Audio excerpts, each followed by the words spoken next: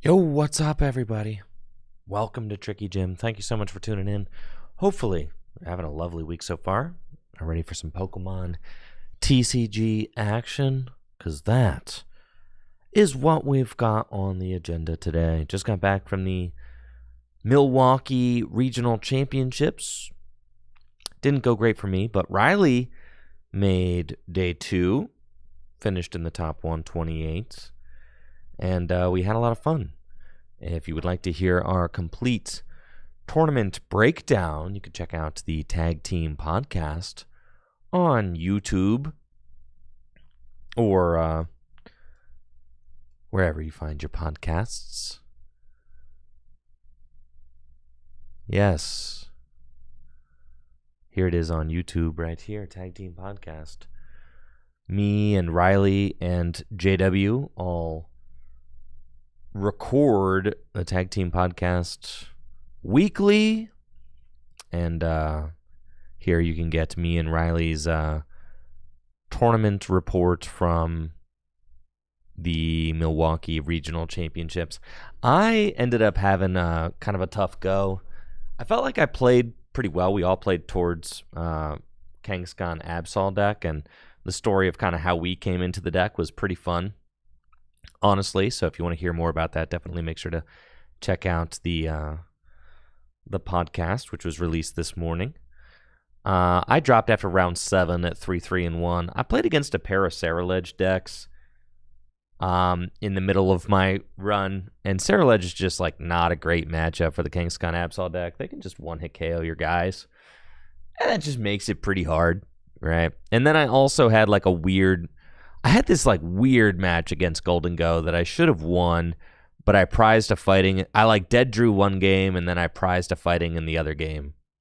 And like your cornerstone, and my opponent was playing Scizor, so they had an out to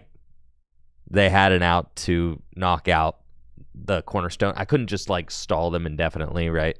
They had an out to knock out the cornerstones, and I prized my fighting. So like, yeah.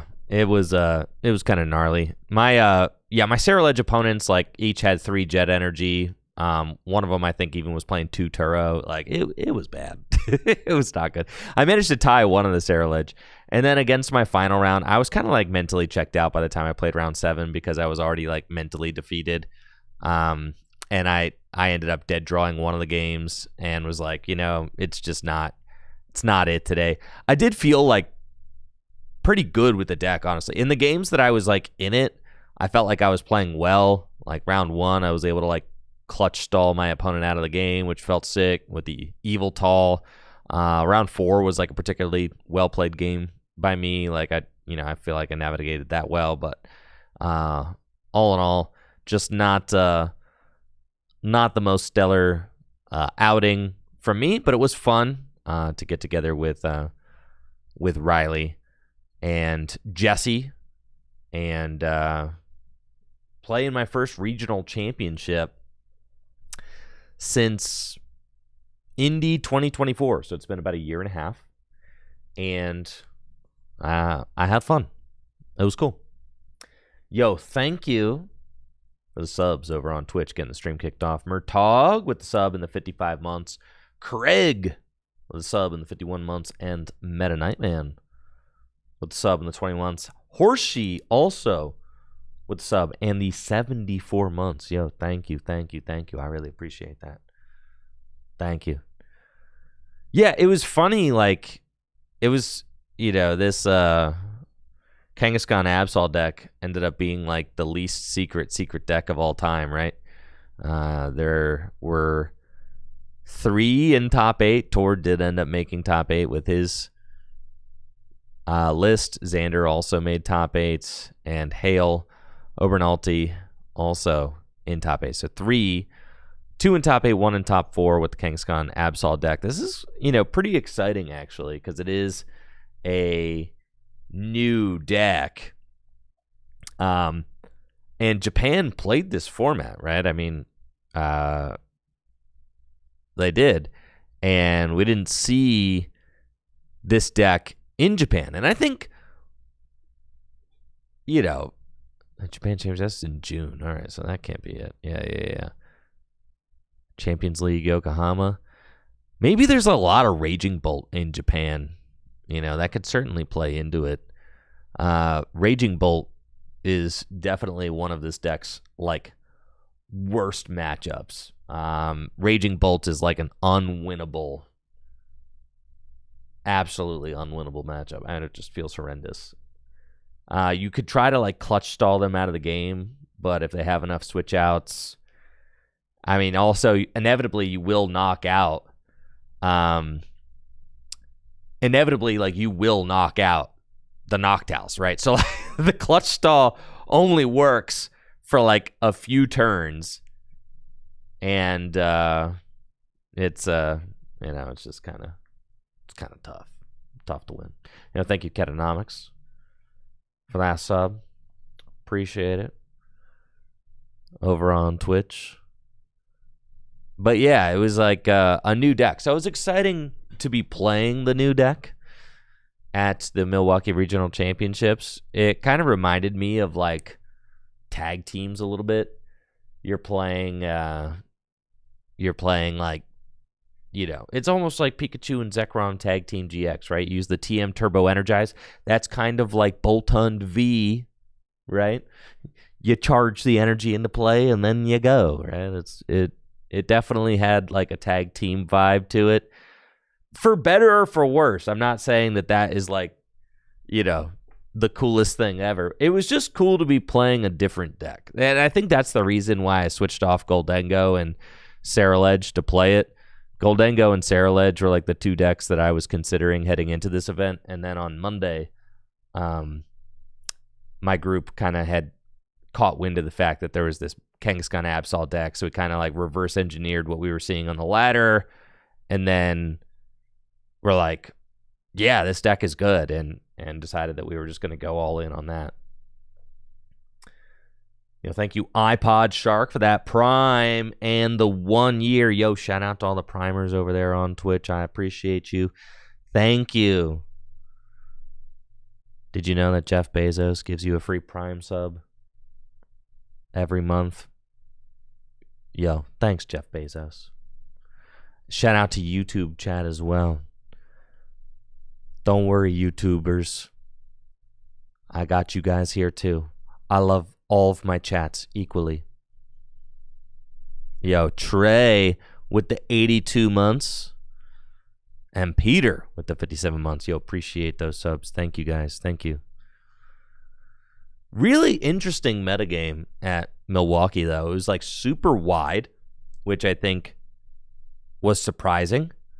Gardevoir was the most represented deck if you combine the different variants, which I think is no surprise. But Ceruledge getting such a high percentage, to me it made a lot of sense. Every and this was my thesis going into the event, was that everybody who used to play Lugia now plays Ceruledge or Goldengo. Right? Everybody who used to play Lugia then kind of got into Raging Bolt, and now all the Raging Bolt and Lugia players, they all play Ceruledge and Goldengo now. That was my theory, right? So I think that theory pretty much holds up. What I wasn't expecting was for Ceruledge to be more popular than Goldengo. Now, I had maintained in the week leading up to the event that I think that Ceruledge is a garbage deck, and I believe that still.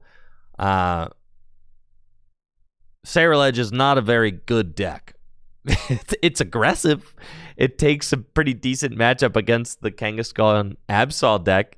It's a fine deck, but I don't think it's a good deck. Now, what's interesting to me is that a player that I very much respect, Ross Cawthon, he is the only player that is qualified for every single World Championships ever held, right? He's a legendary Pokemon TCG player. But lately, he has been playing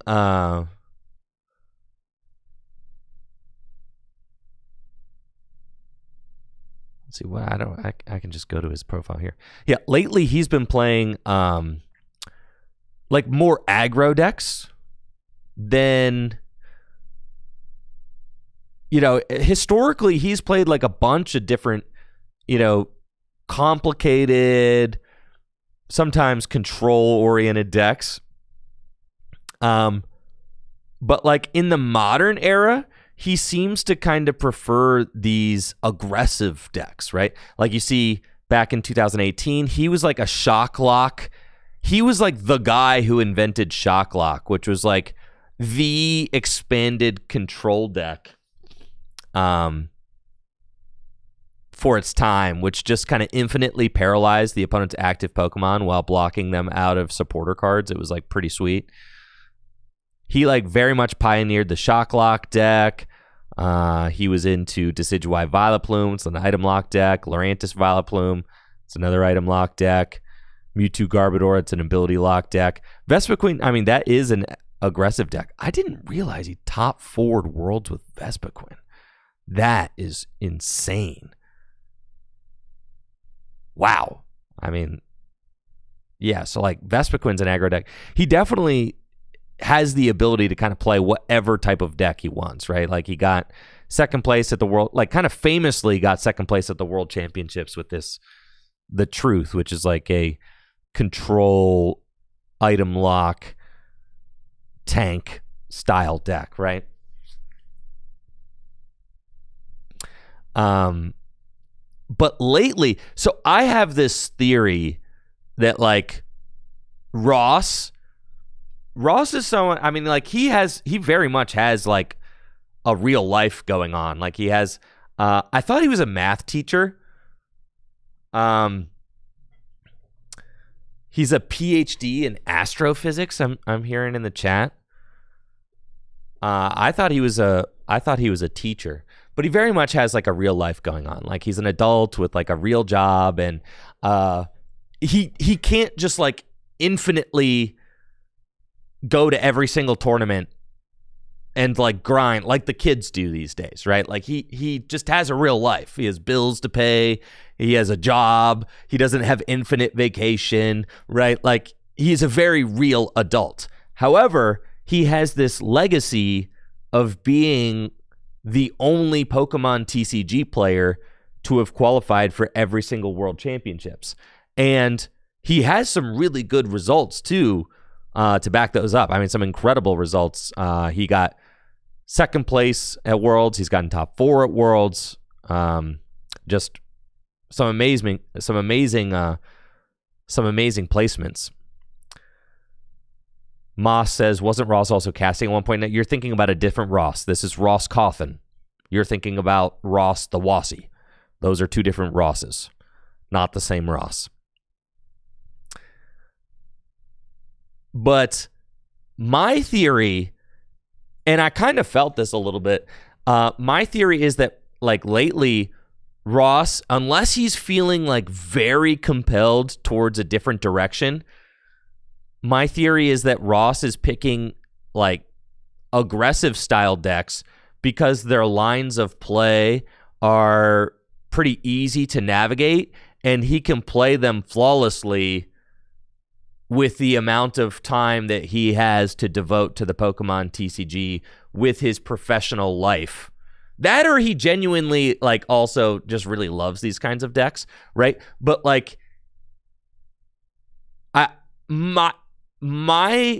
in my headcanon, I'm like, yeah, Ross is picking these aggressive decks because he can just pick them up and play them flawlessly, and they are the most consistent angle for him to be able to balance his professional life and also continue to qualify for the World Championships year in and year out. That's kind of the theory that I've cooked up. And, you know, I mean, look at that. Ceruledge, you know? He was on Ceruledge back last year.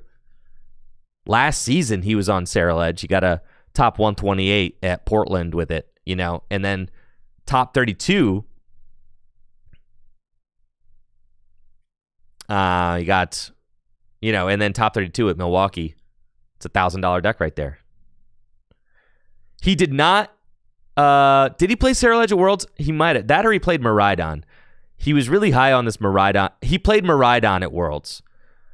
I know that because Jesse has been hitting him up about this Miraidon list. Jesse is obsessed with this Miraidon deck. Obsessed, chatters. Obsessed. Jesse will not stop thinking about Miraidon.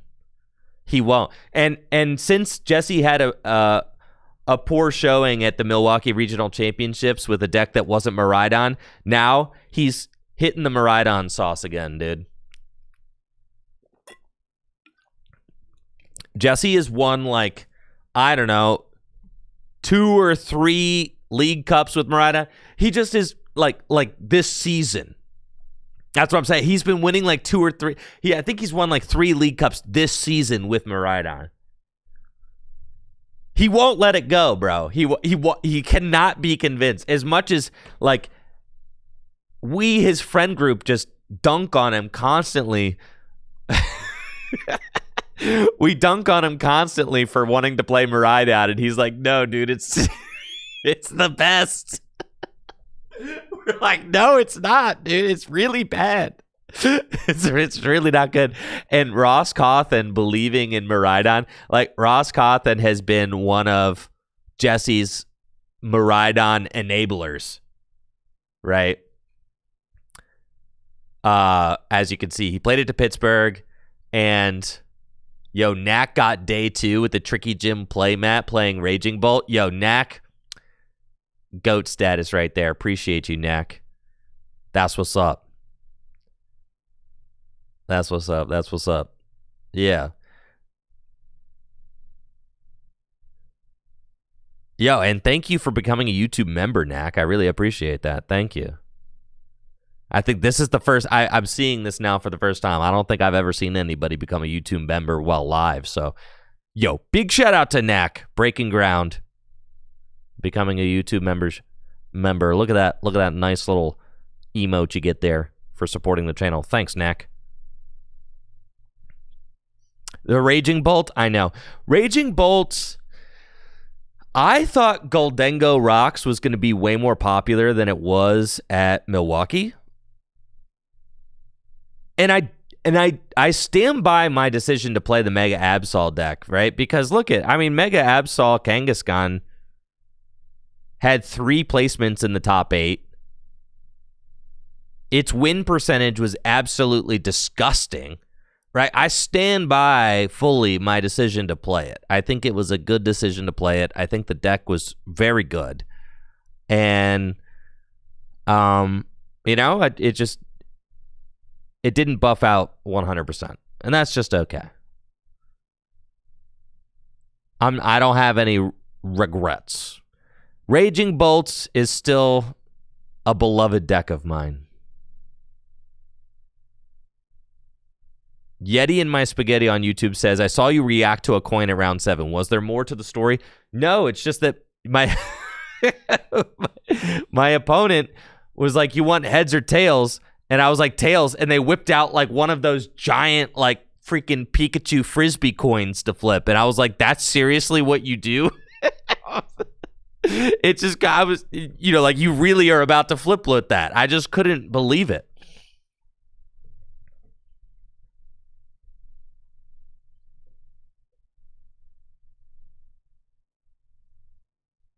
Yeah, sometimes you just hit your worst matchup 2 games in a row, right? Twitter. I don't have Twitter on my phone anymore, so I don't see stuff as often. I log on desktop occasionally and see what's up, but let's see. How do you go to your notifications over here?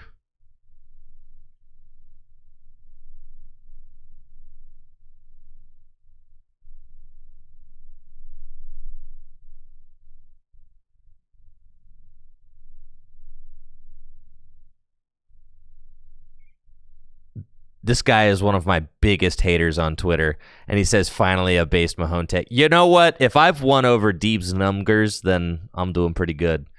That guy is one of my biggest Twitter haters for sure.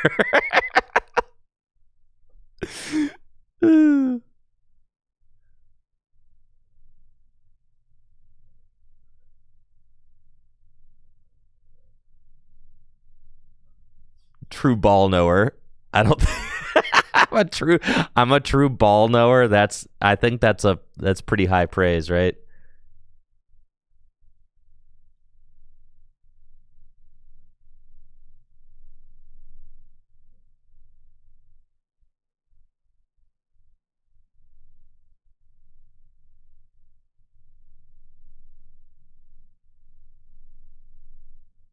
Knack, I don't know where you're at here. Let's see. Can I? There we go. Nice. Congrats, Knack. Sorry you missed me to sign your mat. We'll get there. We'll get there one of these days. Promise. But congrats on day 2. Is that your first day 2?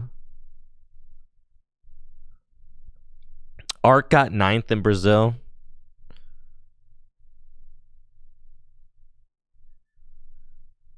Yo, Brandon, the tier 3 sub in the 74 months. Some of us are wondering when we might expect a new Tricky Hideout release. I'll take my answer offline. Dude, I have to edit it. I mean, like, I'm editing it is the thing. This crap just takes so much time. I'm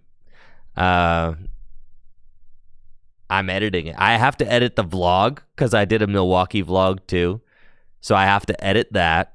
And I have to edit. I'm a decent chunk of the way into editing the Hideout video, but now the Milwaukee vlog has like skip hopped over the Hideout video in like the order of operations because it seems more important to me to get the Milwaukee vlog out like this week. My goal is to get, and I should be able to make this happen.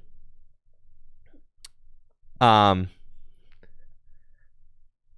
should be able to get the Milwaukee vlog and the Hideout video out before next Wednesday, because next Wednesday I'm doing Phantasmal Flames testing with Jesse, and I want to be able to kind of focus on Phantasmal Flames starting next Wednesday.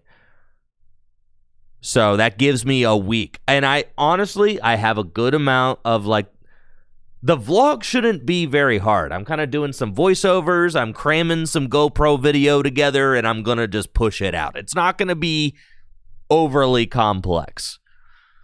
So the vlog should be pretty smooth sailing. I should honestly get a decent chunk of that done today. The vlog will be out by the end of the week. It might even be out by tomorrow. And then the Hideout video just needs to be done. That's going to be more editing intensive, but I've got a good chunk of the Hideout video edited already, and I need to have that out by next Wednesday. But you know how when you make your own, like,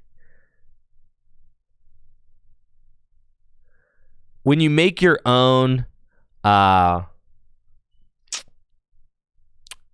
deadlines, it's also really easy to ignore your own deadlines. You know, when you're just making them for yourself, you're like, well,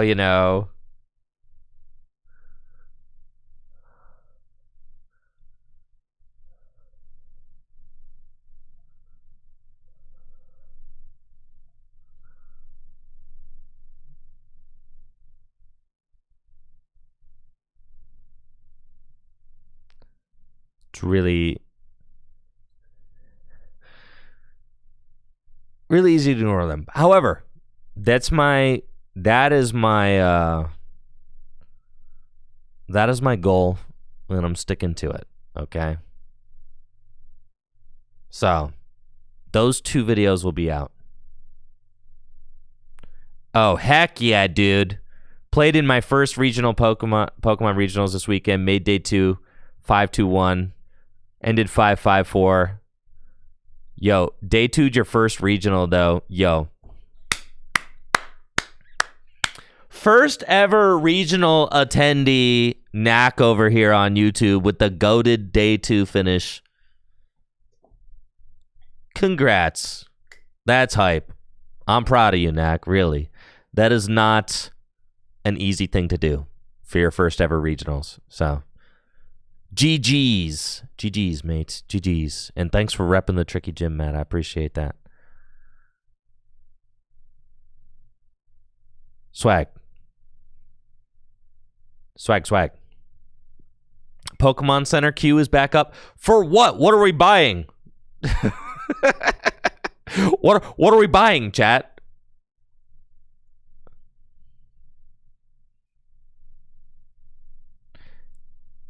Yeah, Gwen. He did go beast mode on me. I know. It freaking sucked, man.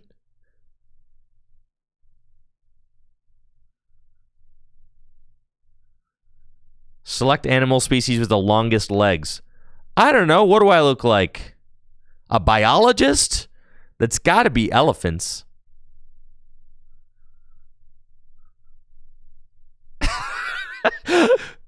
What are we buying, chat? I don't know what I'm buying. Just get me in the queue, bro. Get me in the queue. I don't know, but I want it.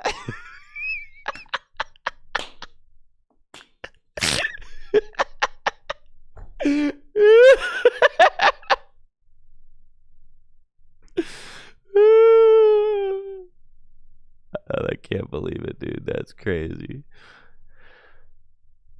Anyways, I saw this on the X Everything app. Okay. What card should be reprinted as part of the 30th anniversary classic collection set?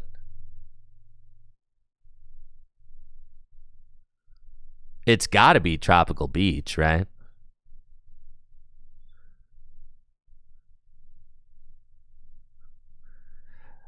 Let me in.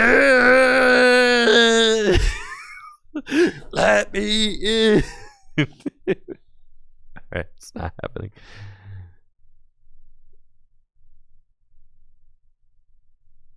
Unlock your analytics. Why don't you unlock D's, Elon Musk?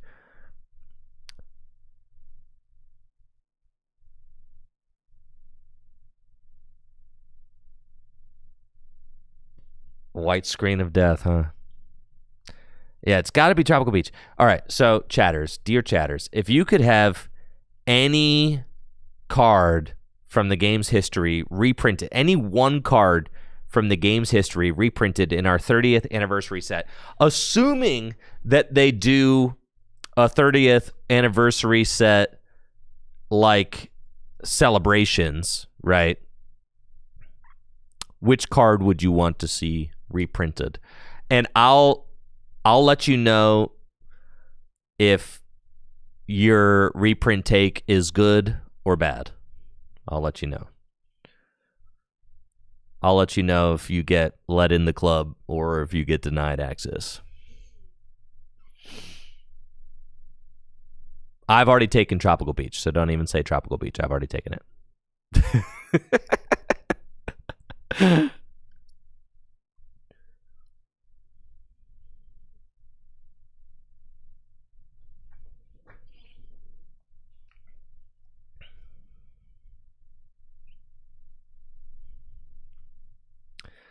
We had Blastoise, Charizard, Venusaur, obviously. Dark Gyarados, goated choice.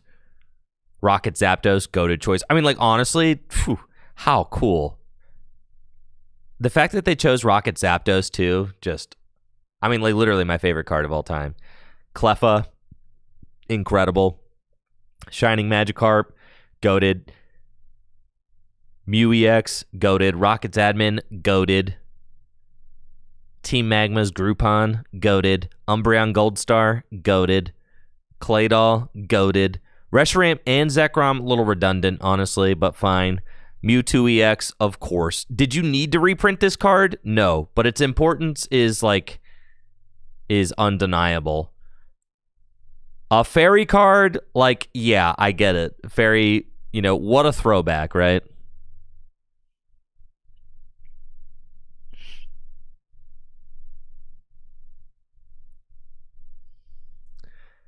Brandon says, I'll be honest and admit I don't care because I already don't like seeing Celebrations admins in my 06 decks and probably won't use any reprint that is not completely era appropriate.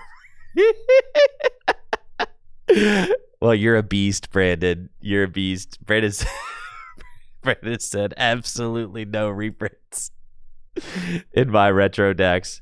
He says I'm a purist, and I respect it. For me,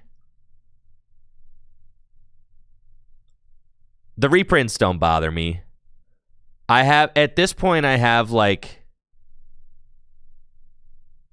the retro collection is, there are cards that I can't like play with anymore, right? Like I don't have the stones to play with a Rayquaza Gold Star in my retro deck anymore. That card's like $8,000. I just don't, you know what I mean? Like I'm not wealthy enough to justify that. is the deal. I'm just like literally not. So God, what if they reprint Rayquaza Gold Star? You know what I mean? So like I would love it if they reprinted a Rayquaza Gold Star, because then I could use that nice little reprint in my retro deck instead of like having to proxy it, which is what I do now, right?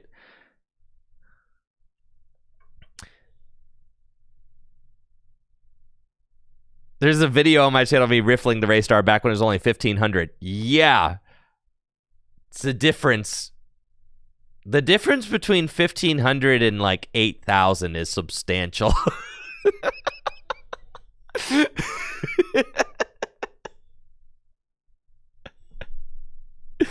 And also, like, if you look at the graph, right, because it's not just about the fact that it was $1,500 and now it's 8,000. It's like if you look at like the graph, right, it's like, okay, well, if I keep it in the deck, it's getting stupider by the day is the problem with it, right?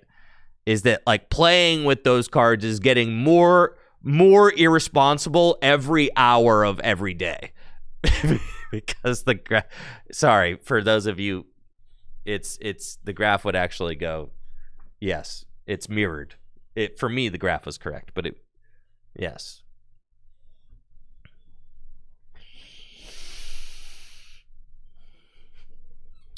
Reprint all of the LBS deck. I mean, a Latias Gold Star would be a nice reprint. Shining Tyranitar. Okay, yeah, Shining Tyranitar. That card can get reprinted for sure. Let's take a look at these. Electrode EX. That card is extremely handsome. That can get reprinted. N. No need to reprint N yet. That could be the 50th anniversary. Electric Generator form. No. Nice to meet you as well, Kevin. Evolutions from 06. Oh, yeah. Like, honestly, those cards, Unseen Forces, like Umbreon EX. My thing about them doing Umbreon, like, this card, stupid, dummy expensive. I've got this card in a PSA 8. Yeah, the Espeon, the Umbreon, all of them, I mean, they're all just very, very expensive now.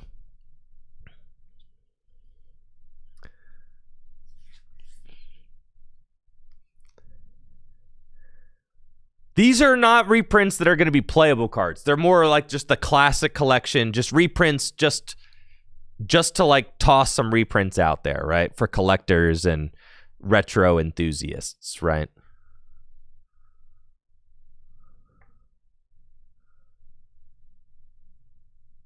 I saw Bubble Muse being riffled this weekend. Yo, Bubble Mew is not that expensive. That thing is being overhyped, right? This card, $600.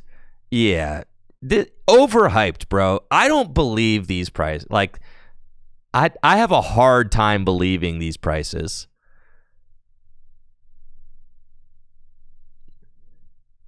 Because isn't like even the other ones kind of expensive right now, right?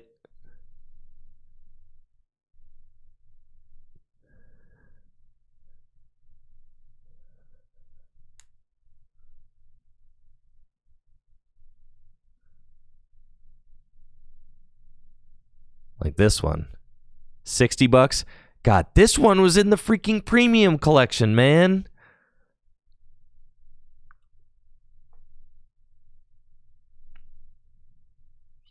I mean, for me, the biggest wish list is definitely Tropical Beach.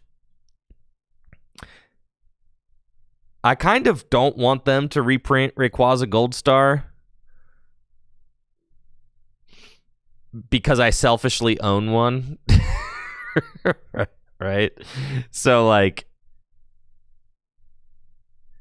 I literally, yeah, no, not a single one on TCG Player. You got to go to eBay for that.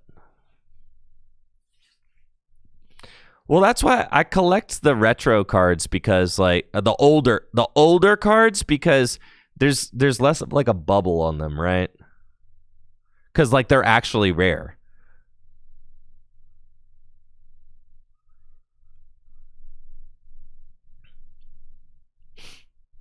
Like the cards don't exist. I know, starting to sound like a reserve list Magic investor. I know. Listen, Brandon, I know. Okay, I know. Let's see. Where do you even go on this? More filters. Oh yeah. Completed. You've got to be kidding me! You've got to be joking me, bro. Look at that thing, bro. Would you spend $1,700 on that? You've got to be joking. You've got to be joking me. Yo, thank you, Pedrix, for the sub. You've got to be kidding me, bro. You've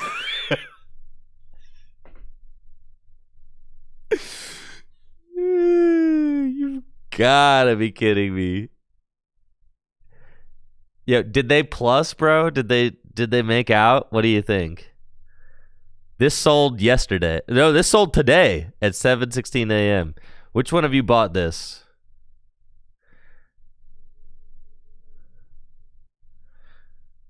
$1,700 for a card that haggard. Holy cow, man.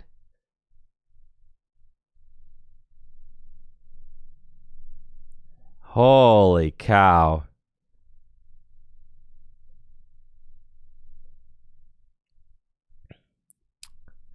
PSA 5. I have a PSA 4. So this was best offer accepted at 9K. PSA 7 Japanese, 4K.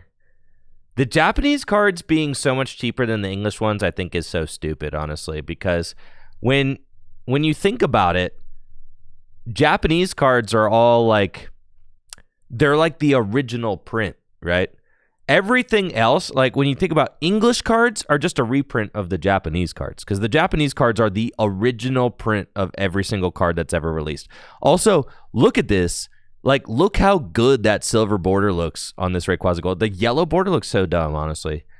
The silver border looks so much better. So, like, I don't get it. I really don't.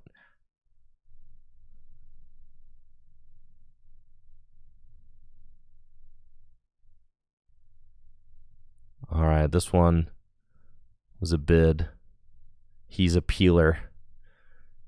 Now, I can get, like, if the peely one, still, I mean, this guy is awfully peely for 3,250 euros.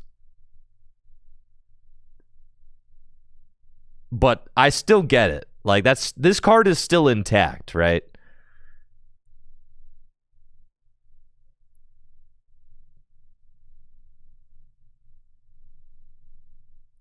Dang. See, like, dude, there's just literally not any Rayquaza Gold Stars, like, on this freaking thing. Yeah, that's what I'm saying. Don't even reprint Rayquaza Gold Star, bro. Don't even reprint it, dude. No, keep it that rare. Tropical Beach, though.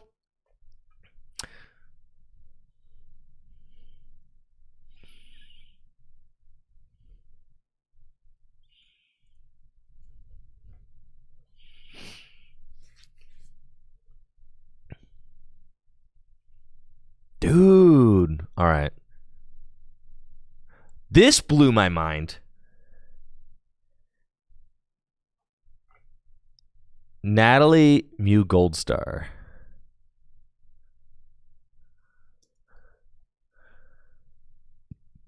Natalie said, I purchased a Mew Goldstar pre-pandemic for $80. It had a little crease in it, but honestly, it was like perfect for my retro deck. I bought it for $80. Natalie told me that the World Championship Mew Gold Stars are going for like $300 to $400, dude. The World Champ reprint. So like, this to me is kind of like, if you don't believe in reprints, just look no further than this, right? Well, that's the thing. Morris says not even a real gold star. Well, what is real? It's printed by the Pokemon Company. It's an official print, right? Now, you can't use it in a competitive deck, sure, but that doesn't matter. These cards are all not capable of being played in competitive decks anymore, right? The thing is that a Mew Gold Star is so rare that having like an officially printed Mew Gold Star that's the World Championship version is like honestly the closest thing that many collectors are going to be able to get to having one. So its value goes up, which is why I'm such a huge believer in like the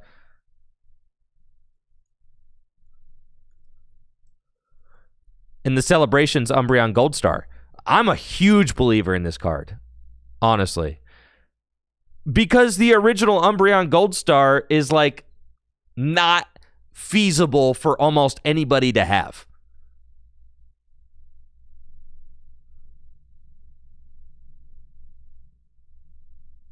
So this card, I mean, it's not going to take that long. This card will eventually be hundreds of dollars, I think. With like the eventual ceiling of being, you know, $1,000 card. Because, I mean, look, it's already getting up to $100. That's crazy. And honestly, the hollow pattern looks like really nice on them. Yeah, I did have some flight issues on the way to Milwaukee. Yes, I did. I missed my connection. I had to Uber there. It was horrible. I had to Uber, $150 Uber later from Chicago to Milwaukee. Anyways.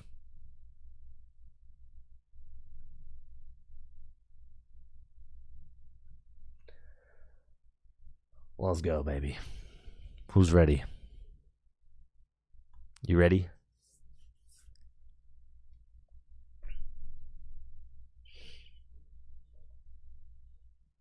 Let's get the app going.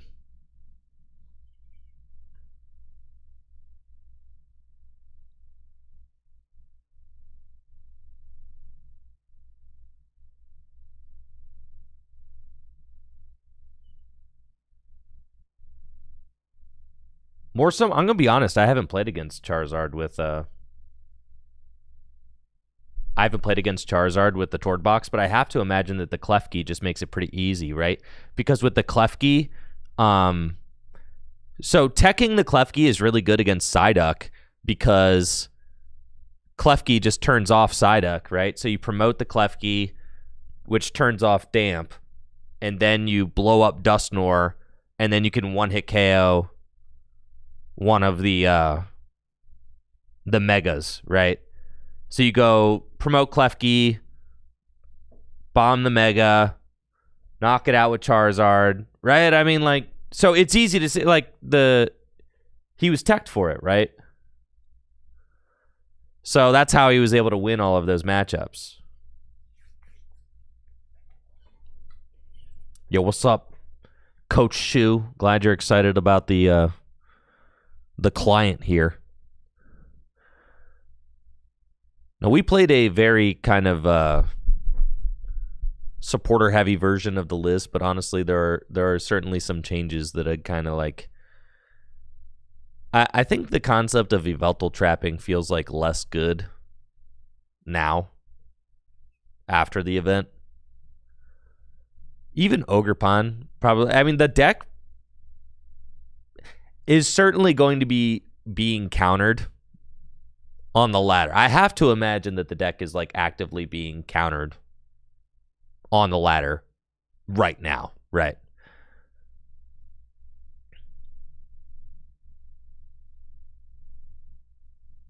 Yo, what's up, Tord? Yo, congrats, Tord, on your top 8 finish with your secret deck. Very cool. I did like Tord's inclusion of the Tatsugiri and playing the deck. There were certainly situations where Tatsugiri would have felt very good, where you don't want to have like a big liability like Kangaskhan in the active spot, but you do still want to have some dig for an extra supporter.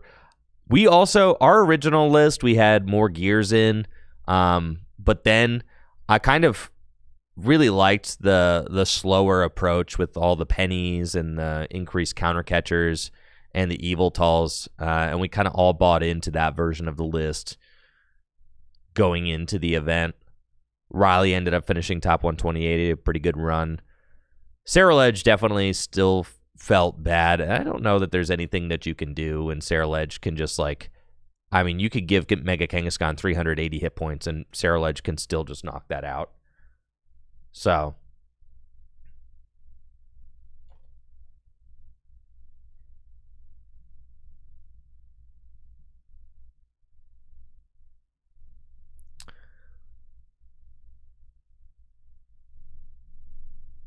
anyways, what deck should we play?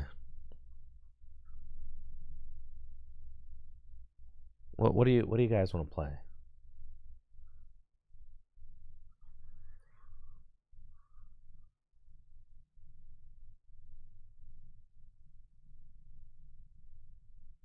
Kangaskhan Bouffalon. Well, that's pretty cool. It's just the Absol deck, no Absol.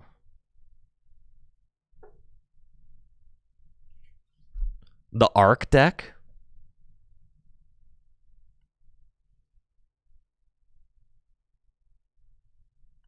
Arcalodon. Even with all those Saraledge out there, I have to imagine that people are still out here grinding. I did think that Hero's Cape was a really good call for this weekend as well. Is the ace spec. Even with all of those,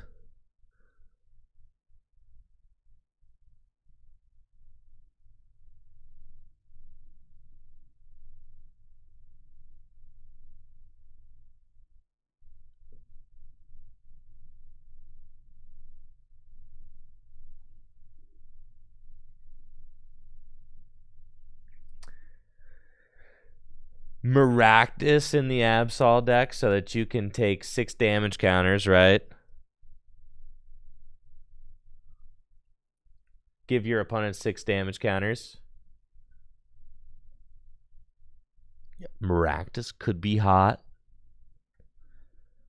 Could be hot. But, yeah, Maractus got a retreat cost of 2. That is cute, though.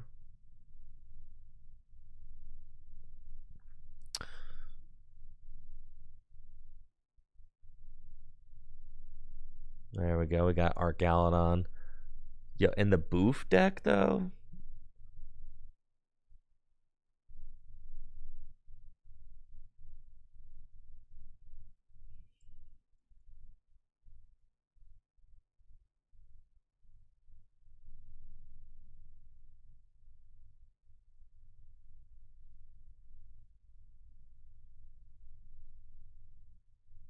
Lively Stadium. I need a 3rd Lively Stadium. No, 2. I should have 2 Lively Stadium. I've been playing it all week. All right, we got the Boof deck and we got the Arc deck.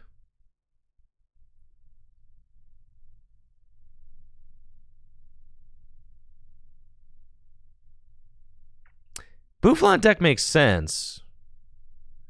The Psychic Energy, I guess the Psychic Energy just allow you to Mind Bend, which is kind of neat.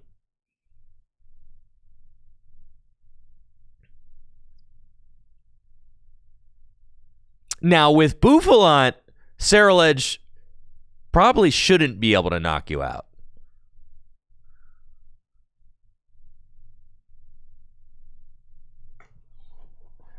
Yeah, the strength of Yveltal is being able to create infinite damage while retreat locking. Yeah. I was able to retreat lock one of my Terra Box opponents, which was a very satisfying way to win. Watching them just kind of come to the terms with the fact that they couldn't do it. And then, like, eventually concede. Was kind of cool. Anybody like just opening the trolley? Yeah, dude. Me. The trolley is hype. All right, we're up against a Grimmothy Snarl. Now, with Grimmsnarl, you probably have to like put on some pressure with your Kang. And then you could eventually transition into a Cornerstone. But you want to put probably want to put something into play that can actually chase down the Frostlass. Kang seems fine. We can always, like... The Bouffalants seem like somewhat unnecessary because they're going to collect damage.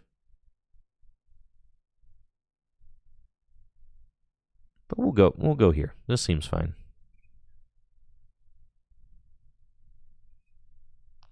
And then we've got Bravery Charm too.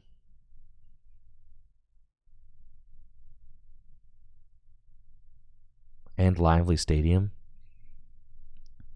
How am I moving my boys around?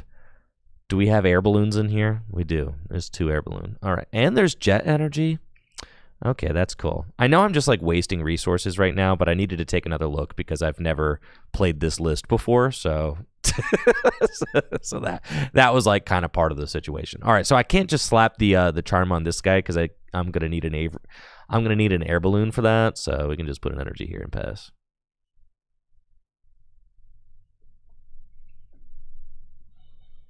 There's apparently no audio. Listen, I just took a list from. I can pull the list up on Limitless. That's going to be better than wasting resources to check the list.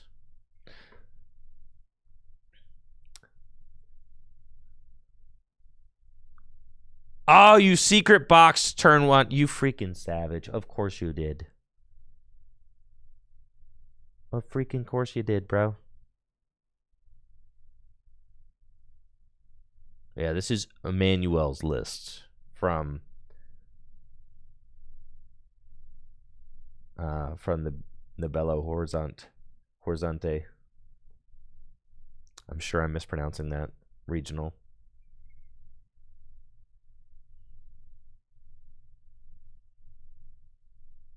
I did open Trolley. That's fine. I'm fine with me being lucky. I just didn't want my opponent to be lucky.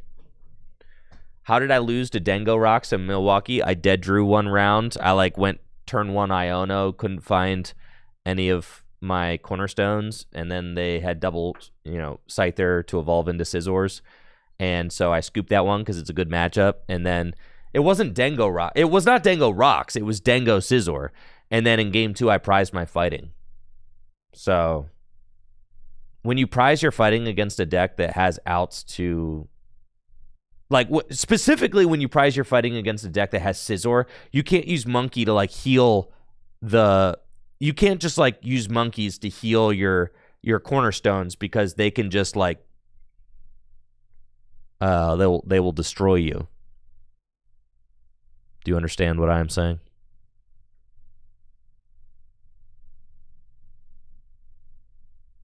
They will destroy you.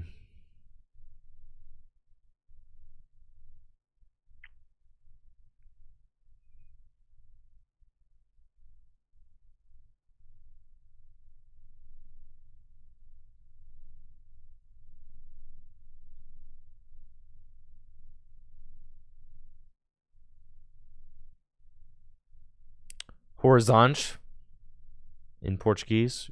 Thanks.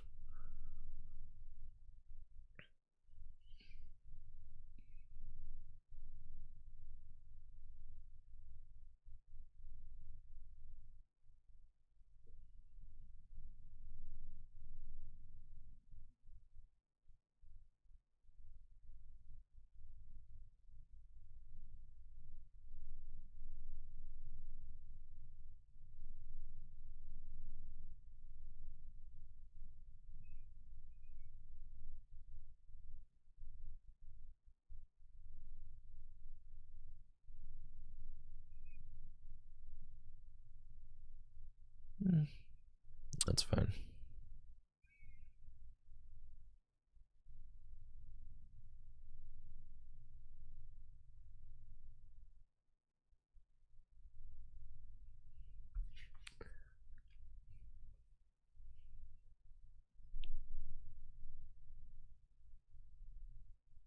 Is Mega Absol the way in Zork?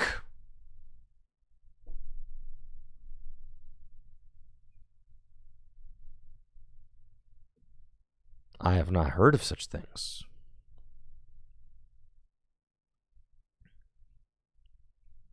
Mega Absol and Zork. How do you power it up? Just turbo energize?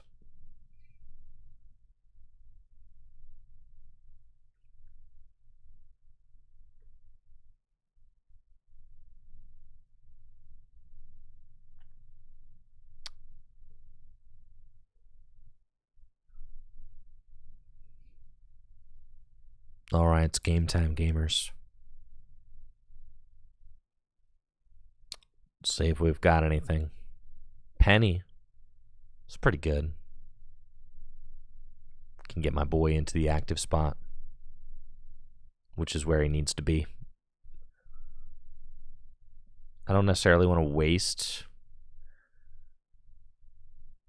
pennies, but seems fine.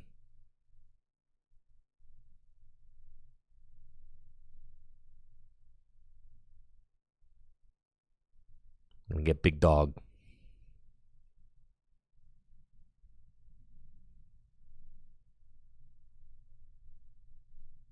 Start drawing some cards. Feels good.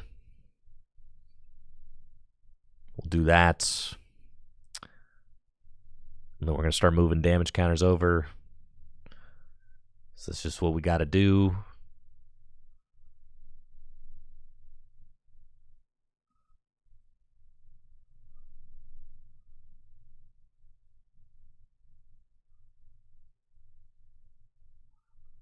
I could have knocked out the Frostlass, potentially. If I had pennied... That's interesting. If I had pennied a... Yeah, if I penny a monkey, maybe I'll do it this next turn. But I'd have to reattach to a monkey, right? Because you go Adrenabrain, and then penny up a monkey, reattach to it, and Adrenabrain a third time.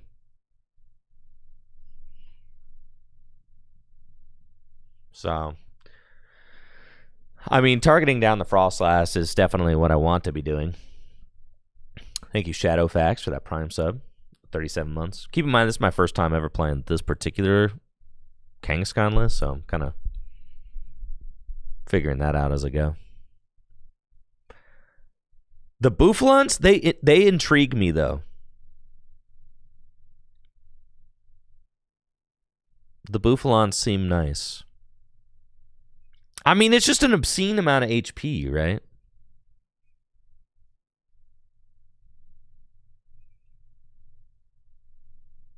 Like, way too much.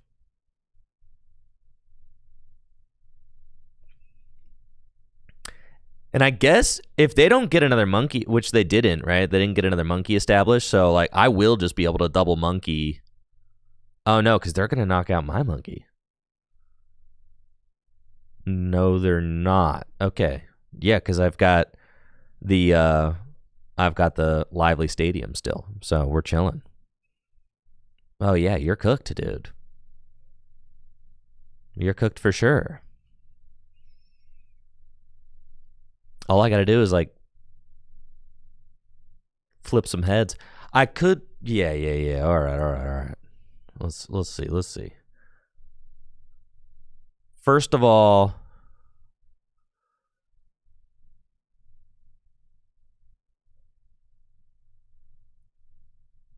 three is 180. Let's take it all off of this. Yeah. That math seems relevant, right?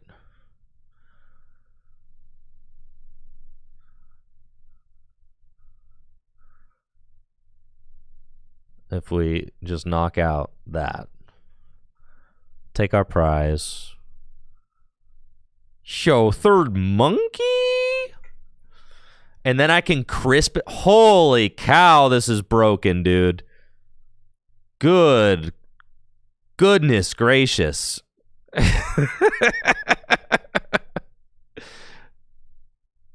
Goodness. This is crazy. After all, why not, you know?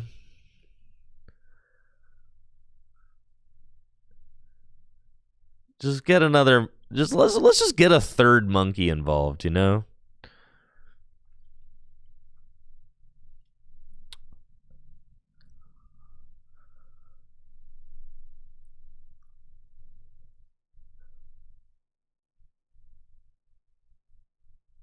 Yo, give him the old rapid fire combo.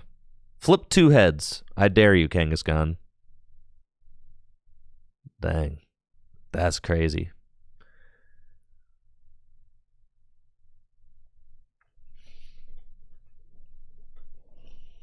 I like having the Crispins in here. I feel like I'm loving this.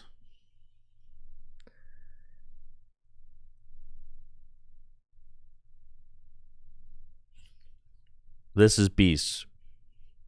So long as I don't play against any of those like Mega Lucarios or Cynthia's Garchomps or whatever. Yo, don't double KO my monks. No, bro, no. You've only got 30 hit points left. Oh, no, you got a Adrenabrain. All right. So then, how much recovery do I play in this list? Let's see. We've got one Night Stretcher, which I discarded on turn one. Okay, all right. So future ref, they won? No, they scooped. Okay, thank God. I was like, how the heck did? No. You scooped. All right. Yeah, get wrecked. Okay. Yeah, that was hot.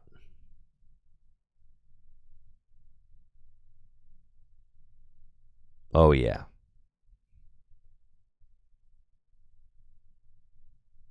Yeah, this list is hot for sure. I'm into it.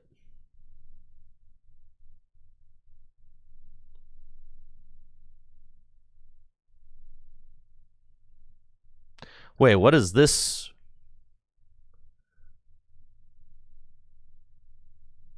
Huh. Did they change what the Q screen looks like, or am I like losing my mind? Also, what's this little like craggly kind of? What's this craggly looking yellow? Can you guys see that? It's like it looks like distortion around the play area. It did used to be white. The Q area used to be white, didn't it? No, I know the board is Mega Evolution themed. I'm talking about the border like right here is like bugged and distorted. Does anybody else see that?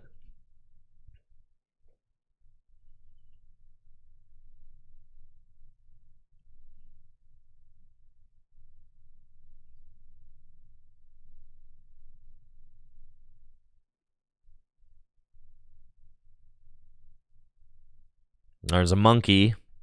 Yes, as there are often in Pokemon TCG land. Quentin Carlier says, I have that on Mac OS too. Yeah. Thank God the Hexagon survived. True. Thank goodness. We've just freaking got it all right here, dude. God, this deck is awesome. Okay. I think I'm into the Kang version. I do. The Kang there's no question about who I should be attacking with. It's like Absol for dummies, all right?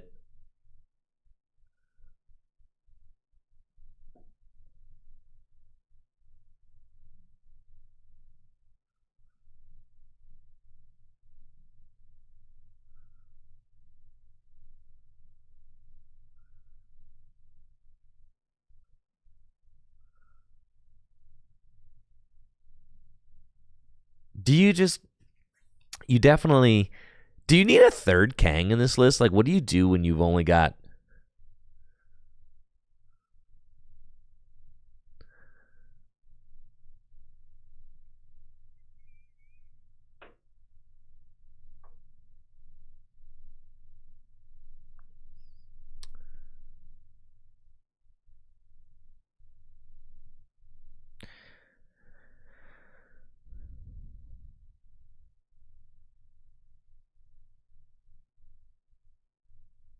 the psychic energy count feels a little troll here. I feel like we should have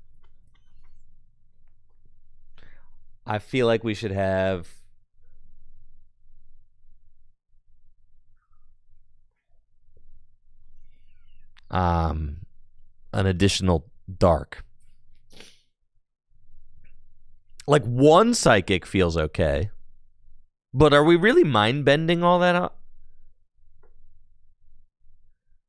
You know, how often are we really mind bending? You know? It's my question.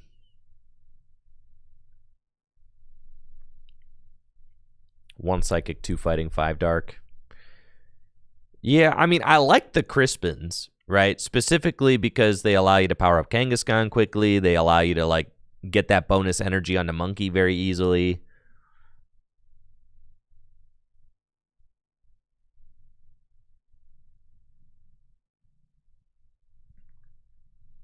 Oh, yeah, dude. I mean, here you're just cooked, right?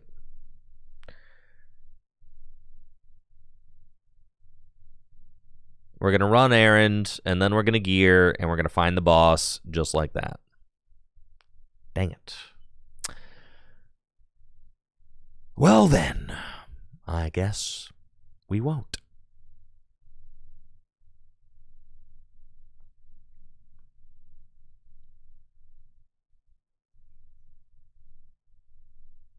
Do I even have 2 energy in there? Yeah, we got plenty of energy. Plenty.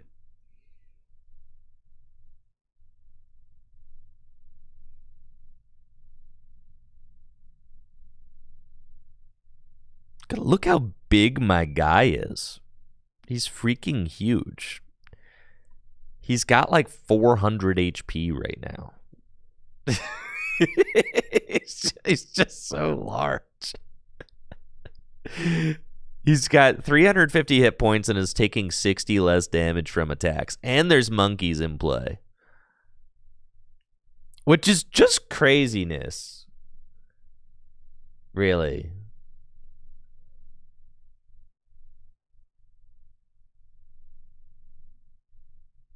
It's absolutely craziness.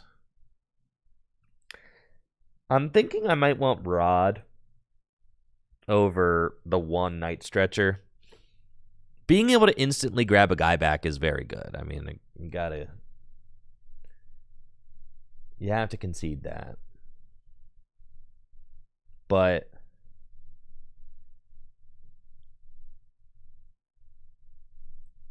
being able to put energy back in your deck so you could Crispin later is also kind of nice. Ah, my opponent is dead drawing. Yes. Yes.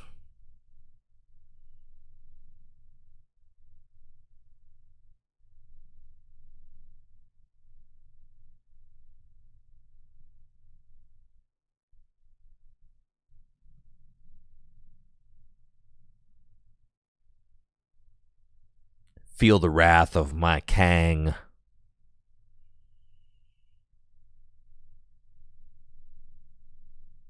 God, evolving is so overrated.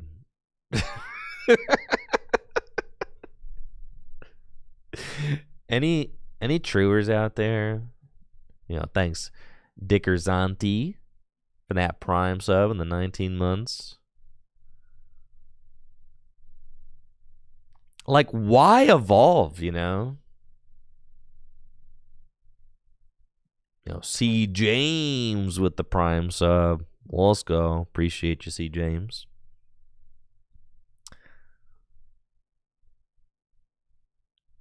Yeah, like why should we be evolving? They had to wait multiple turns to get this 310 hit point Pokemon into play. I got mine out on turn 1. Yo, Dickerzanti, I'm glad you're enjoying Goldengo. With Kang this relevant, is this the most strong Garchomp has ever been? No, because Guardy is still like the it deck.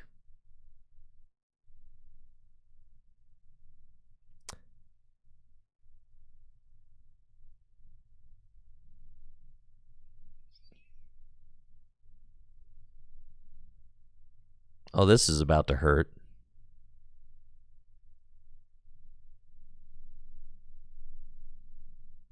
There's no mist energy in this list. Ay, ay, ay, ay, ay. No mist energy. Oh, we got the jet, though. That's even better, really. So who cares? And he took 0 damage. 0 damage. You've got to be kidding me. Yeah.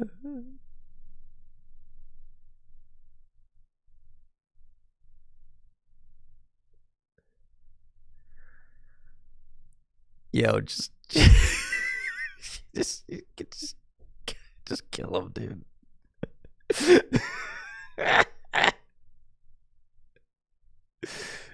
Yo, go get him, Kangaskhan.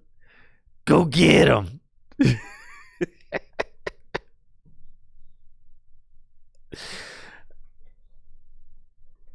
I feel like there's got to be okay, but like, what if your Kangaskhan does go down?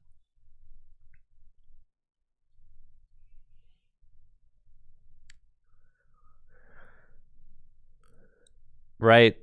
I feel like, Kangaskhan is your main attacker, but you probably are trying to go like Kangaskhan Buffalant or Kangaskhan Blood Moon Kangaskhan.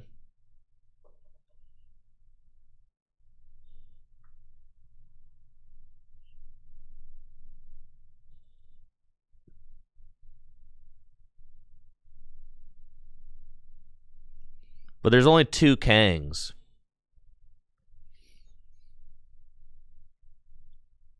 Oh, they're going to be quite upset when I do it to them like this.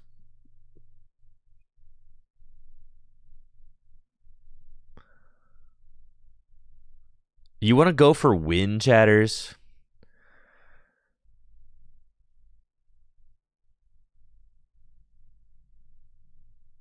We can't. It's irresponsible to go for win because if I missed and then just giving them monkey damage.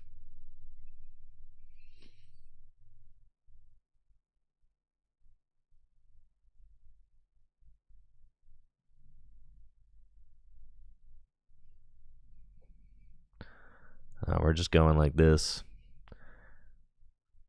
That frees up a bench spot too, which I like.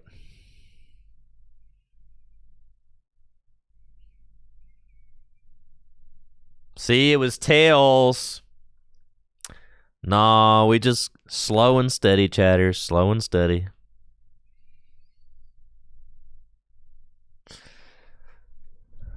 Slow and steady.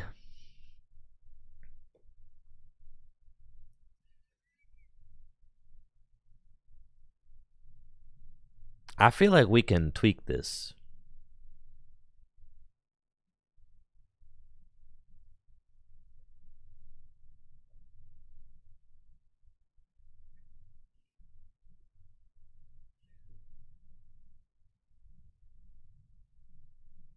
Oh, it's true. They'd have to attach the monkey. I forgot the monkey didn't have a dark on it. It's true.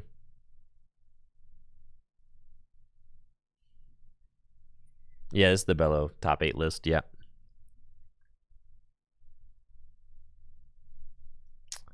I like the idea of just putting a giant Kangaskhan into the active. Why not play Turtle? I think the reason we don't play Turtle is because there's no stadium, the Terra thing. The Area Zero under depths. There's none of that. And we probably want that.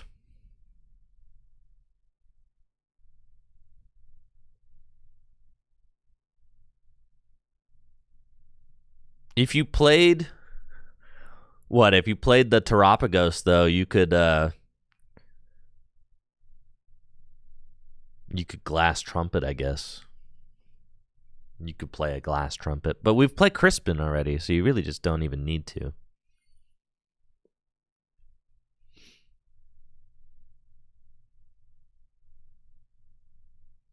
Please say yes to the following question. Will Dawn make Venusaur a good deck? What does Dawn do?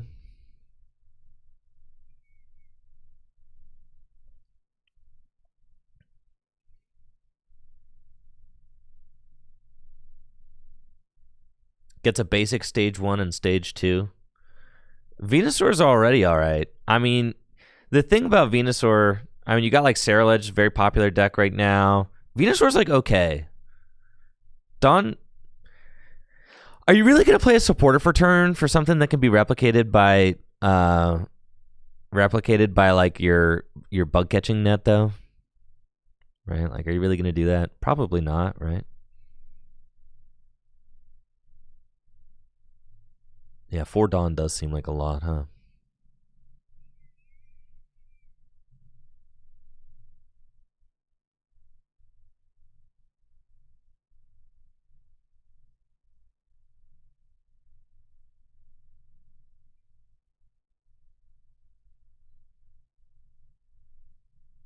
Penny and Arvin.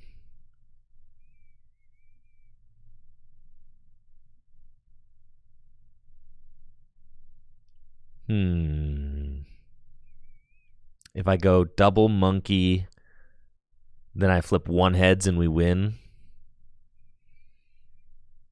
You feeling it?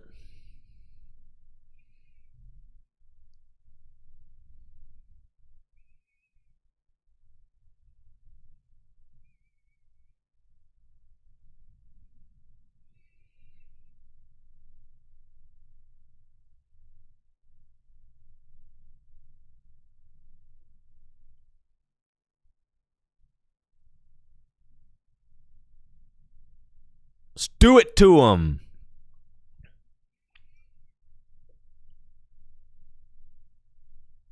Dang it.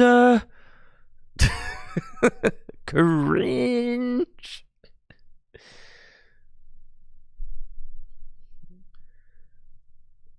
Maybe that wasn't the best line there. It seemed okay. I have 250 hit points left. I'm taking 60 less damage. It seemed fine.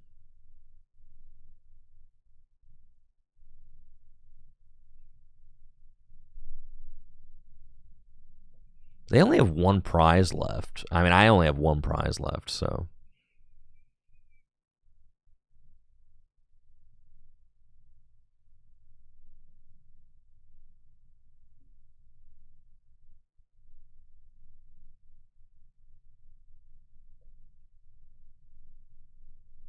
Well, let's see what this Screamtail can do. I do feel very powerful taking 60 less damage. Like, all your attacks are nerfed so heavily. I see, they're trying to pick off my monkeys.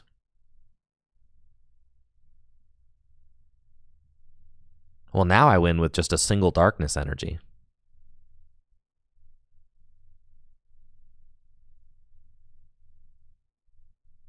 Sad.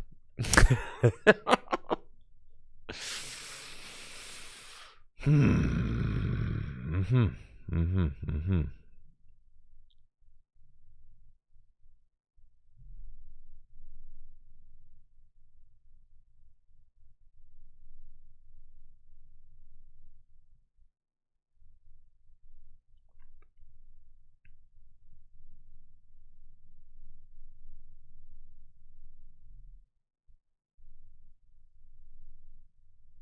I didn't thin first because I guess I could have put down another Bouffalant, but I didn't want to just like put down worthless stuff that they can pick off with Screentail. I have 2 Darkness in the deck. And a Night Stretcher still. And my Earthen Vessel. Okay.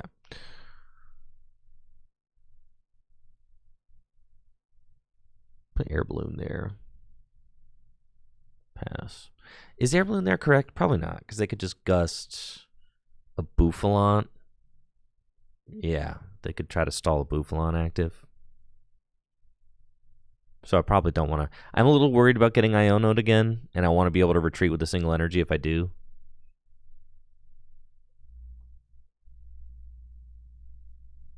I think Latias. I mean, the argument is that you don't really have bench space for Latias.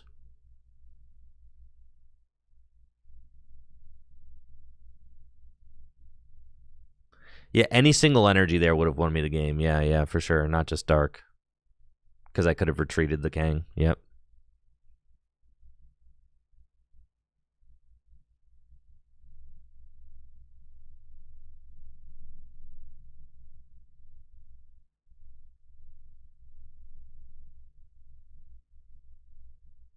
That Kang's still holding on. All right, well, there's no way to get me this time. I will thin now. I'm choosing to thin. We will thin. I'm going to go get another Bouffalant. And I will run errand. Here we go. 2 cards. Bada boom. Night Stretcher. Dark. GG's.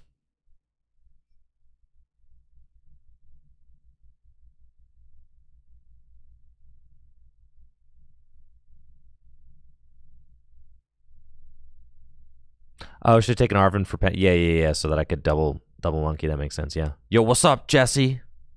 With the Prime sub. Appreciate you, dude.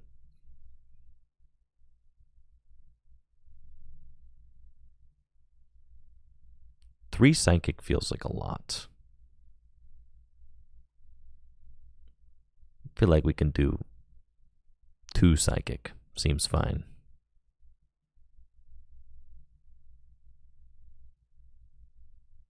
Four Crispin? Yeah, this deck is crazy.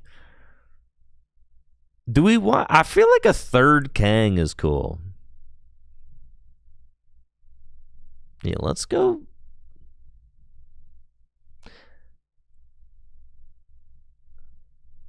But I guess you can power up Blood Moon in a single turn with Crispin. So you don't really need a 3rd Kang. Because you just lead Kang, no backup, and then you say, I'm going to Crispin to Blood Moon, right? That's just what you're saying?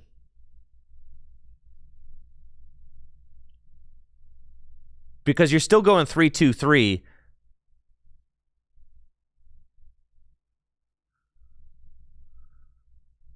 Right, because you don't want 2 Kang out at the same time.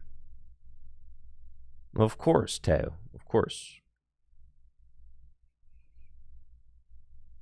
I know. Cornerstone, maybe Cornerstone kind of washed, yeah.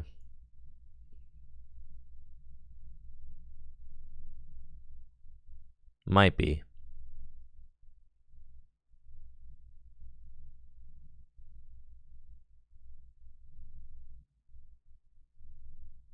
Yo, what's up, Freya? Thanks for that Prime sub in the 8 months. Appreciate it.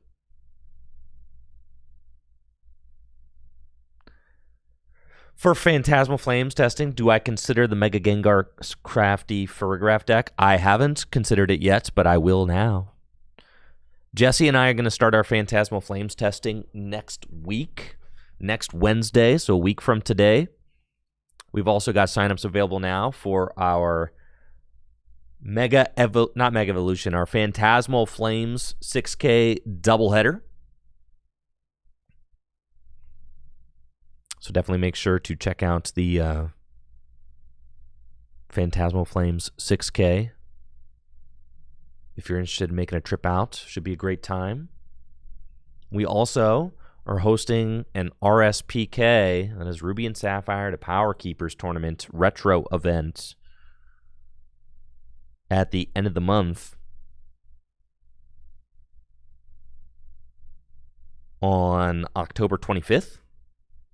So I'm very excited to be doing that also. We're playing against the Kangaskhan Absol deck, and my opponent has got the Turbo Energize first. This feels like it's going to be ugly. What do you guys think?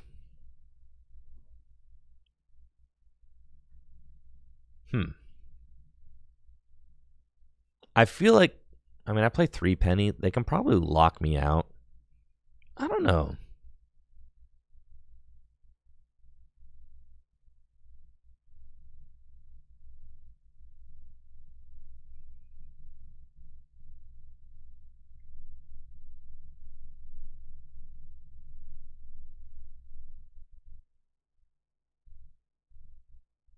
I could have just bum rushed him with the Kangaskhan if I had Nestballed turn 1, right?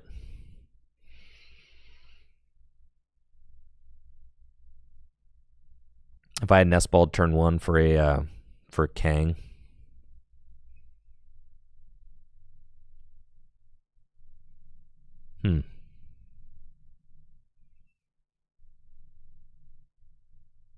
It's interesting.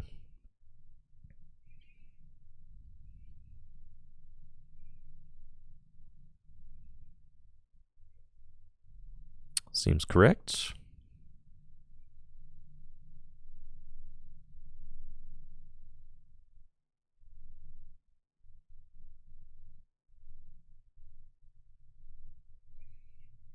I feel like I just have to get energies onto the Kang.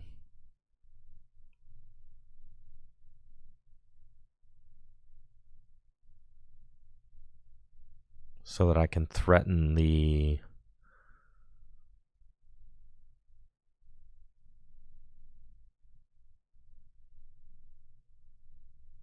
attack next turn, I think. Yeah, we have rules for proxies at the RSPK event. Yes, we do. They just have to be nice printed proxies via like a proxy card printing website. Because we stream the event. So they just have to look nice. But we allow some proxies, yeah. But yes, October 25th, we've got our RSPK retro event. There are over 20 people signed up online now, and that doesn't count like walk-ins, obviously. So very much looking forward to that. We've also got the Phantasmal Flames event coming up in November. So that'll be sweet. All right, they got the turn 2 Claw of Darkness. What they probably take... See, this... They probably take, what, like Penny or Crispin? Yeah, they take Penny. That's fine, because I can Crispin to my monkey this turn.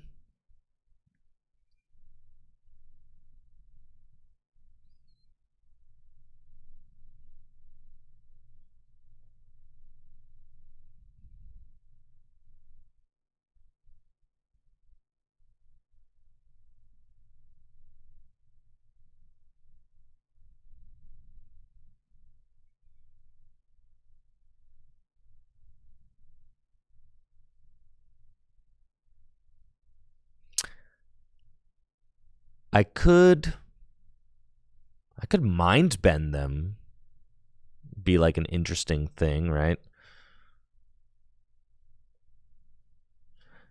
Or what? Then they just retreat into monkey and like penny the monkey and come back. But if they do that, I think mind bend actually seems kind of cracked.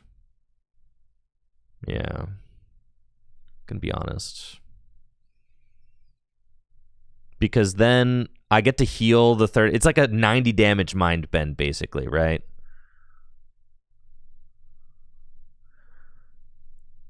Because I had Adrenabrain.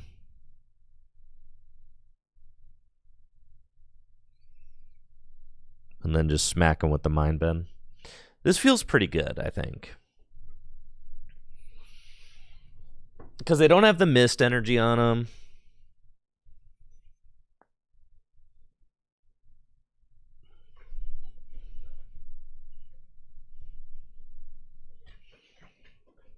Is GLC live on TCG Live right now? Is it live for the trainer trails? Oh, heck yeah. When did it go live?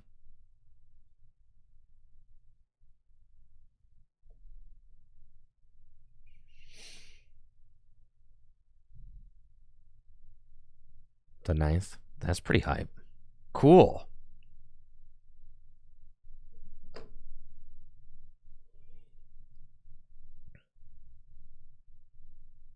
And they just have Iona. Yeah, so I feel good about that play, definitely.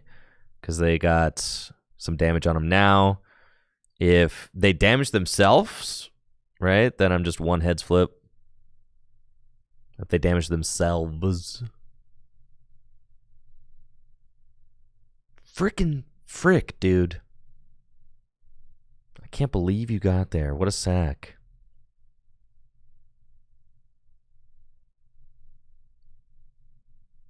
It's fine.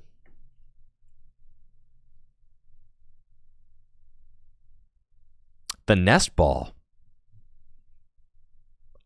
Wouldn't have chosen that. Would have certainly chosen the earthen vessel. Yeah. Would not have selected that myself. No.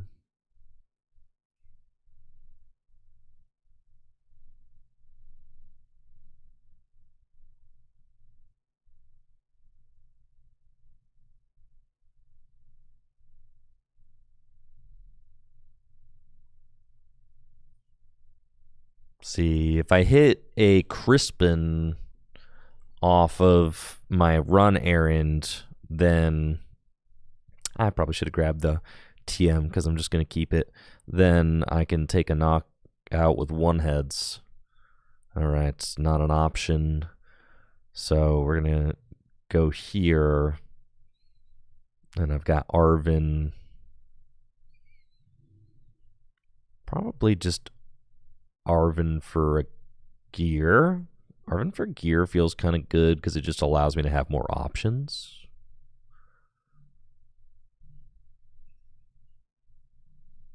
And then we're just going to flip a bunch of heads here. And that's just fine. Also, the Lively Stadium makes no difference. So, fine with that.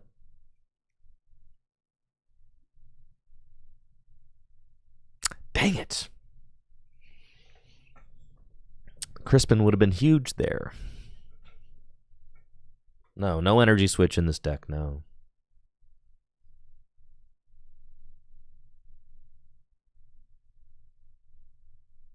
Oh, wow. Apparently the Mega Diancie and Gengar decks got pushed back. That's interesting. Thanks, Jesse, for letting me know.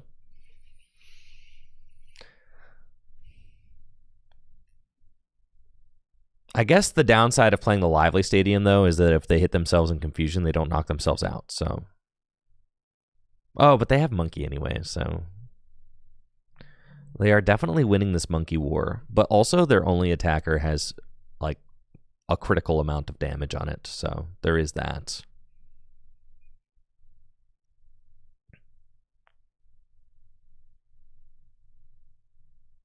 This is absurd.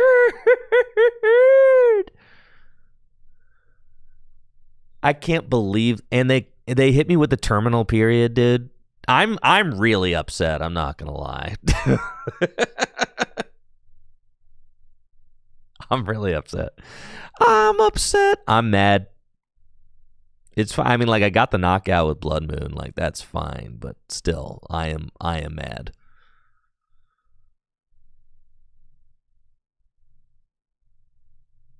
All right, we're just trying to hit Iono here. We'll take it. Obviously, we got the Iono Blood Moon. We're fine, chatters. We're fine.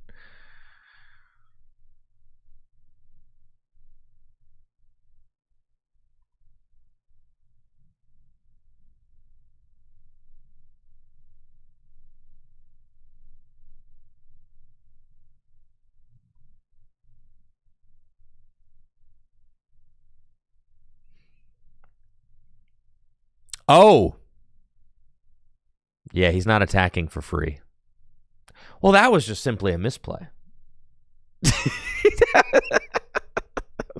I miscalculated that. Yes, I needed to attach the energy to it. That was just simply a misplay.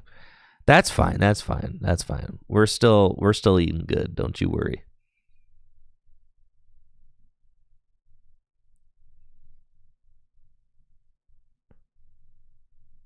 This is just part of my tactics to Iono to 1. No. They're gonna finally KO themselves in confusion.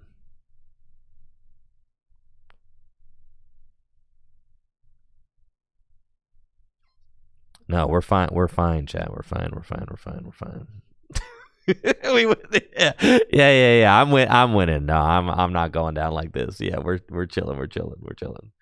All right, that was a miscalc on my part.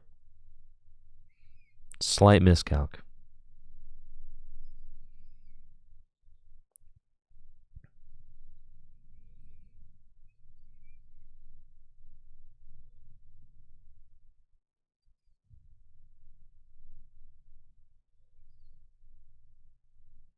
If they have a stadium, they win. Retreat into Kang? That's crazy work.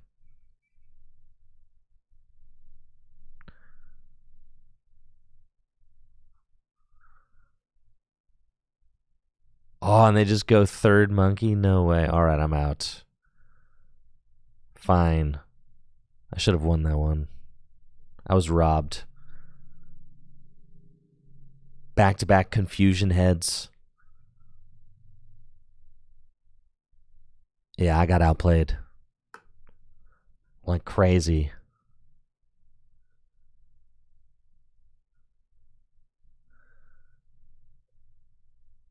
It's fine. We got this next one. Might be worth it to run Mega Absol. That card's pretty good. So, like, what if you just put, like, one Absol in the Kangaskhan deck, you know?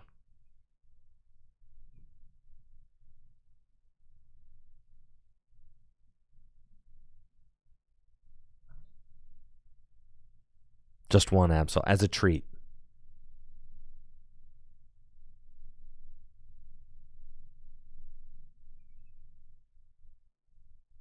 Going first.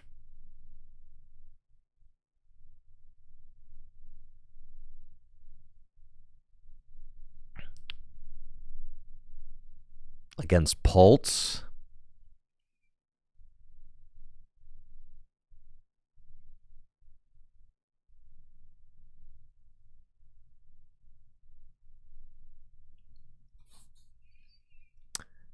I guess I decided to open Bouffalant over Kang because I was like, I want to turbo energize to my Kang, right? And I was also thinking, maybe I was overthinking that, you know, you don't know what you're up against, right? You could be up against like Goldengo or something.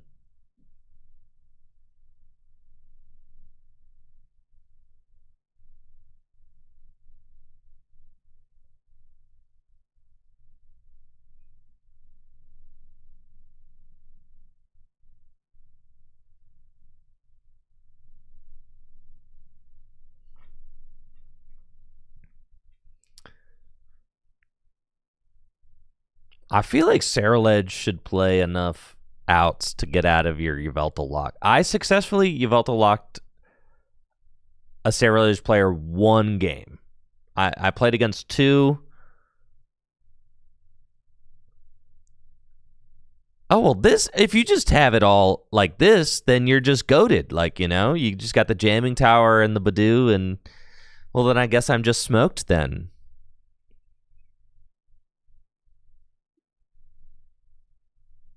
Like, if it's going to be like that, then I guess I'm just bodied.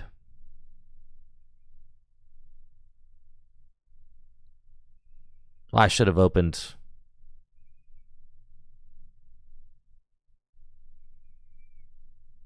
As it turns out, the Kang.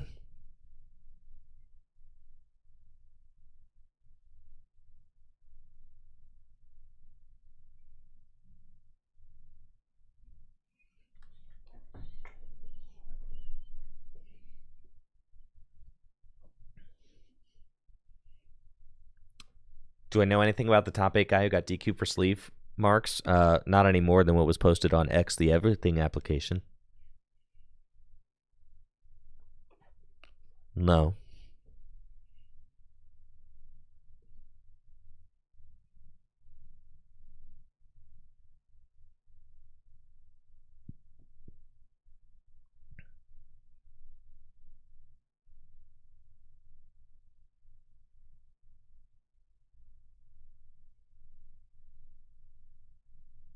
I'm feeling like my opponent is just going to destroy me with the back-to-back lilies and the turn 1 item lock jamming tower combo. This is one thing about these big basic decks. Going first and then getting item locked feels really bad.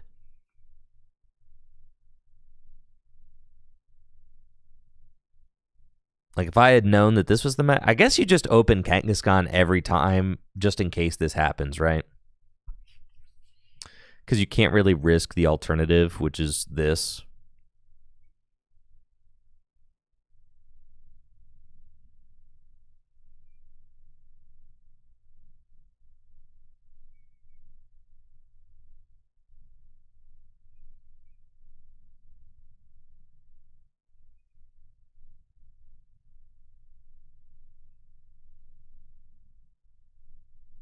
Yeah, I'm just about to get smoked. It's just not even worth it. Because you just go Dustnor. Yeah. Yeah, that's just so bad. Not being able to use any of your nest balls or anything. And then they just get the Dustnor out before you can actually get the...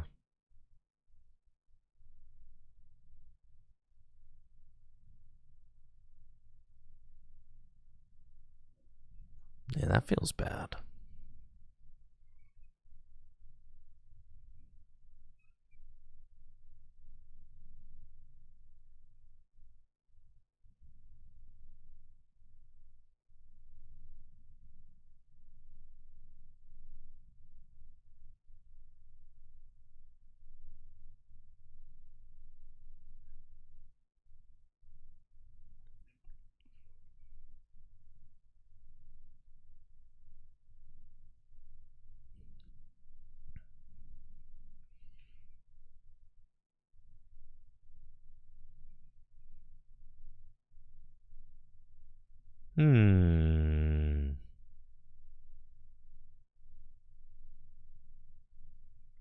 Second E-switch kind of goes crazy. I don't know. I'm kind of into this Kang deck, though. I want to work on it a little more. Cornerstone... Is Cornerstone just fake? Cornerstone seems kind of fake.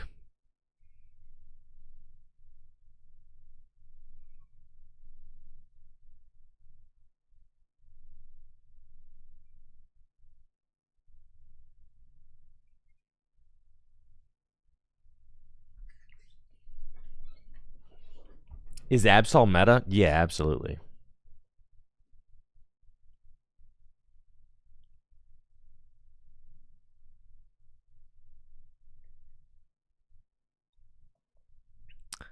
Yeah, I saw Frank Diaz posted that Frank Diaz posted on Twitter that, and Frank Diaz, you know, he posts a lot of stuff, but Frank Diaz posted on Twitter that any judge could deck check anybody and decide that they had an illegal deck and DQ them. And he's like, kind of right. It's scary. Like, going to Pokemon events is scary because, like, if you are shuffling and one of your corners gets dinged, a judge could just DQ for that. If you are, playing with, like, I mean, like, as was the case with the top 8 player or like the the ASIM player who got DQ'd, like if you have a Pheasantipity and a Squawk and like a judge decides that they are too warped, then you could just get DQ'd. It's just scary, right? Because like the cards being warped, that's just a manufacturing error. Like as old as time, right? Like holo cards warp. They just do. There's nothing you can do about it, right? So it's scary. I mean, it is scary, right? Because like, what if you're shuffling and you accidentally ding a corner, and that corner happens to be a 1-of card, and then your opponent, and then you're, and then your a judge could just be like, oh yeah, you're disqualified for that, right?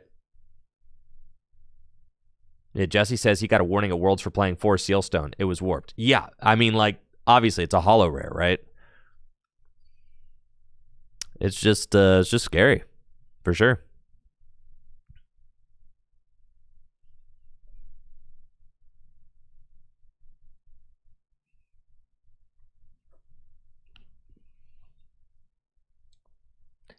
The scary thing is that the judge could just decide to destroy your life, and they just can't.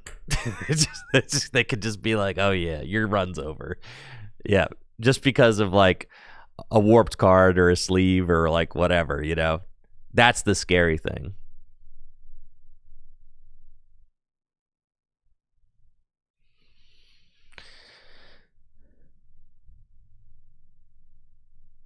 Yeah. This start is also scary.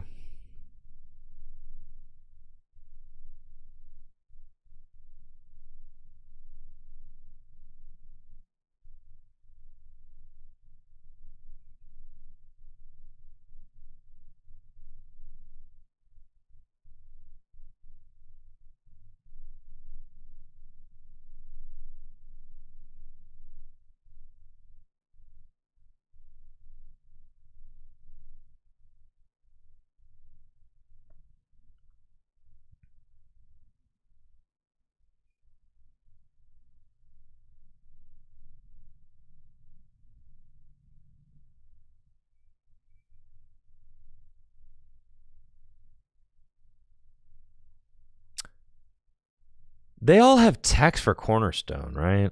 Yeah. They all have text for Cornerstone. You could go Cornerstone.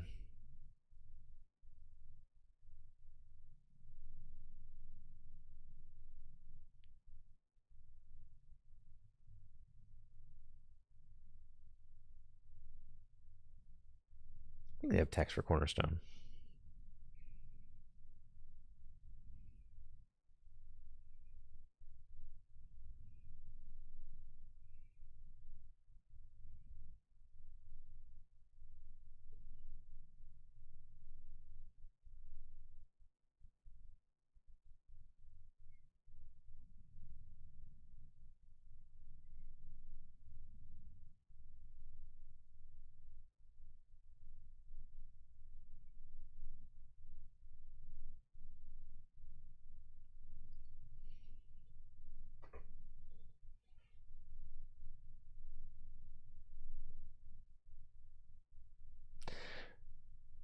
Original Zach says it's a message to run min rarity. A lot of top players do that.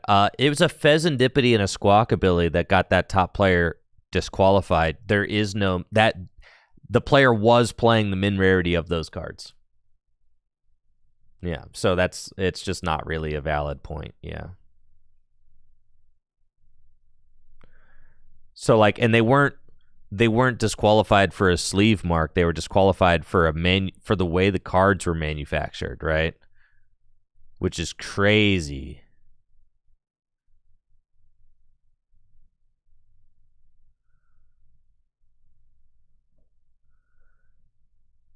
Hi on Pangus says if they could get TCG Live to not be spaghetti coded, it'd be interesting to try and make that the platform where TCG competes. I would actually be vehemently opposed to that. I think that is a horrible solution. The trading card game is a tabletop game. I got into the trading card game to play a tabletop game. I did not get into the trading card game to play a video game. Like, when I meet up at tournaments, I want to play a physical game. That's like why it's like I literally got into the trading card game so I didn't have to stare at a screen all day. gives me something different to do. Yeah, I'd literally quit the game over that. Yeah, I think that's a horrible solution, personally.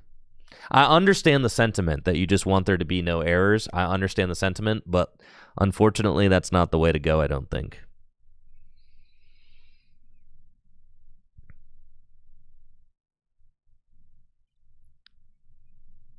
All right.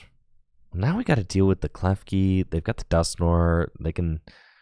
Yeah.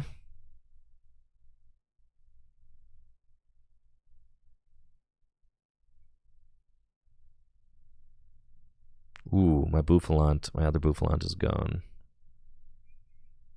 So I could Arven for the Night Stretcher to get it back if I wanted.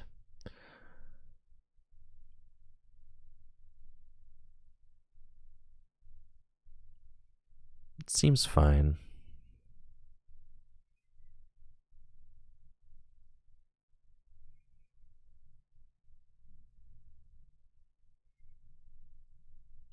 Does feel like I want maybe a little more recovery in this deck.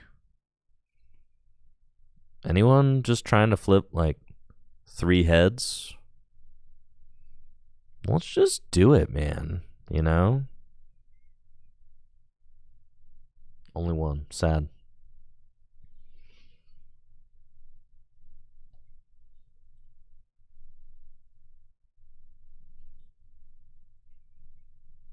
No, Jesse also says in a perfect world, have an amazing online client can hold some official online events. Like, no, dude.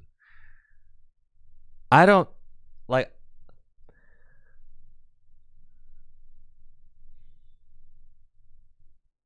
I don't know. I don't want official events happening online. I like maybe an occasional event, but so long as they never supersede paper, you know. To me, paper needs to be the primary way to compete and play the game. Needs to be like number one. And it needs to not be, because I feel like you lose some of the life of the trading card game when you make it entirely like I'm completely removed from these opponents that I'm playing all day. There is no interaction happening. I can do this. You know? I could do that.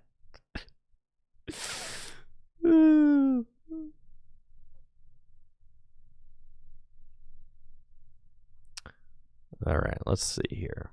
We're going to just knock out the Zard. My opponent's taken 2 prizes now. I need to make sure. I probably want to boss and knock out the Dusknoir.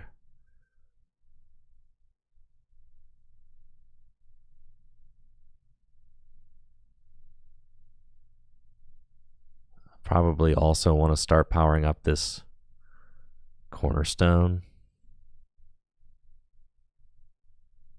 All right, boss, not an option, but 3 penny though. That's what we got.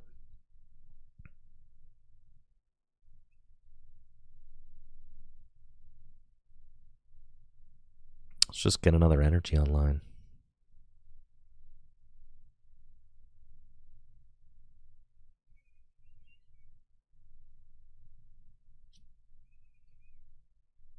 Sure.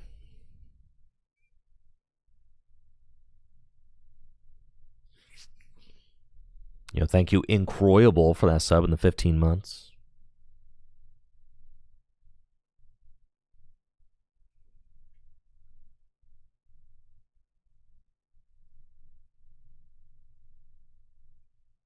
You can, yeah. The thing is to me, it's like, oh, well, judges keep missing calls and stuff in NFL games, so we should just make it a video game. Like, no, right? Like, you can increase the level of officiating at events. You can increase the quality of the officiating at the events. You don't need to me, taking the physical trading card game and turning it into a digital game entirely is like, you remove the life of the game. The life of the game is that it is a physical tabletop game that you have to meet up to play. That's part of what makes it fun, in my opinion. That's what makes it a trading card game, in my opinion, as opposed to a video game, right? Like, because there are video games, but I don't like video games as much as I like trading card games. To me, I prefer to play trading card games over video games, because video games are like, I like you're locked into the screen. There's a level of disconnect there. I'm not as into it. I'm into trading card games.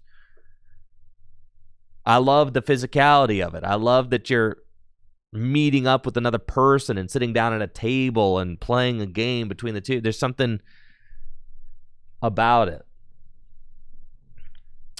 So to me, just need to increase the level of the officiating and increase the quality of the officiating.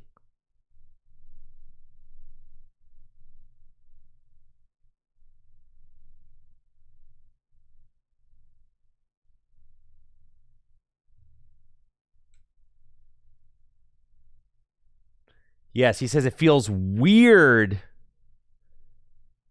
to play an event where I don't have to spend 20% of my mental power making sure the game state stays correct. Yes. It's like you have people who make the argument that like am I getting destroyed here? Do I just lose? Some of us can't. There's like, it's like saying that like the most. Do I lose here? Yeah, that sucked. That sucked, honestly. That sucked. Wait, do I not lose? Oh, I don't lose. Heck yeah. All right. We're still gaming, bros. But they can just go get boss next turn. So I do lose. Yeah, it's over. Yeah, that sucked. I'm going to be honest.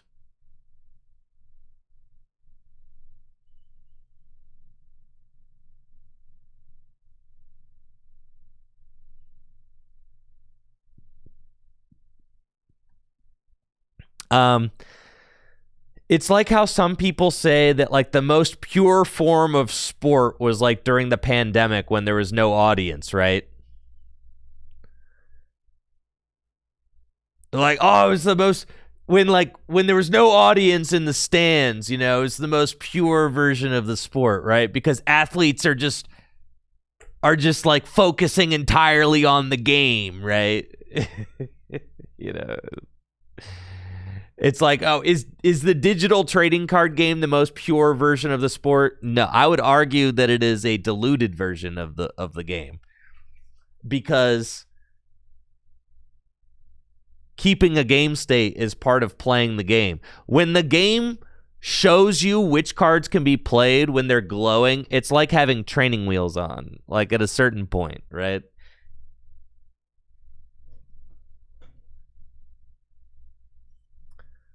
Who says that? Cincinnati Bengals fans say that because they made the Super Bowl that year. That's who says that. I happen to have a lot of Bengals friends, Bengals fan friends, Bengals friends that are fans, Bengals fans that are friends.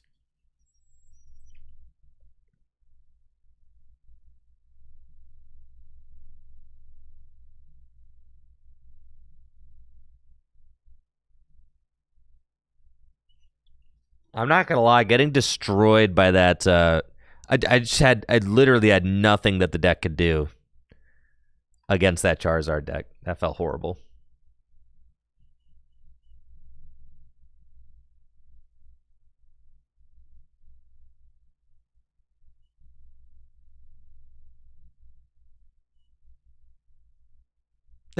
Right. Athletes focusing entirely on their paycheck and the ad deals. Right.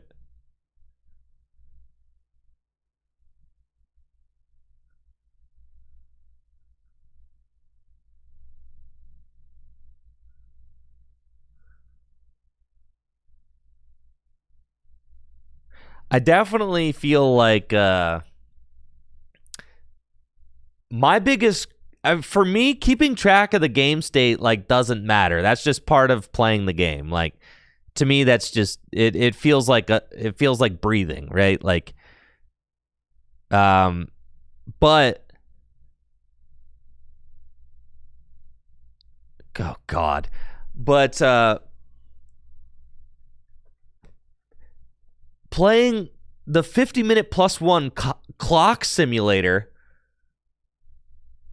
is horrible. Like, that's what bothers me the most. I'm about to lose so bad here. Bengals fans are having a rough year. Yeah, not just Bengals fans, freaking Ravens fans, man. It's a horrible year out here in the AFC North. Horrible.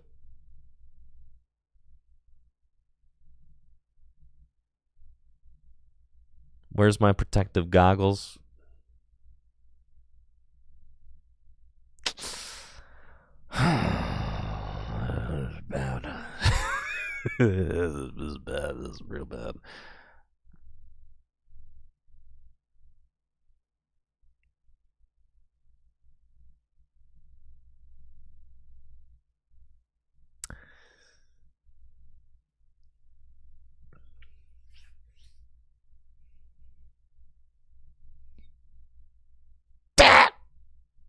All right, fine.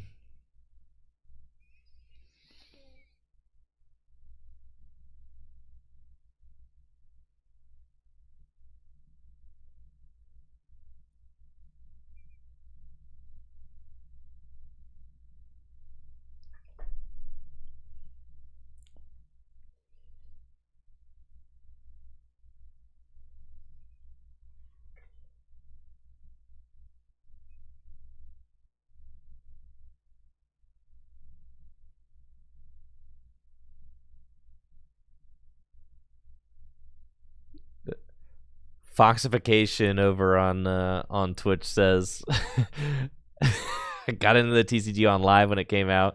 Thought it'd be fun to go to the local card store, buy some cards, and play over the table. And I was a mess without the cards glowing. Oh no, I'm telling the cards glow. It's like training wheels.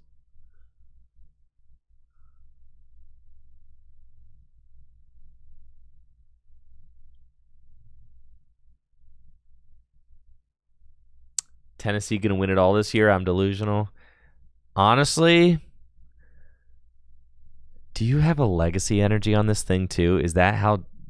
Oh yeah, baby. Oh yeah, dude. Oh yeah, I'm farmed. Holy cow. All right.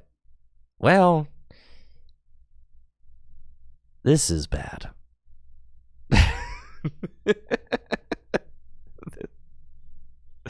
This is just simply not good. I need to flip a lot of heads right here.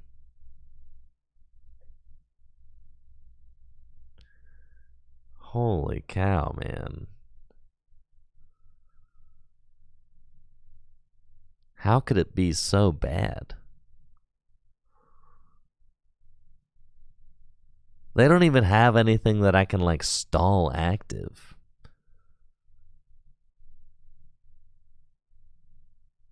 I guess I can clutch this thing.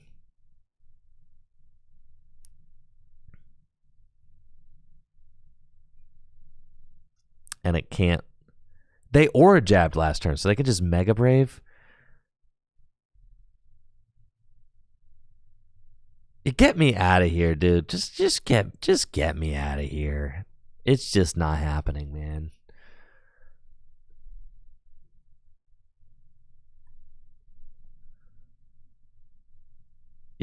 Cam Ward's saying that his team sucks is so sick.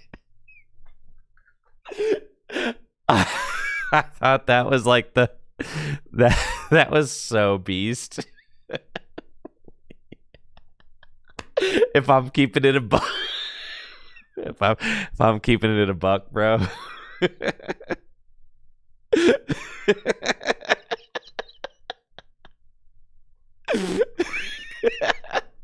Your rookie quarterback saying that is so sick. Honestly, I'm rooting for Baker Mayfield this year, all right? The Browns should have never ditched him. He's having a good year. Yeah. The Ravens are like the worst I've ever seen them in my life. Ready for Shadur on Sunday. There's something nice about like being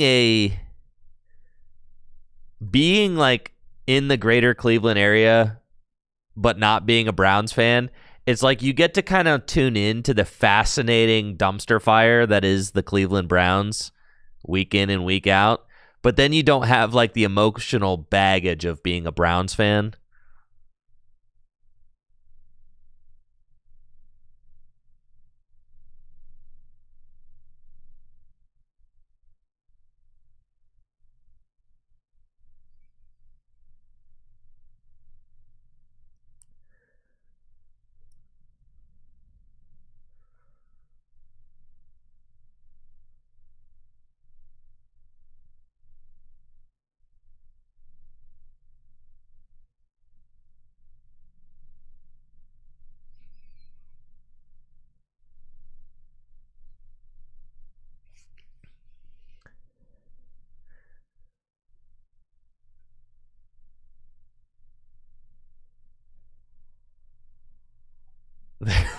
They're paying so many quarterbacks. Yeah, the Browns, uh,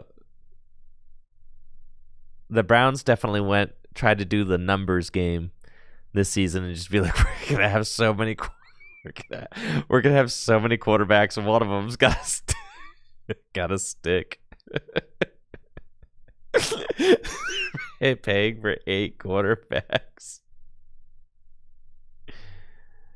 Yeah, it's not pretty.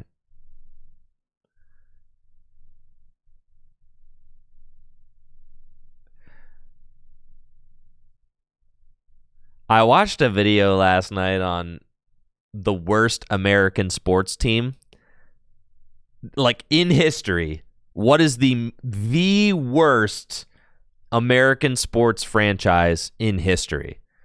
And they took Major League Baseball, they took NHL, they took NBA, and they took NFL. No, Arvin? Or you've got to be joking me. Guess I'm just gonna Lily's determination. I guess I've got the turbo energize. That's fine. We'll hit. Could just go Iono. I think the next 6 is probably more powerful than like the. Well, there's a way to determine this. That's what Jake Gearhart was saying. Was it the Lions? No. Well, they disqualified the Lions and the Browns because they won multiple NFL championships before the Super Bowl era, which I think is crap. Like, that doesn't count. To me, the Browns are easily the worst franchise in like American sports history. To me, it's not close. It's got to be because and a lot of it has to do with like.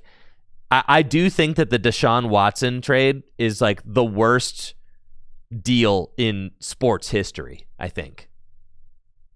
I think that the Deshaun Watson deal is the worst deal in like American sports history. And I feel like you have to like heavily weigh that. The video that I watched said it was the Cardinals. The Arizona Cardinals are the saddest team in sports history, and that they're so sad that you don't even think about them. Like, that's how sad they are. Where I would say that the Browns are like offensively bad. Like the Arizona Cardinals are bad in a way that like it's easy to ignore. The Browns are bad in a way that is like very in your face. Like, like it's.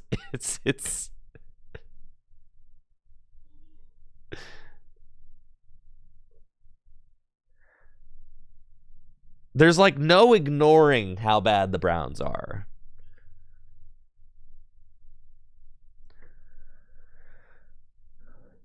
Yeah.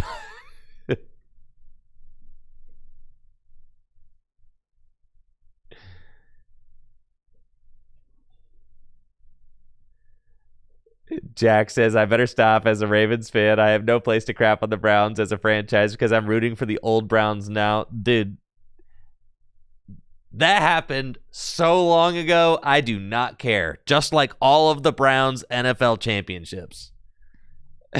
You stole them from us? That was Art Modell. And he didn't steal them. He moved them. Okay? He relocated them. Was it? He relocated them in the middle of the night. I don't see what the problem is.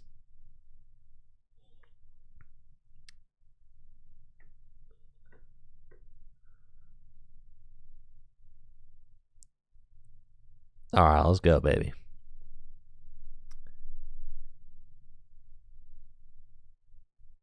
It was in 99. It was in like 96, I think. Right? It's when the 96, I think, is when all that happened.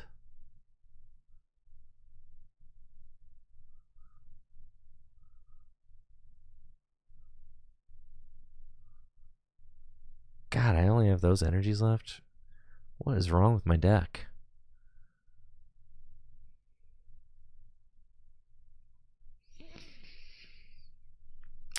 I want more darkness energies on my monkeys.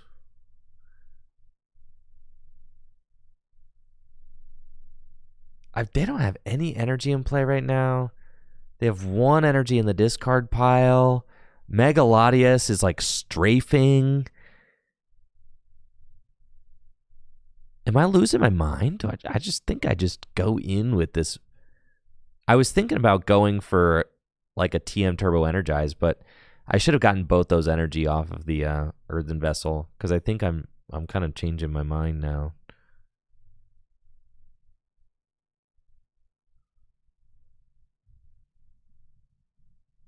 Yeah, I'm just gonna go discard some stuff.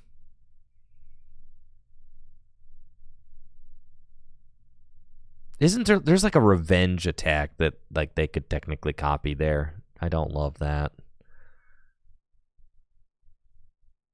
Yeah, let's just bring this guy up. He's worth 3 prizes. That seems fine. Ooh, but then he could illusory impulse me. That seems bad. Well, you know. Here we are.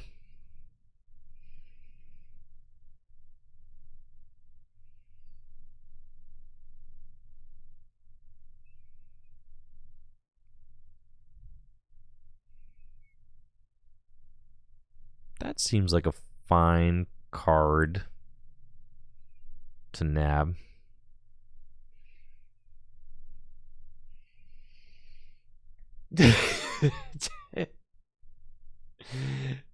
Jack says, you're not wrong. The Browns are offensively bad and steal 3 hours of my weekend. Also, I'm so sorry, Jack. I know. Like I said, I like living here. I'm always like interested in what the Browns have going on, but I'm not like emotionally invested in any way. Like I'm interested because they're the hometown team. So I'm interested. I keep up with what's going on with the Browns, but I'm not emotionally invested. So I can kind of just like watch it. It's like watching like it's like watching a circus. It's just what it's like. It's like watching a circus, dude. It's absolutely ridiculous.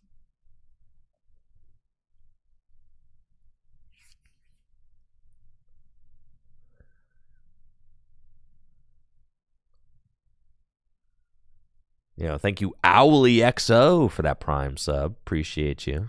At least I'm not a Jets fan. Yeah, it does seem pretty bad to be a. Seems like a bad time to be a Jets fan. Yeah, it does, for sure. For sure. Yeah, this is where that second energy. I should have gotten that off the.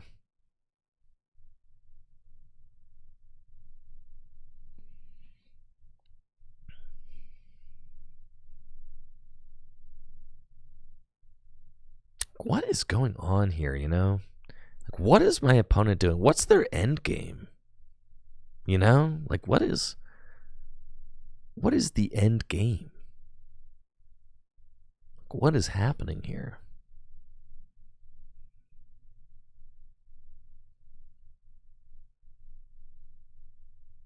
Here I go getting the second earthen vessel to make up for the fact that that's fine.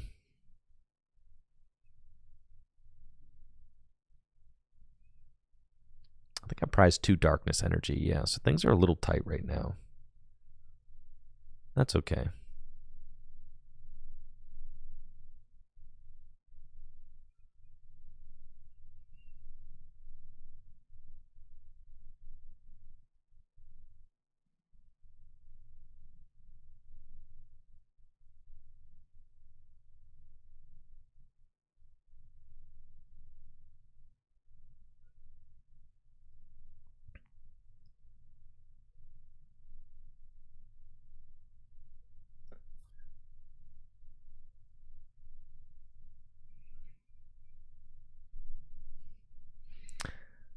The Absol deck is just very fun to play. I do feel like after playing the Kangaskhan only version, it feels like you kind of have to play Absol, right? Feels like you have to play Absol because it just gives you a little bit more control over the game.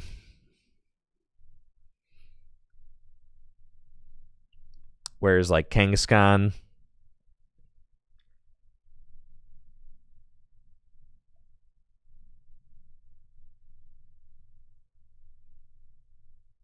you're just kind of hoping that they don't do it to you like that.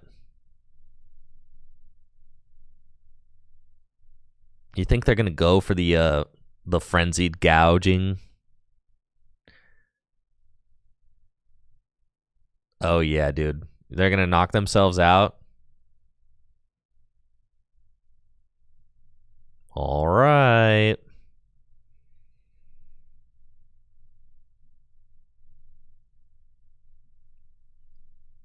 So you knock yourselves out.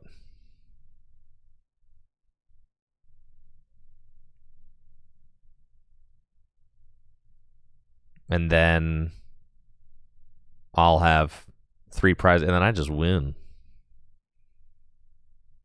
Yeah, dude. It's just that easy.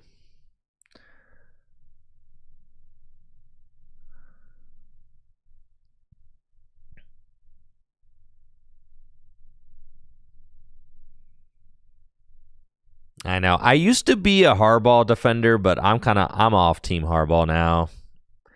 I'm not sure that it's best to like move on in the middle of a season, but if he's not back next year, I'm fine with that.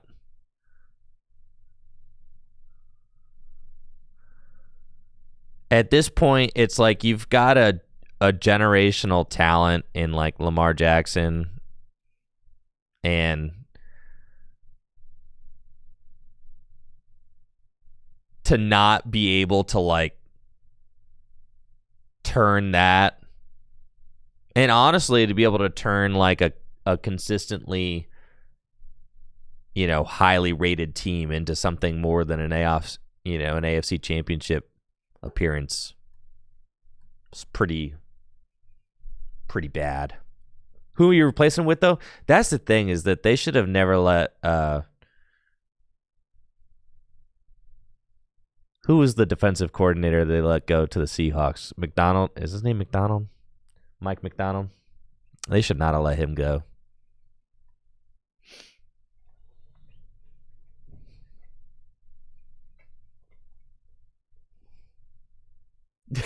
Jack says, I would love Harbaugh as head coach.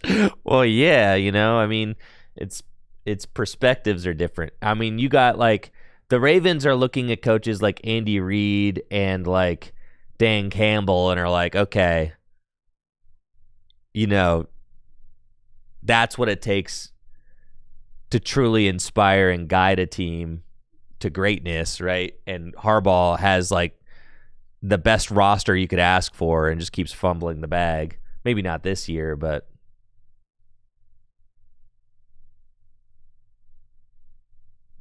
I know. Yeah, Henry, I mean, Henry's been inconsistent this year. As much as I hate to say it, I mean, he's one of my favorite players.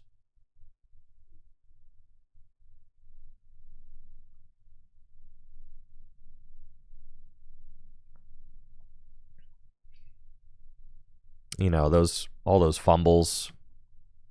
But then also, I mean, that's like the Ravens not being able to punch it in at the 1 yard line. Like multiple games, they were not able to punch it in at the 1 yard line. Is just absolutely unforgivable, especially when you got Derrick Henry on the team. Like it's absolutely unforgivable.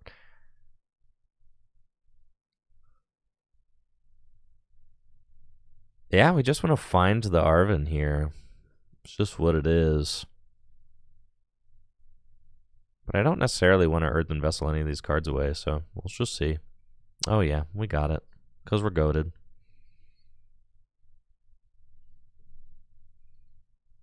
Let's go, baby. Let's go. I did get to practice this matchup. I've practiced quite a bit. But if they play Klefki, that's tough.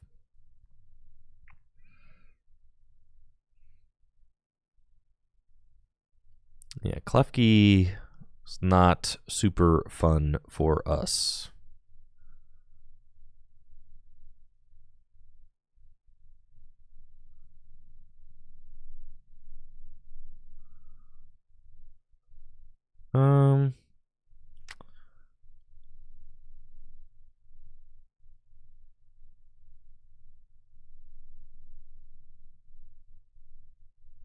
Looking good.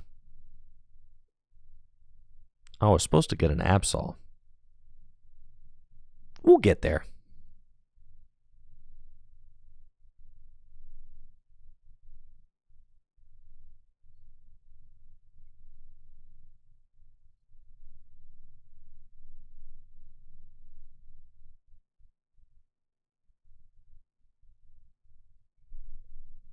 Thank you, Asian Reindeer, for that sub in the 23 months. Appreciate it.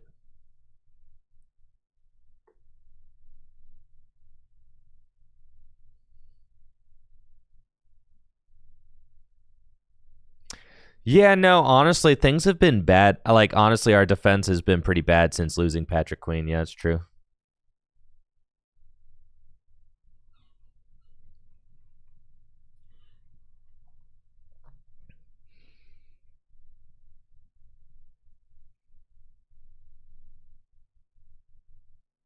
Yeah, with Queen and Roquan there,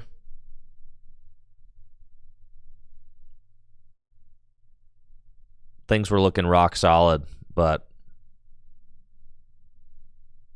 AFC North is just such a dumpster fire right now. Oh, we got the penny. Let's go.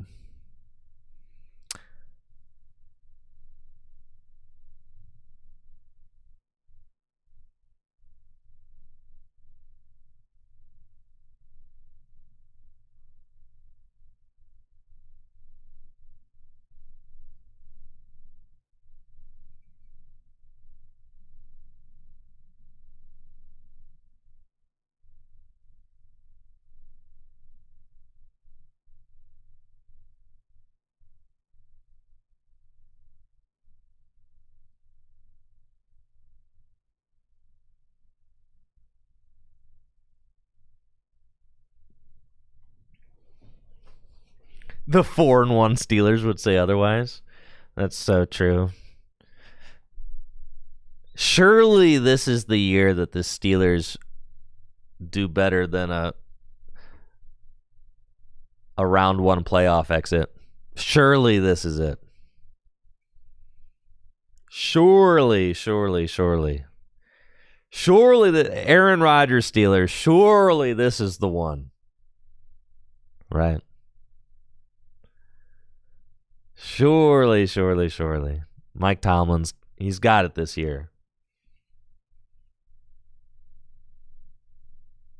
All it took was for the rest of the division to fall apart, to completely combust.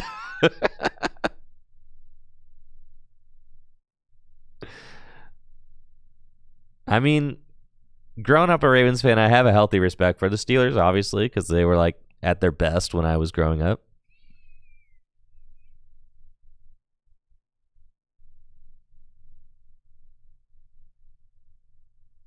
But lately,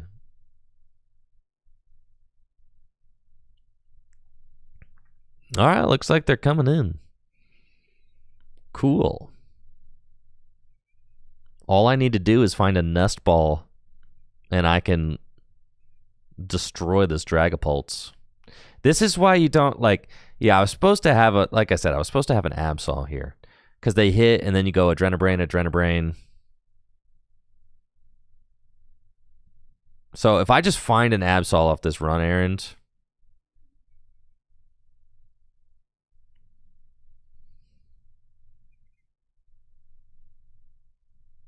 I only have one in deck. 2 nest ball. Not like super high odds. Honestly, an Arvin finds it too, though, so.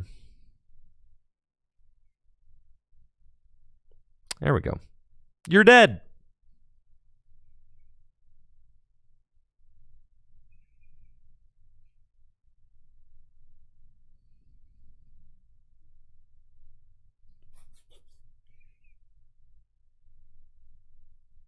You're dead, buddy.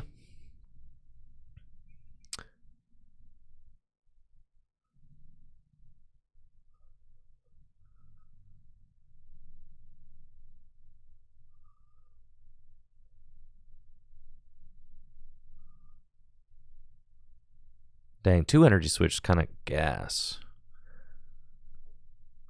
The Bravery Charm on the Duck, that's a pro play right there. Them's pro plays. Those are the kinds of plays that you gotta pay Medify money for those. All right. Then we go and hit him with the terminal period. Blammo. Let's go, baby. Just like that. Just like that. Out of here. And then, yeah, because with the charm on the Psyduck, you force them to have to, like, gust it, right? You take away their, Halucha play. Which is good. It's just good, right? There's, like, not a lot of,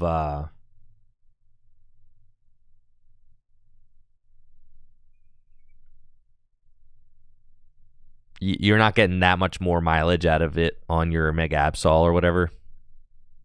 So you just might as well drop it on the Duck. You take away one of their lines. You force them to have to, like, counter catcher it up.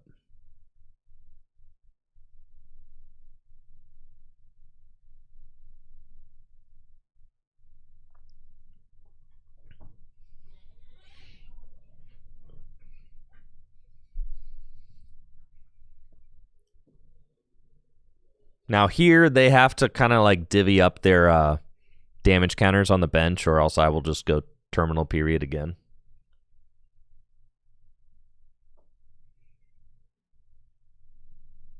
Obviously losing the Kangaskhan here, not like the most fun. I would have preferred to penny that, but it's all good. They do divvy up their damage counters. Let's see. If I get...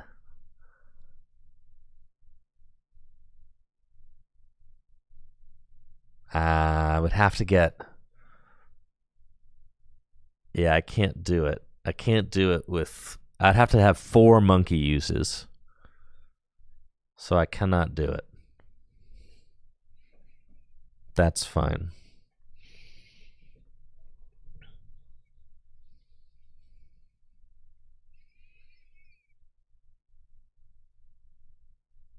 Okay.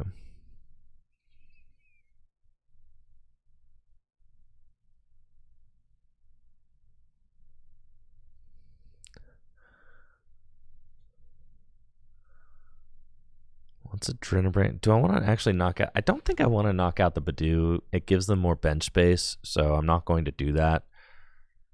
So yeah, we're just going to heal off the active. We're just going to put all the damage counters on the active. I think that's fine. The lively stadium we want. The energy we want. I feel like I plan on winning this game with monkeys. Putting the Fez down gives me a little extra draw off of this. 90 damage. Probably gets me pretty close to winning. This is fine. We'll put it down and we're going to Iono.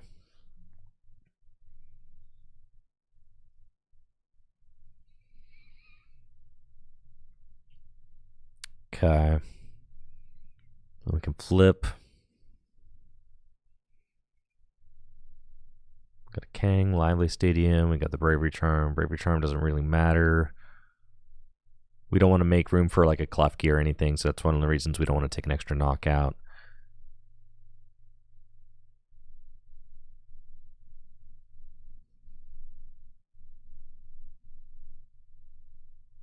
Just putting all the extra damage there.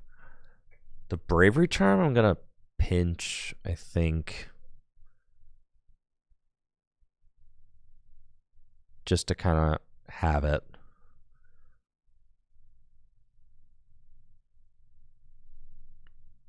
Yeah, and then here, like, the boss seems like an obvious grab.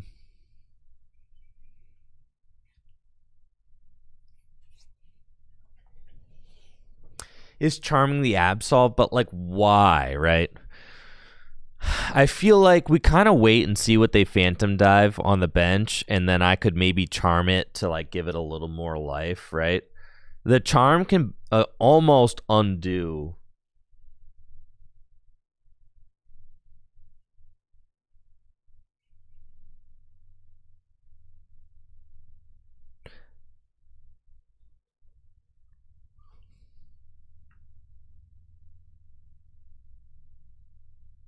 I got an Iono.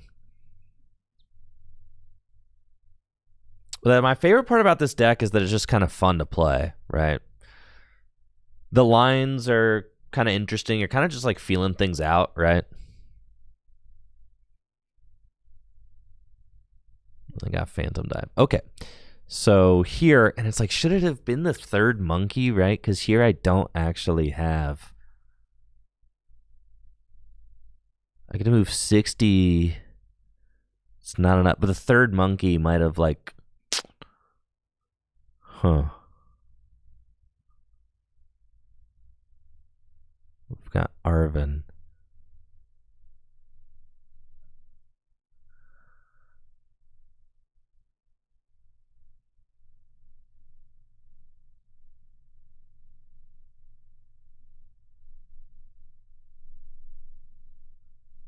We've got Countercatcher.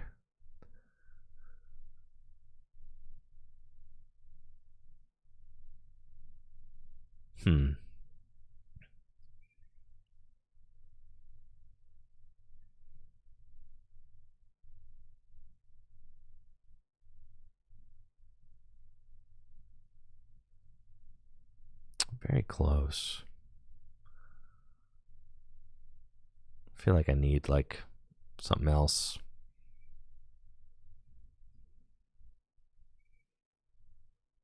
Tattoo's not doing it.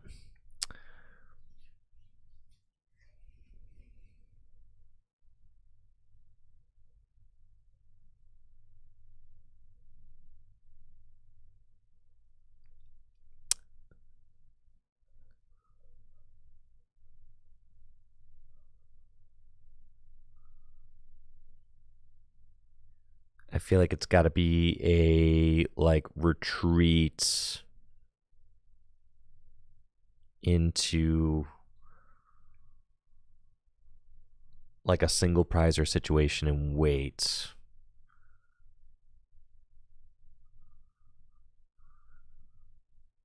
We can't just go in and hope that they don't have an energy. That's not it. So I could go boss up the Fez. Potentially.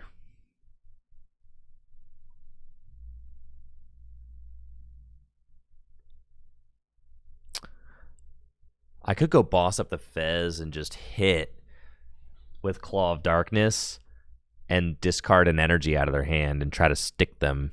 I don't like hate that.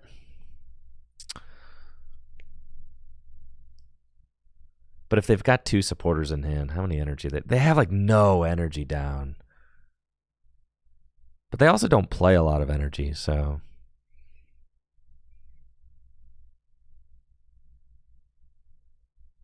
Let's just make it happen, you know.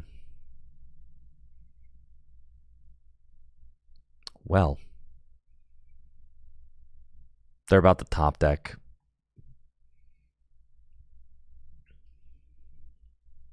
Oh, they can use Did I take a knock? I did! I took a knockout! No! I forgot. Oh, that's horrible. I know. What? They forgot too!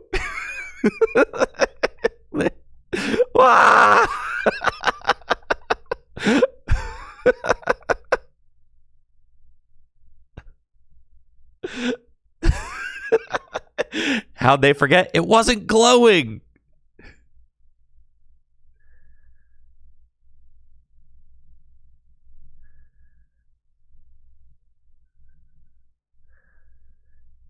It wasn't glowing.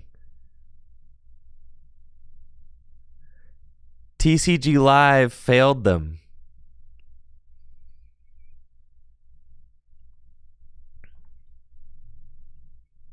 You know, thank you, BB Rorona, for that Prime sub. Appreciate it.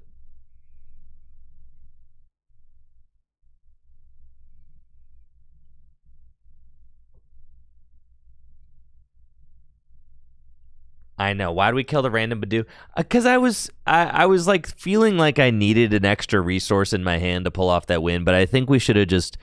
I basically was like thinking through the turn and needed a little more time to think, so I knocked out the Badoo. But I should have just gone with the stall the Fez play the entire time. But I didn't quite get there until it was too late, if that makes sense. But that was the play I should have done the whole time. And I should not have knocked out the Badoo. Because that play is way stronger if I don't. Right? I mean, like, we basically got to see how strong the play was there. Because my opponent didn't activate Fez, so. Yeah.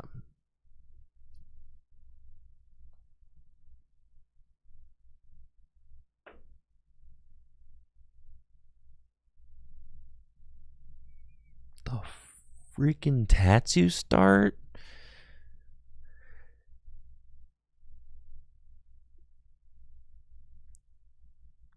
Who do you start, Kang or Tatsu?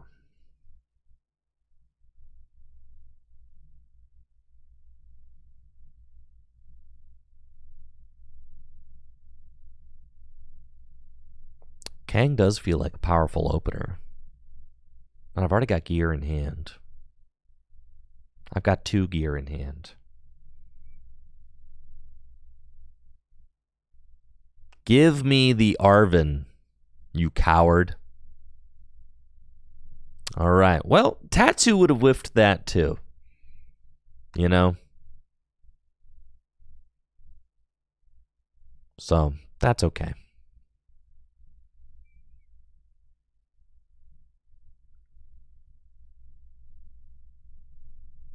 This deck is just Trevnork. It's kind of similar, yeah. It's all right, Kangaskhan. We'll get there next turn.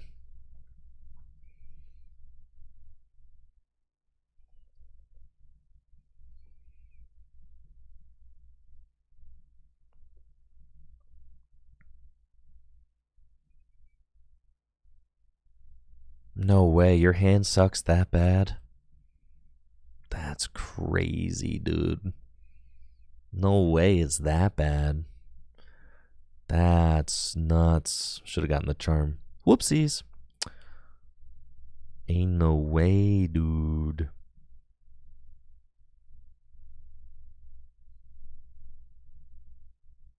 I'm gonna go patch Evil Tall. We could do that. Fun stuff.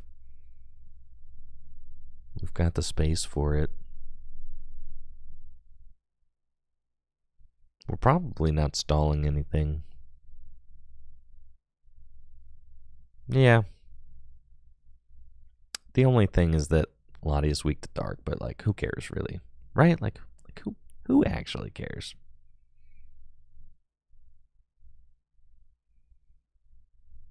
Not me. I don't care.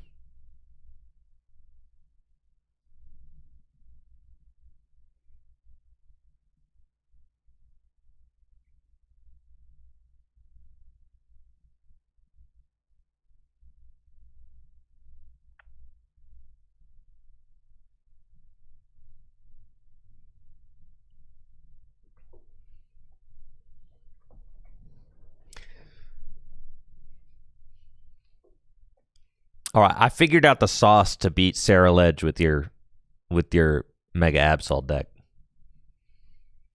You guys want to know the play? I figured it out. It's easy money.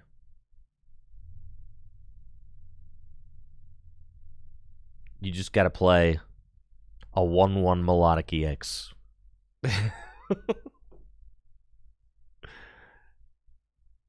Oh yeah, dude. 1/1 melodic and a TM Evo. There you go. That's it. And a water energy. Yeah, that's it. Simple as that. 4 cards. You just slap the melodic. You know, melodic could be kind of nice.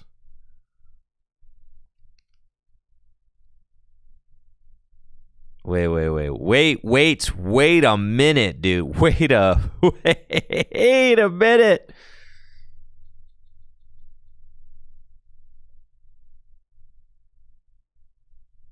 Yo, chill, dude. What the heck?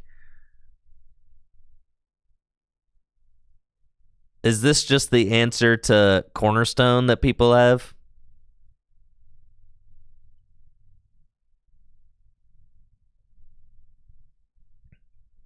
Ay. Well, that's not great for us. I need an Iono. Bad.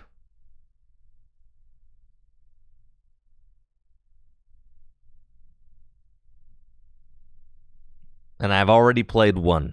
So we have one left in deck. That ain't an Iono. Okay.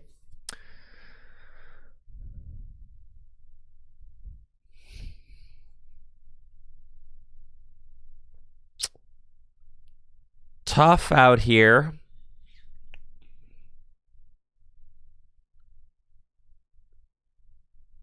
Tough for sure.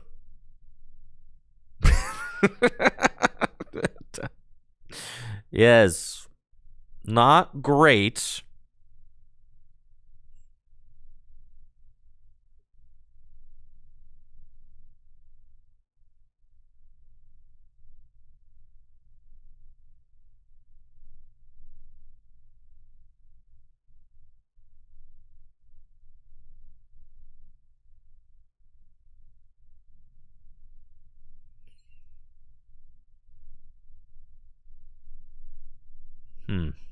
Okay.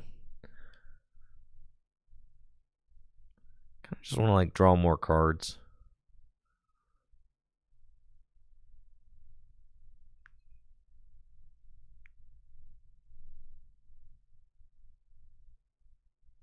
It's close.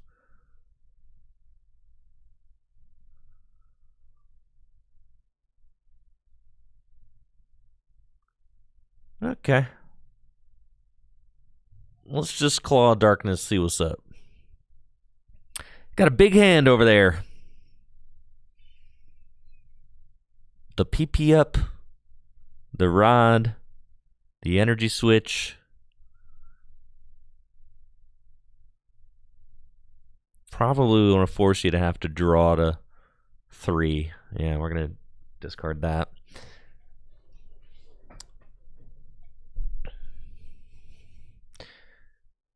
Took away their only draw. They don't actually have any Zoroarks out, so we've got that. They're down their secret box. You top deck this? You gotta be kidding me. Top deck the Zoroark. Am I streaming GLC tomorrow? Yes.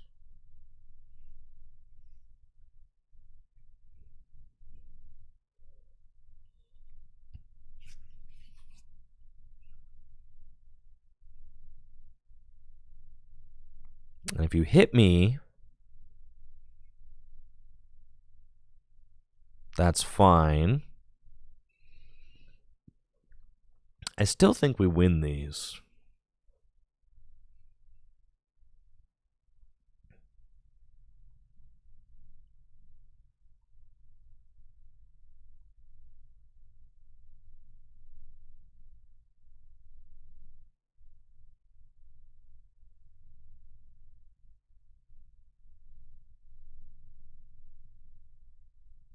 And the Iono. That's cool.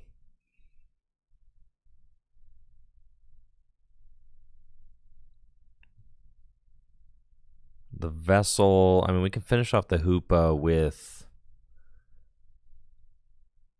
double Monkey, but we'd have to find an energy switch. Wow, hitting all 3 Zoroark off of that turn is really insulting, I think. Yeah. But it's all good. Yeah, wow. I mean, okay. Sure, I guess. So I can do 180 if they put 30 onto my active. I'm looking for an energy switch. Probably going to countercat. Okay, yeah, we've got the dark. I mean, but that doesn't really matter. Probably going to counter catcher.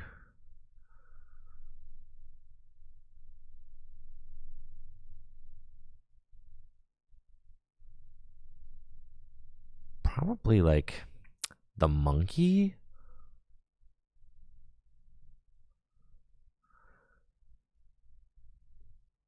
That, or I could counter catcher like a Zoroark. The Monkey seems probably like the most important thing.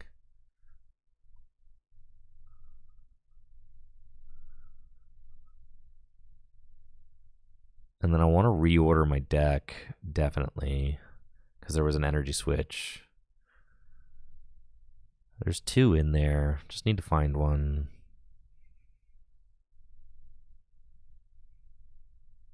Attach this here, and I don't know.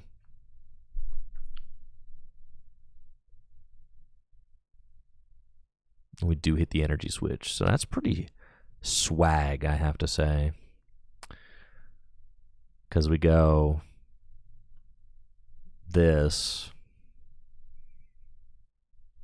and then we go energy switch, exactly how I drew it up, baby. And then we do it again to knock out the hoop, and then I remove your Monkey from play as well. Exactly how we drew it up.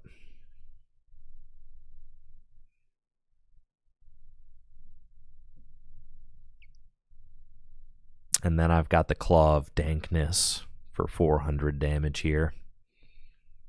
And I get to remove a card. And it's probably going to be...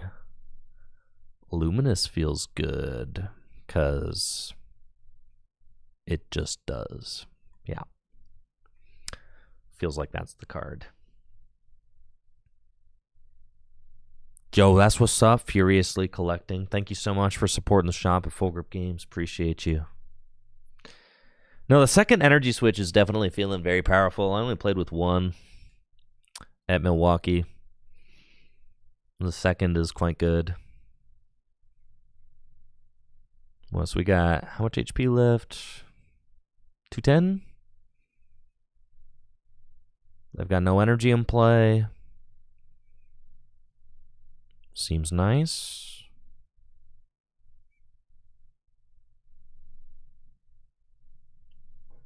And then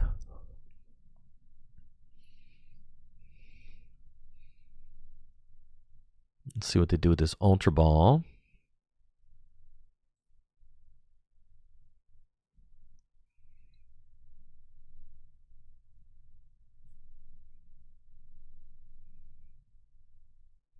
Again, Fez, that makes sense. We've got 1 more counter catcher left, and we can't use counter catcher right now. We're just gonna Iono and then draw with Fez. They do play ends PP up, so but we found Penny here. But the problem is we don't have like another valid backup attacker right now. And I did bench this Fez. Maybe that was Maybe that was a mistake because I only got one turn of draw out of it. And I kind of knew that that was going to be the case.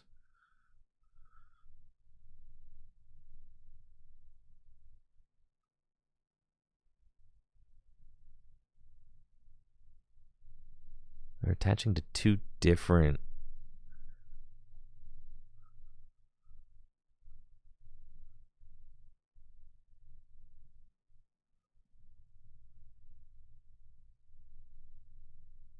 two different Enzorks, so they're not attacking this turn?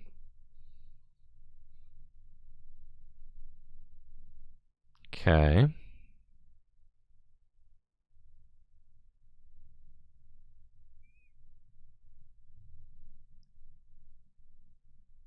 I don't think they can hit the knockout if I double heal this again. I think we just do this and then penny it.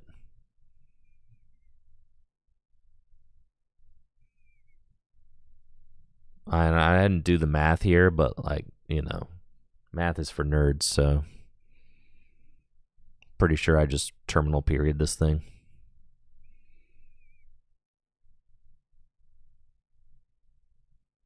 Right, like I have to be out of range here. 270? There's no way you hit 270.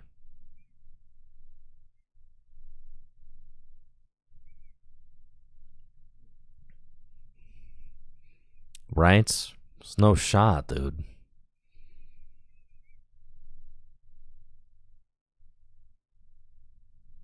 No way.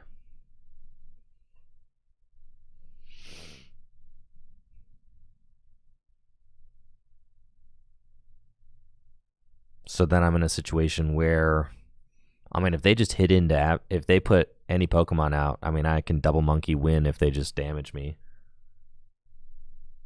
Defiance Band, Blood Moon? I guess that would be ugly, yeah. Defiance Band? Yeah, I guess. They probably play that, huh? The Petch? What, so you're hitting 170, 210?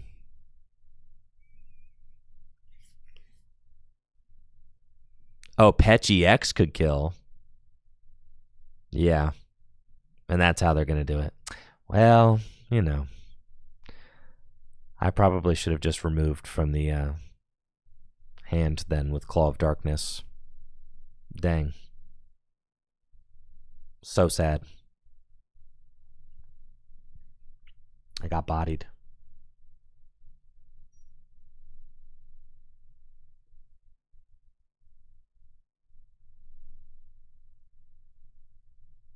That was pretty good considering they spanked my Kangaskhan on like turn 2. It was like I had to limit them to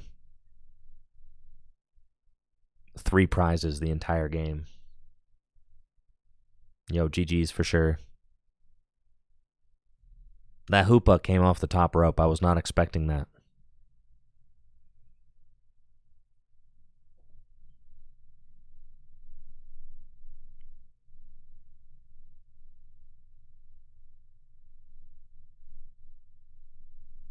All right, but what if we just play Goldengo?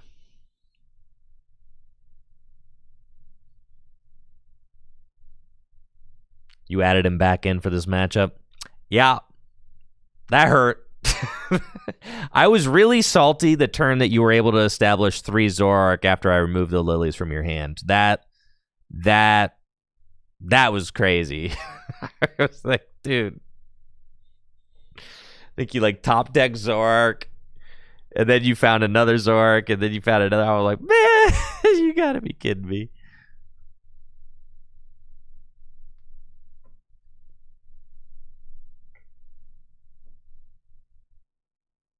Yeah, I probably should have just swung with the Claw of Darkness there at the end.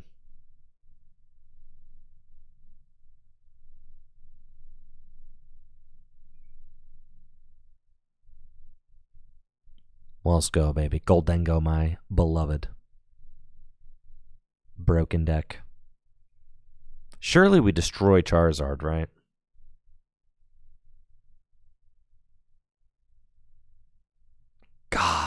I should have never stopped playing Goldengo. I'm so back, guys. I'm just a Goldengo head from here on out. Ceruledge is fake.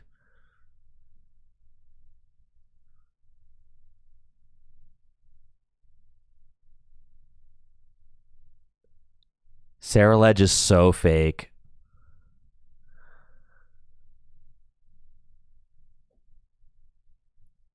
It's the most fraudulent deck.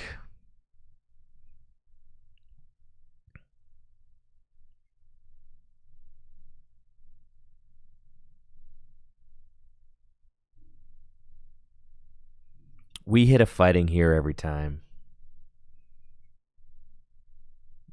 Well,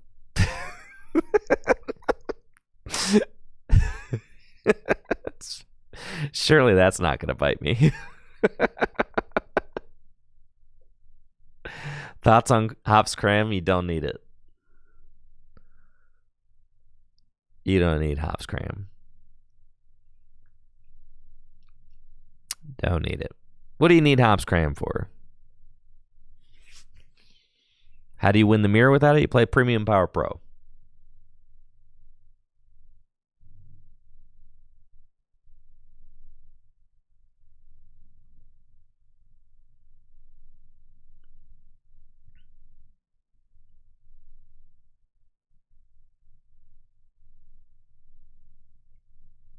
If Ceruledge is fraudulent, why do I keep taking dubs with it?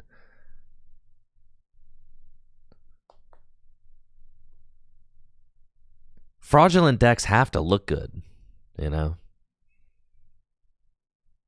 That's what makes them fraudulent. If they didn't seem good, then they wouldn't be fraudulent.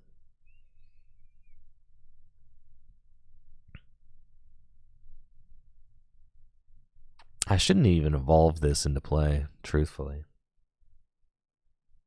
Thoughts on the 1/1 Mega Lucario, like our former local Austin Charles was doing? That's pretty beast, honestly. I like it. I'm just gonna tear this thing up. You know, I shouldn't have put it down in the first place. I'm gonna undo it.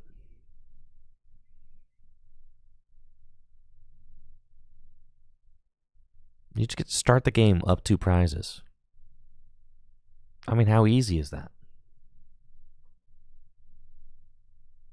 You need an Ultra Ball in there to find it. You do. That's fine.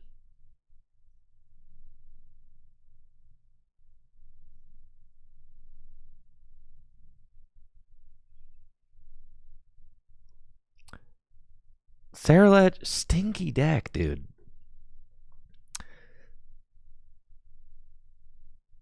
It's just...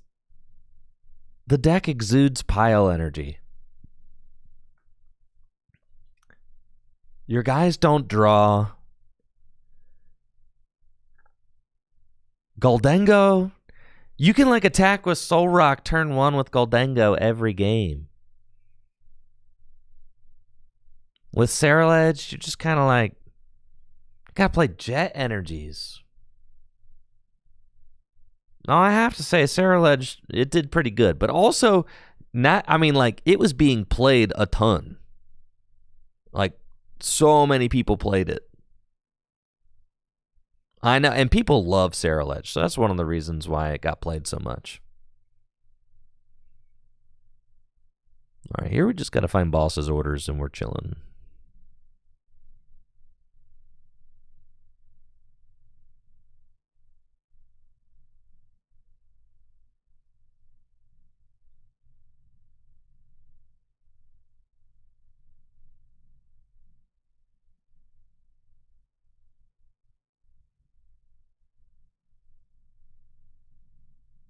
Now, I played against 2 Ceruledge decks, so, like, it probably wasn't correct for me to play Goldengo at Milwaukee. I don't know.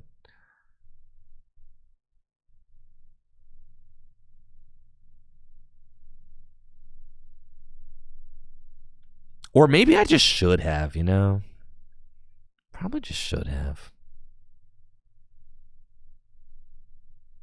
Just kind of go ham, you know.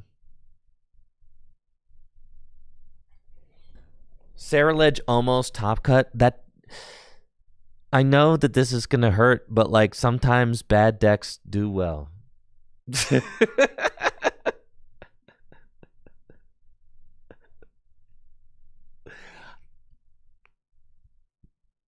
I think Sarah was like a fine call for. I think it was a good call for Milwaukee.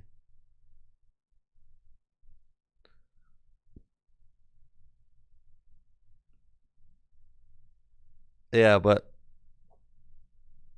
yeah, just because a deck has a good run doesn't mean it's a good deck. Sarah, it's like you either discard your hand or you boss. And sometimes you can't afford to discard your hand. And you have to get to the bottom of your deck. It's like, it's fine. It's like a little mini game deck, right? Where you're trying to get like all your energy in the discard pile.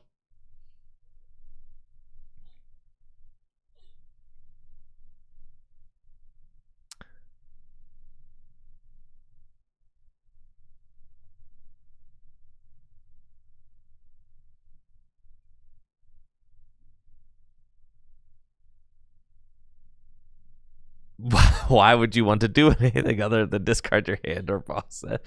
That's true.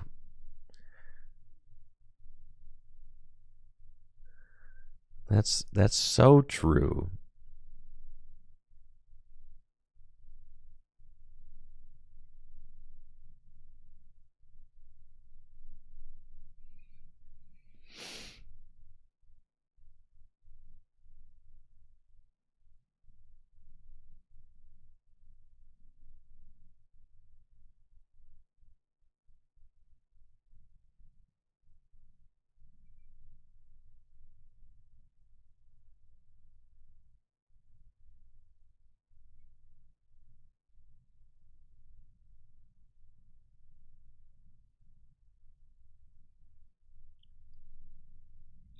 Okay.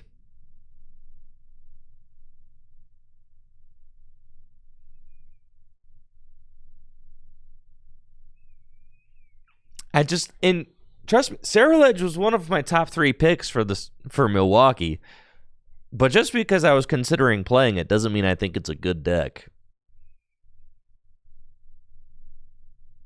Like it's simple.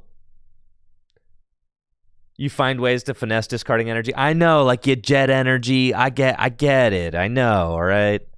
You like jet energy the Sarah Ledge up. You like retreat it. I know.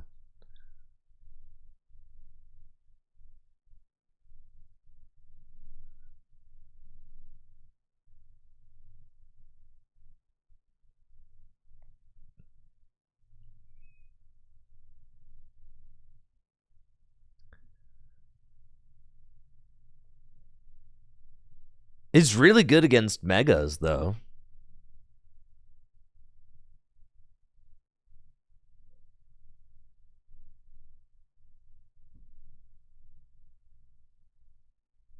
Could jam a 1/1. Yeah, we should put the Lucario in the Golden Go deck. Just in case we have the misfortune of playing against a cornerstone or something.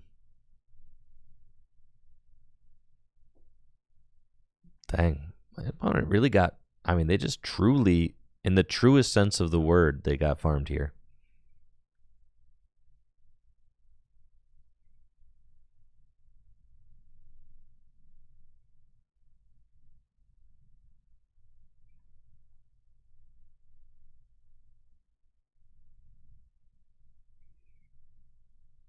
And I just have to like admit that I'm a Goldengo guy.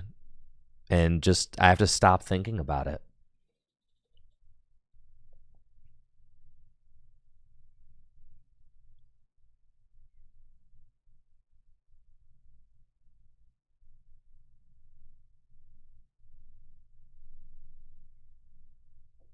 All right, what do we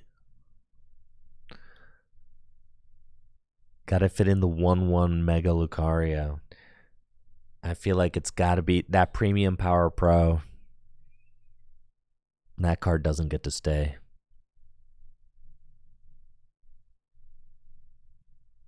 The fourth Gong becomes an Ultra Ball, probably.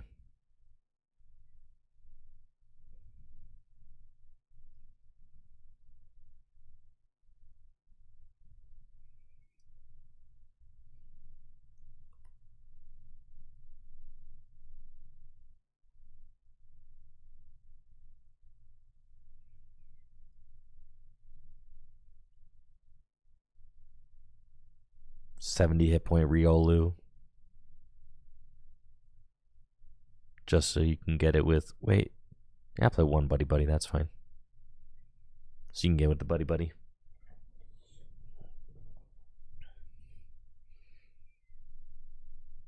We could cut the Bundler. God, the Bundler is so sick, though. The picnic baskets.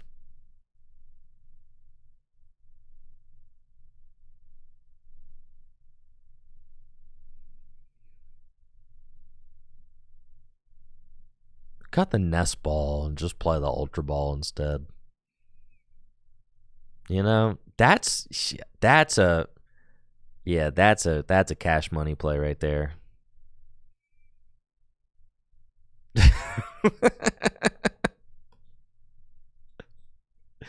Yeah, you don't even need that.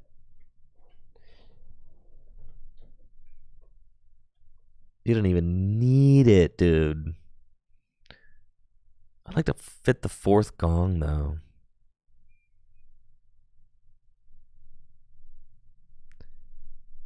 Fourth Gong. Just not fitting, man.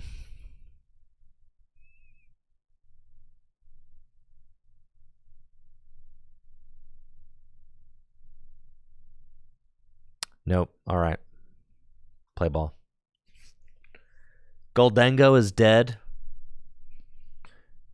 Jesse, you have no right to say Goldengo is dead. You love Miraidon.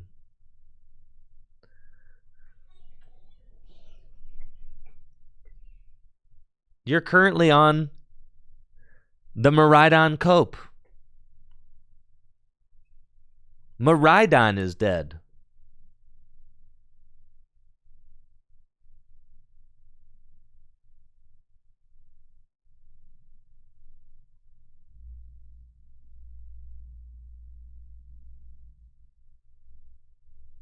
Dengo is so good. I could literally be any deck with Dengo, except for maybe Ceruledge, but any other deck.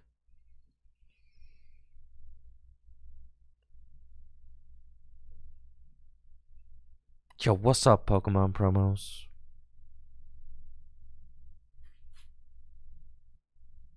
Money. Well, let's go. Stupid Ultra Ball in my hand. That's fine.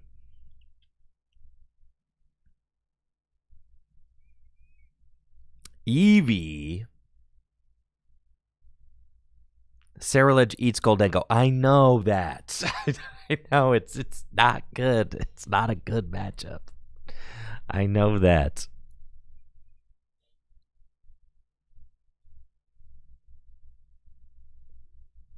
I know. I've been calling it mid-Rhydon since the beginning.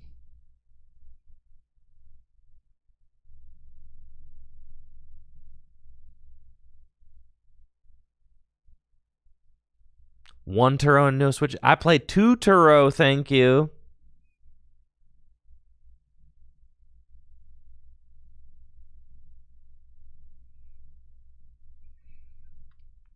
Two Turo. Two. How could Goldengo possibly be dead? The deck is broken. Listen, I'll play 4 Turo if I have to.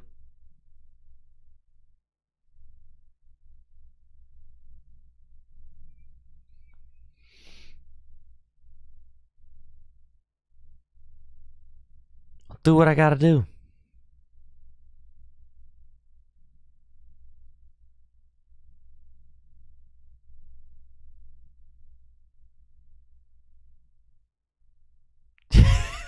just want to go in with the turn 2 Mega Lucario. How much HP does like a Flareon have?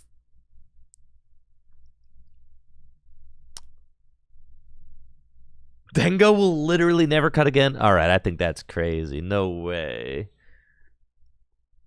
Is it 270 or 280? It makes a big difference, actually. Alright, there's no way getting out Mega Lucario is correct. We're going for the gimme.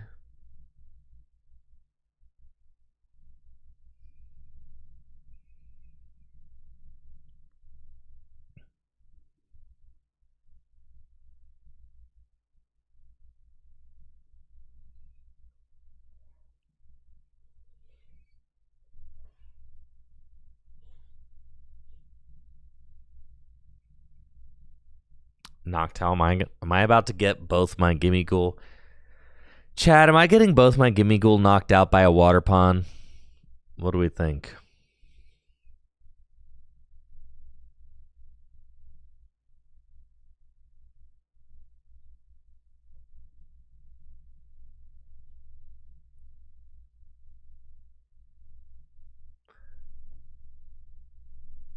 I'm going to tell you what. I think this card is like one of the most annoying cards they've ever printed. Right up there with Drizzile and Inteleon. They should stop printing cards that let you go get whatever you want on evolving. You know, it ruins all the drama. You just go get it, you know? Like, come on now. It's ridiculous. Especially with the Terra Pokemon, Chris was like, cool, man. It's like, there goes my board. Get whatever you want. Just go get whatever you want. Sure.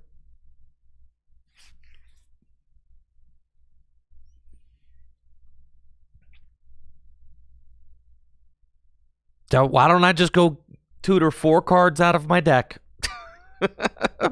Why don't I? Why don't I just tutor 4 cards out of my deck? Sure. That seems fine. Let's just do it.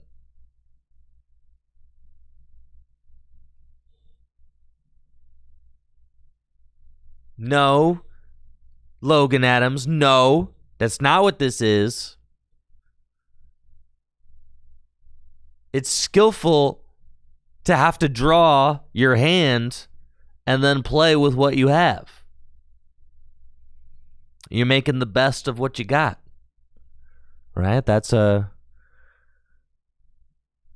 classic Pokemon cards right there.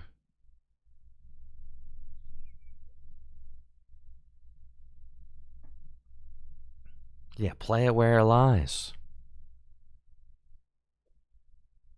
The Shady Dealings format was miserable.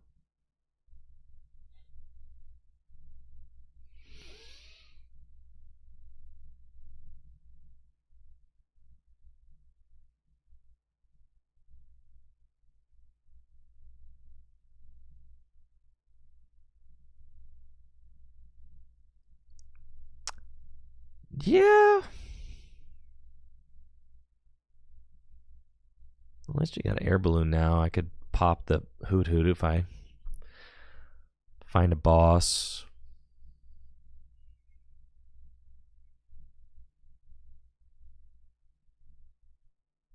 Oh.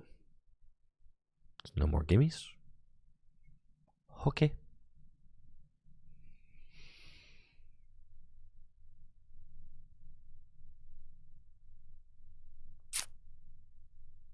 Probably can afford to go Fez. I probably can.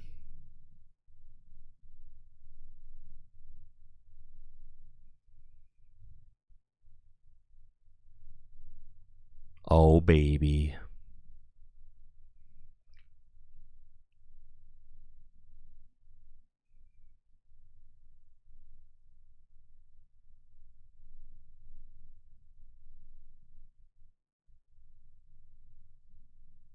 And then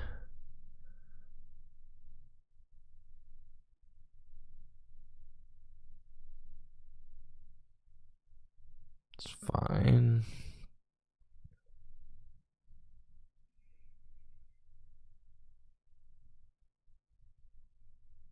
Wahoo!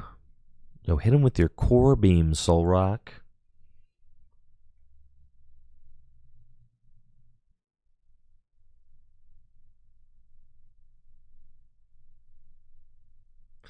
Jesse says, I'm kind of guardy pilled right now. The deck is broken. Well, yeah, man.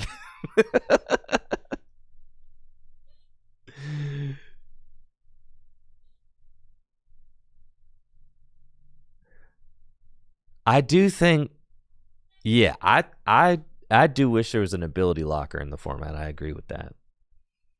No, we need an ability locker that locks everybody, like a Garbodor. Like, just everything actually should be locked. Everything.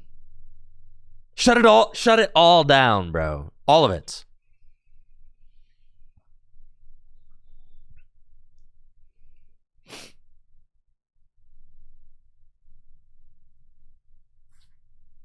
Shut it all down.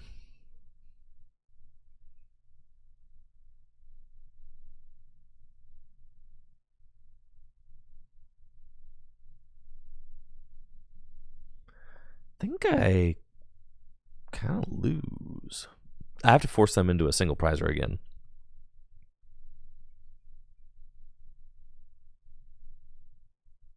So we go Artisan for the boy again. Lunar Cycle.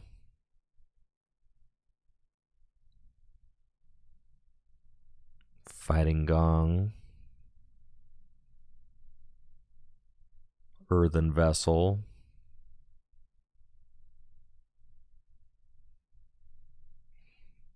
Just need to flip the script into a boss.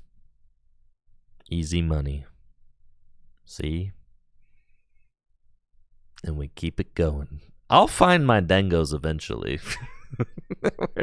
we're not worrying about such silly things right now.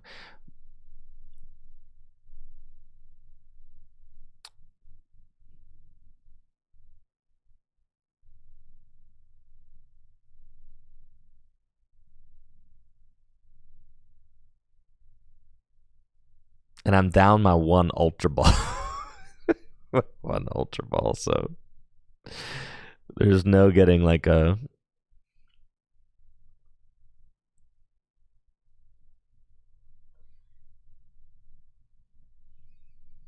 Listen, I don't hate Ceruledge. I just think it's a bad deck.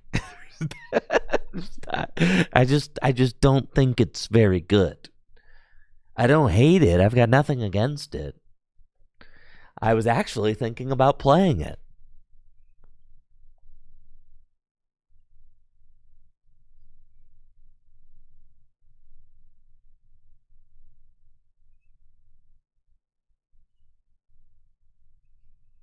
I know Ross Coffin loves Ceruledge. We're not. I don't know that he loves it, but he's been playing it.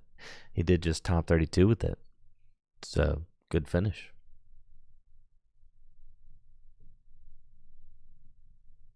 But I still stand by my opinion that I do not think the deck is very good.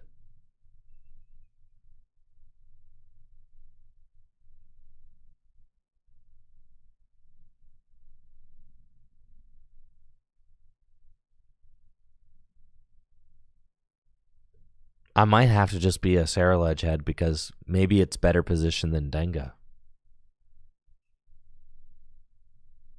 The problem is if they just have Briar, then they win. That's kind of a major issue.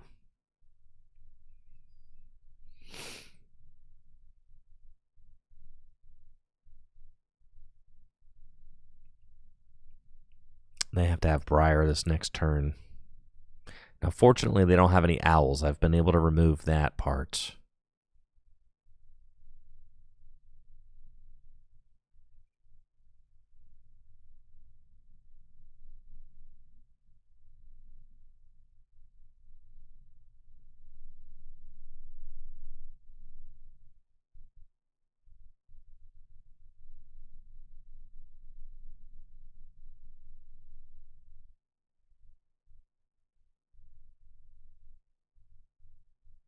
I got all 4 in there.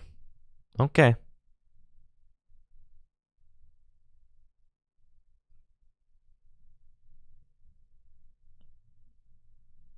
Gotta find one, right? There's one. Beautiful. There's 2. Now we're chilling.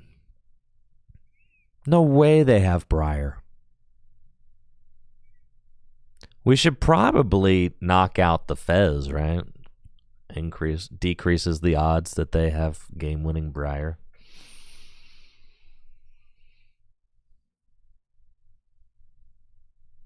Seems like the most righteous angle.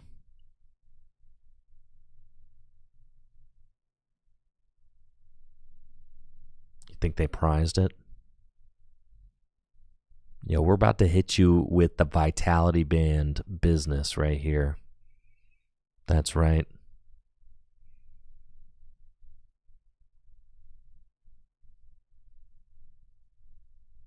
Feels powerful.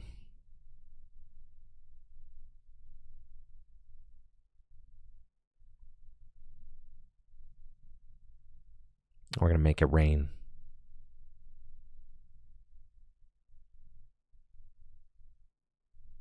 No shot they have it here. No way, folks. No way they just go Briar. They would never do that to me. If they Briar here, I'm never playing Goldengo again. Never playing it again. If they just Briar, we're putting the deck down.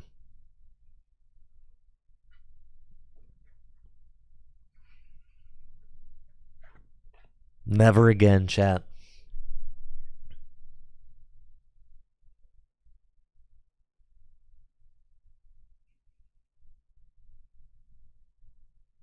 Use the basket against Pull and Grimmsnarl. Seems like that's a... Never playing Goldengo again if they Briar.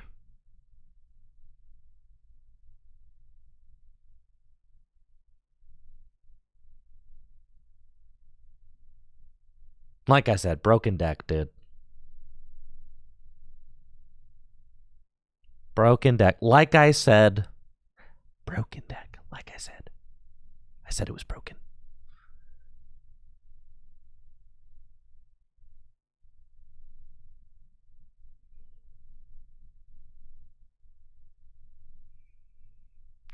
Just that easy, folks.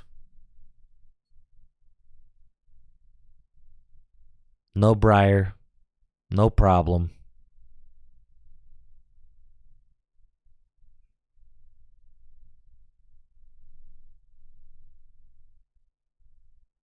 Just like we drew it up. The perfect dub. You make it rain for 300. Skadoosh.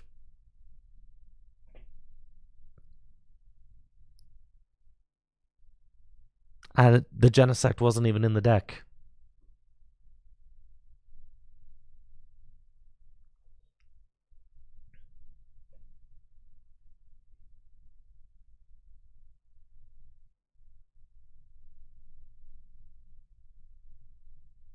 Oh yeah, guys, I leveled up to level 100. Sorry, it happened off stream. It was a very exciting moment for me in the privacy of my home. I got to level 100 and immediately got bought back down to level 1 or whatever. It was sick. Any new customizations on the Pokemon TCG Live worth having? Any new hats? Swag.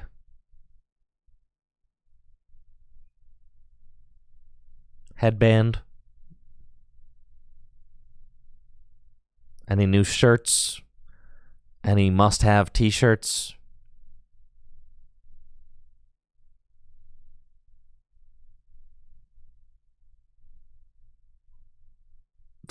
Swag. Swag. Swag. Oh yeah, swag. All right, the shirt's fine. This shirt's fire. All right. What about any new pants?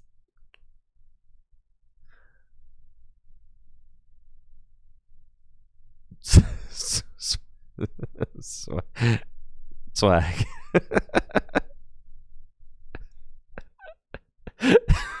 Not with the slides, dude. Oh man, I'm feeling excellent. Thank you, Captain Jeff, for that sub. I appreciate you in the 13 months. Thank you.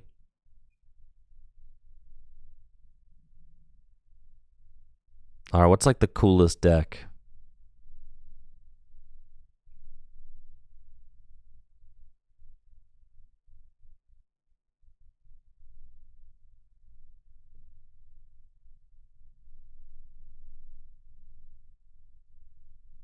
What if you hit him with the old, Diplin?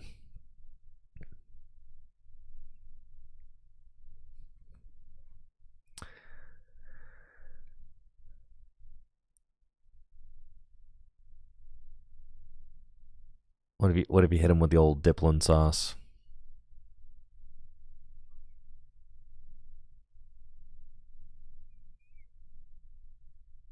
You think I'm gonna win with Diplin?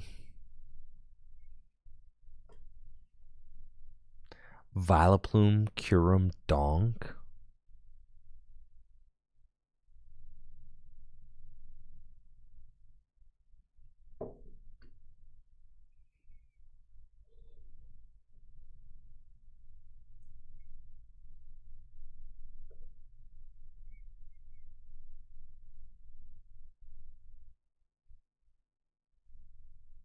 Diplin's a deck. This deck kind of speaks to me.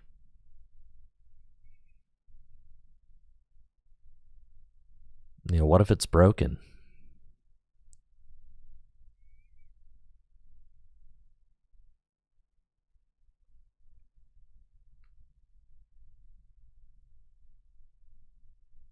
Yo, that's what's up, Robert Rupert. Thanks for stopping by the shop. I appreciate it. Looks like we're up against Mega Absol with the Diplin Spice. We've got a fine-looking opening hand going first. Turn 2. We just let them have it, Go ahead, do it. Just do it. Penny yourself. They think that Cornerstone's going to get there? Yeah, right. I've got the tech, dude. I've got the tech for the Cornerstone. You think that 2 Cornerstone can beat me? Think again. Not to mention you've got 5 other prizes online here.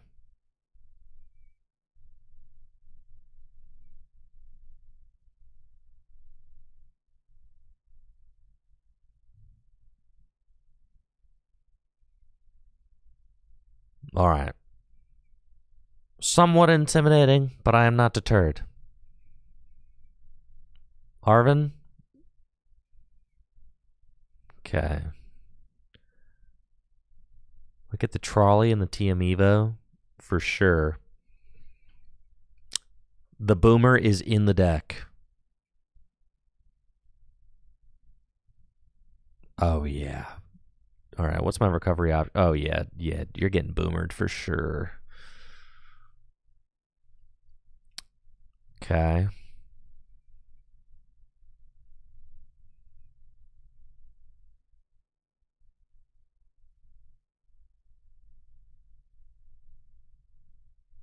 Seems cool.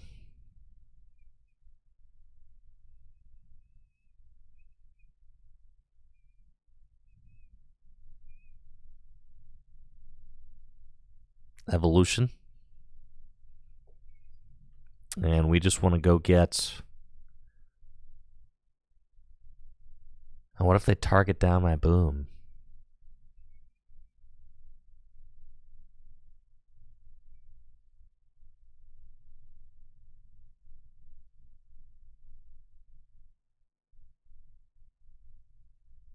That's fine. Let's do that.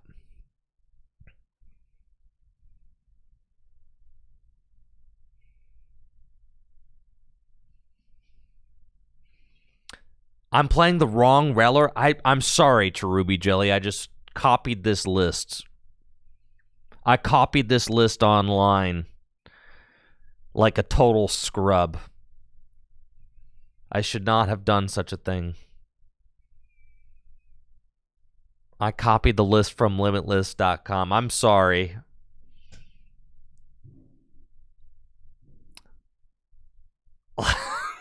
Lock in. Dang, dude, I'm getting demolished out here. Does this deck play counter catchers? It really should. God knows you're going to be losing.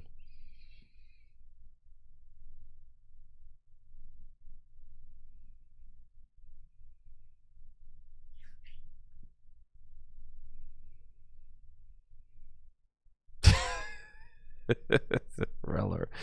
Okay. There better be a counter catcher in here. I'm so mad. There's no freaking counter catcher. Why is there no counter catcher in here? It's like the one thing that you're supposed to have in this deck is a counter catcher. All right, there's Brave Bengal. There's one Night Stretcher and one Lily's Lana's Aid. Okay, we're gonna go get the Reller. Okay, Boom Boom Groove. I feel like I just need to go draw more cards. I shouldn't try to like attack or anything. I should just get more stuff, you know?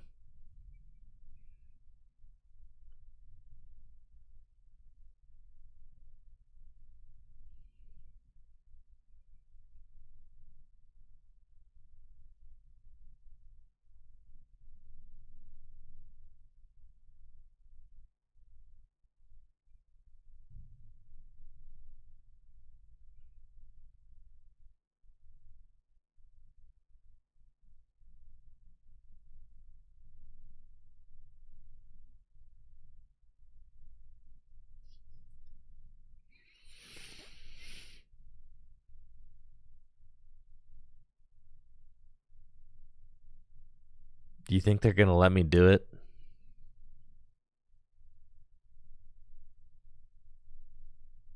We just get to black belt the crap out of them. That's insane.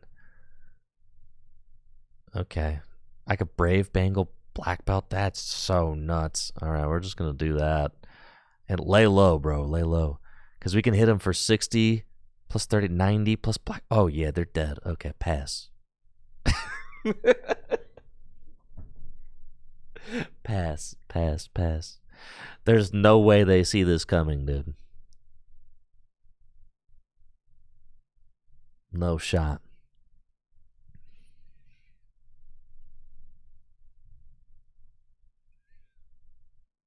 And they can't even one-tap me with this thing. You just lose. You're getting fried right now. Okay, here we go. You know it's bad when I promote the thwacky. That's how you know. That's how you know your goose is cooked. I'm going Brave Bengal. I'm going Grass. I'm going Festival Grounds. I'm going Black Belts Training. I'm doing drum beating. Get absolutely wrecked, my guy. All right. Yeah, give me 2. Thank you. That's right, dude. That's freaking right. Hit me for 140. Go ahead.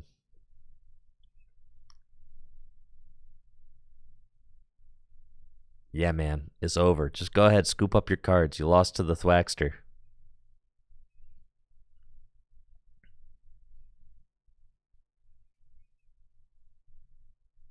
You did. Boss's orders. You thought that was gonna get you there.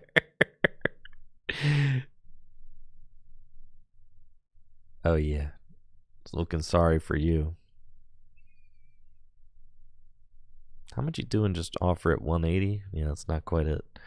I hit you with the back-to-back. Back-to-back black belts. I can't even. I can't, dude. I can't. It's killing me. All right. Yo, hit him with the drum beating.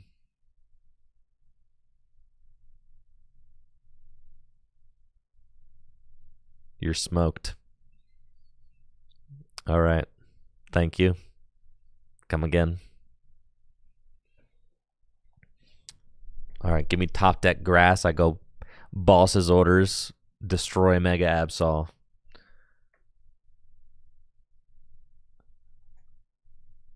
Yeah. They're getting farmed high key right now, I would say.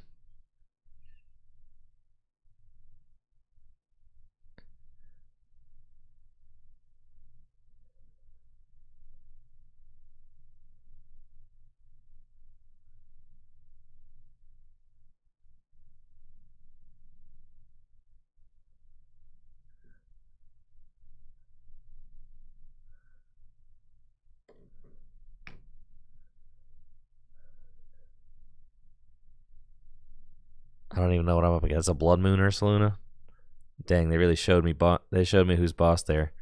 Okay, well, thankfully I've got the Sea King. Oh, but I got no no Thwackies. Okay, he's got 310 hit points. That's way too many HP. All right, we got the bug catching set off the top. That's pretty big. All I need to do is hit. Yeah, we're just gonna hit it. Okay. Those are the two cards that I needed for sure. And then I win.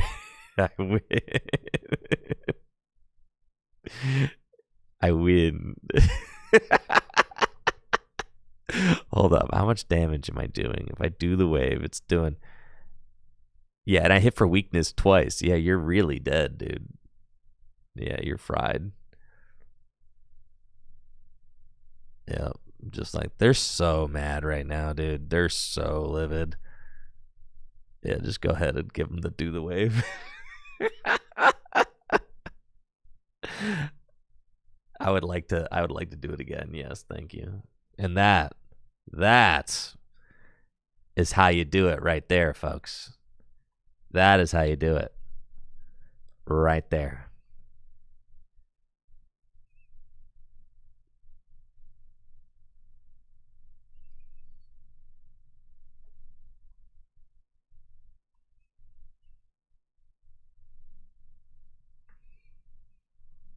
Crazy.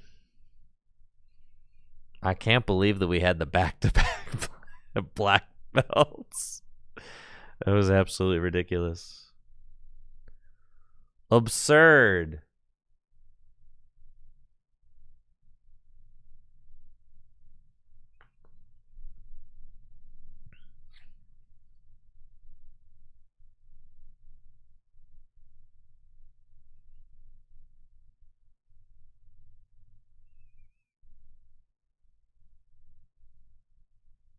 I don't believe that we're ever beating like a Dragapult with this, but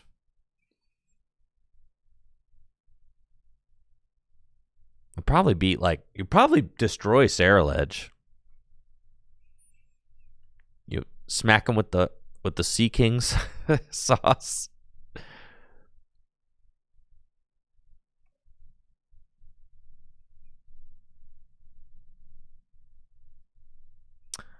Oh man. Yeah, I think the game is falling apart, chat.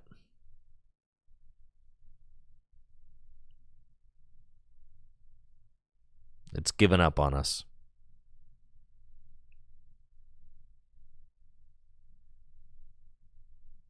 Yo, Stevens Metagross? I've been thinking about Stevens Metagross. I have. Card's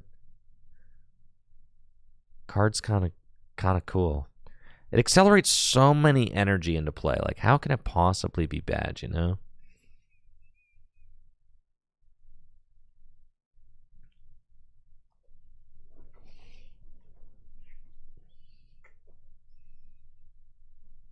It accelerates like a psychic and a metal. He's got a ton of HP. All right, the Stevens Metagross matchup seems horrible for us. I don't think that we can win. They resist grass. First of all, that's unfair.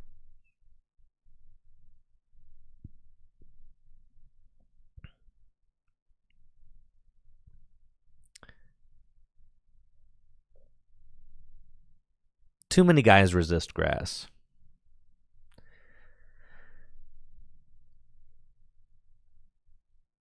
Too many guys.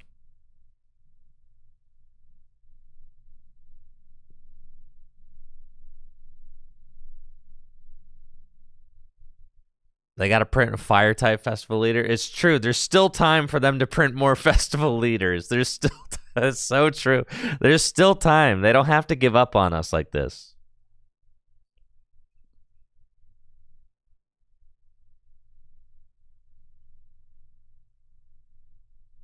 They don't.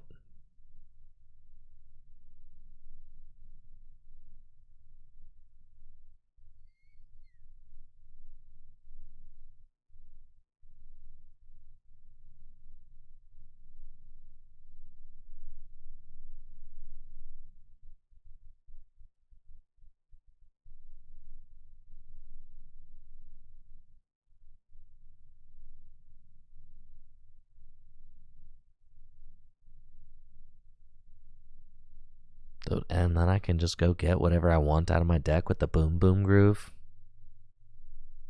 Too powerful.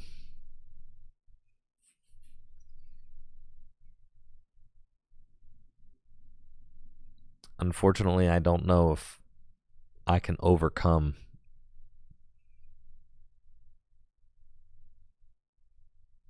how absolutely sorry this matchup seems.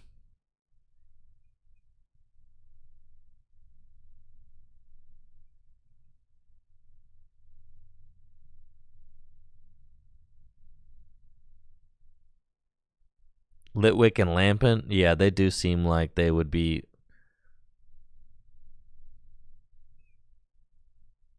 They would be down to lead the festival. It seems like.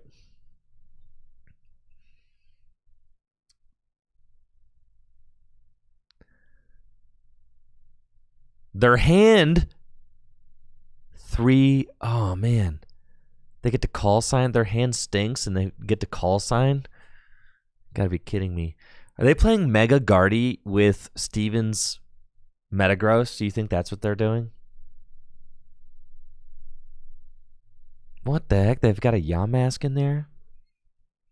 Stetcher Crow says you're playing against me. Well, hello, Stetcher Crow. Hello. All right, let's freaking get it, dude.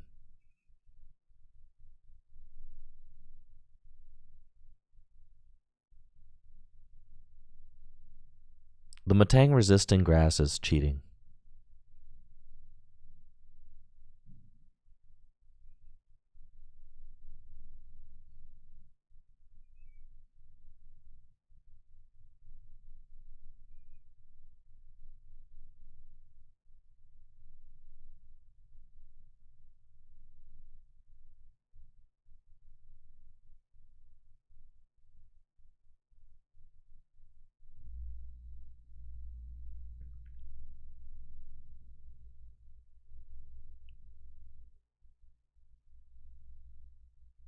I feel like I just am kind of chilling here.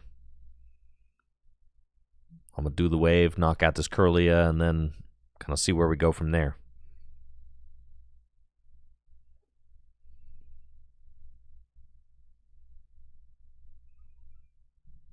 I will take my prize card. Thank you. Then they probably send up a Matang. Joe Beldum? Oh, I get to knock out this guy. Let's go. 2 prizes.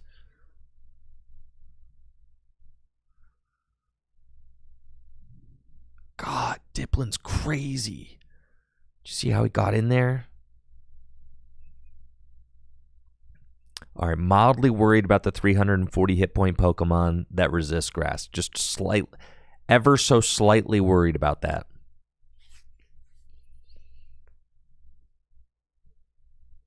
Only slightly, though.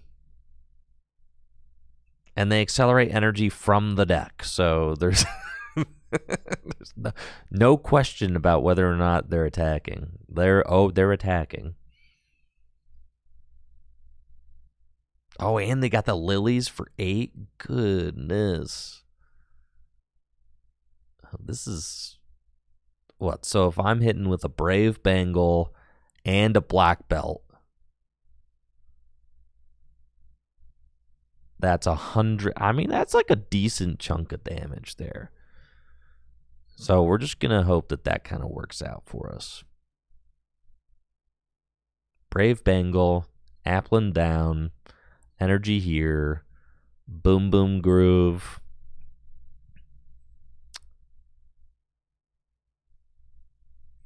Gonna get one of these. Boom Boom Groove.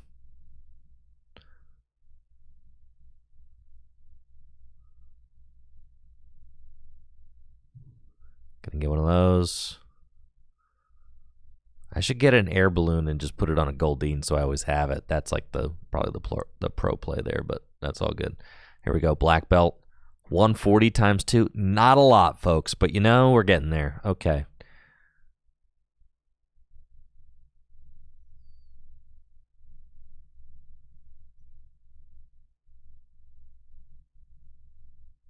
All right, so long as he doesn't do something like Turo,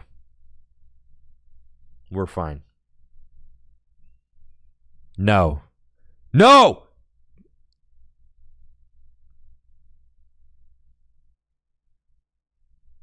No! No! not the extended Demogregus. This is horrible. How am I supposed to beat this? This is unwinnable garbage.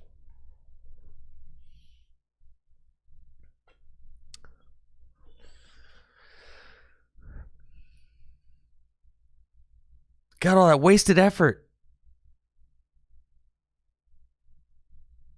It's fine. I'm going to knock him out with Sea King. Yeah, you're going to wish you never did that to me. Oh, don't knock out the Thwacky. I mean, okay, that's fine. Eventually, they'll run out of Cofagrigus. I'm going to go Lana's Aid.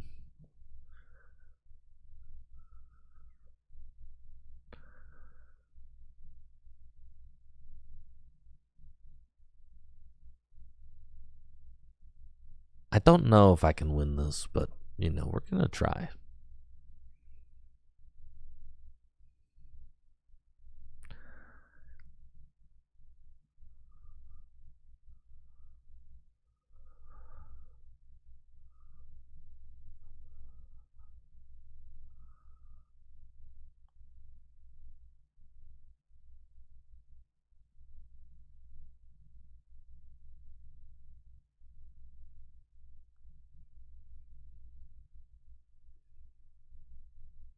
I would like to festival lead. Yes, thank you. Do the wave one more time. Thank you.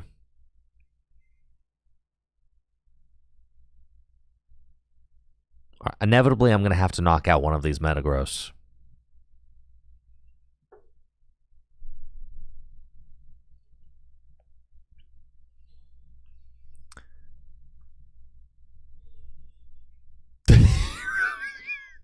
Heroes game, dude. Oh, why am I so cooked? It's not possible, man. It's not possible. You're too big.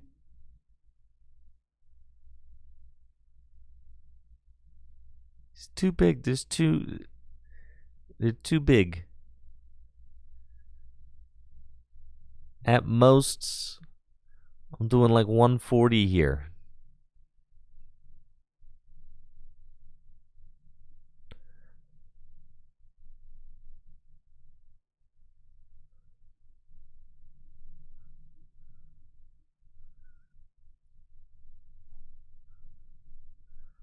What do I actually got in this deck?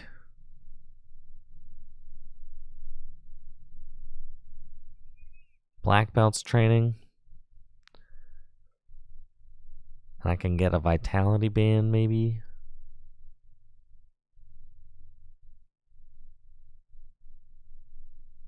Let's just go get the Thwacky.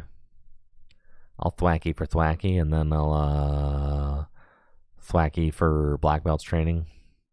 Yeah, I think I'm just fried. There's nothing. Nothing to be done about this. Oh yeah, this is getting ugly. 110 times 2, that's so bad.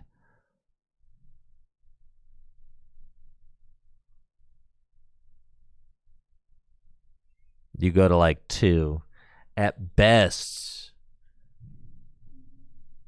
Yeah, there's no way. All you have to do is just metal stomp.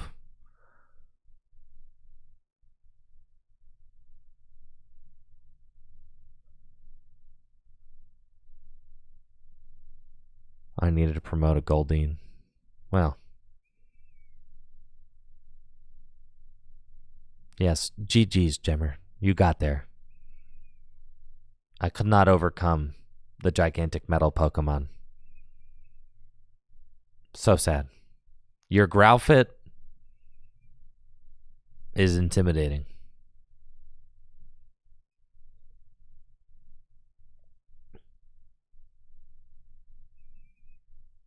It was a very intimidating Growlithe.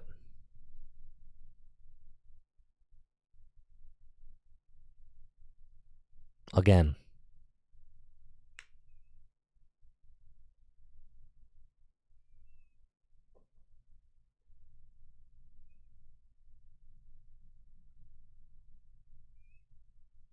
All right, I've got this dub. Easily.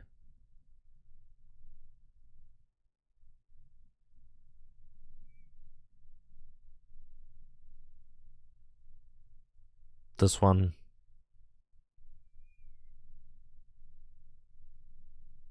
We're going to absolutely eviscerate a meta deck.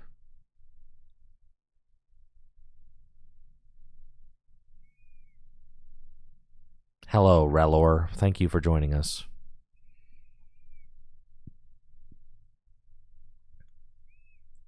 Oh, yeah, dude. They're destroyed. I know exactly what to do in this matchup.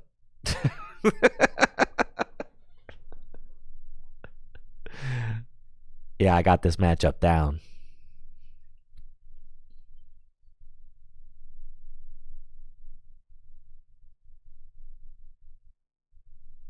Okay, so we want to go probably bug catching set first. Cool. And then Buddy Buddy Poffin.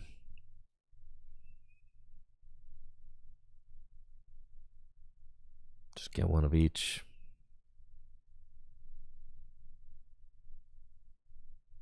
In case I find TM Evolution.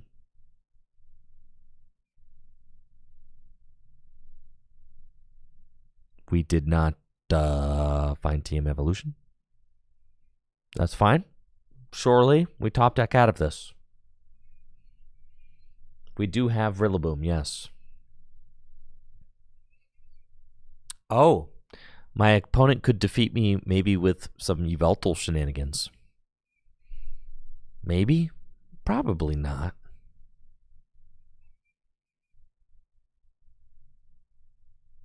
Nice. Thank you for the Iono. I'm not that worried about Yveltal, right? How are the next 6 cards still so bad? That's crazy. This deck is a pile, dude.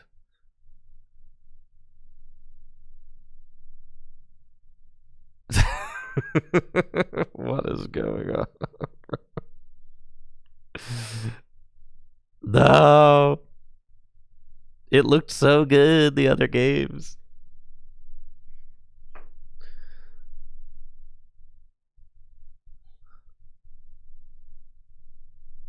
Lilies for 8? God, I wish that were me. Okay, the thing is, I've seen so many bad cards in the last, 10 cards that the next card pretty much has to be a good one.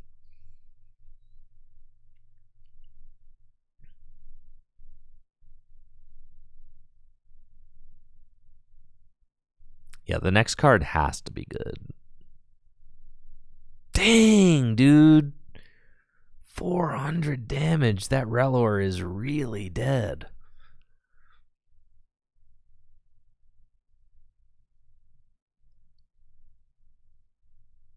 There were a lot of good cards I could have drawn there.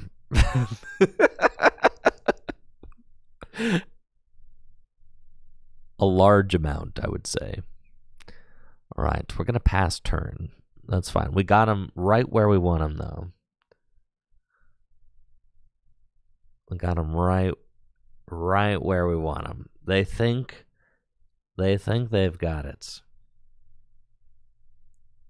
But they have no idea. About to come screaming back. Any second now.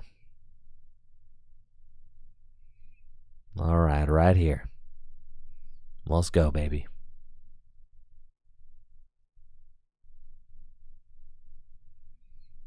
Top deck seeking. This is so cursed. Like, so cursed. All right, I think I can't win anymore.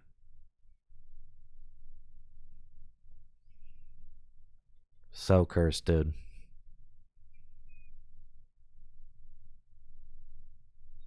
It's not worth it, guys.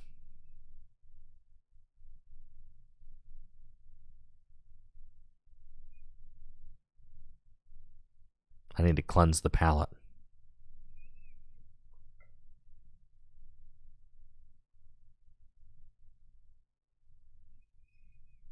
Why is my opponent's face gray? Was my opponent's Growlithe not actually a Growlithe before? It's just that it was grayed out because the game is breaking. Is it because I've been playing it for too long? The game knows.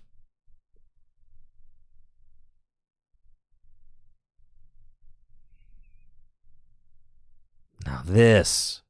God, I feel so alive.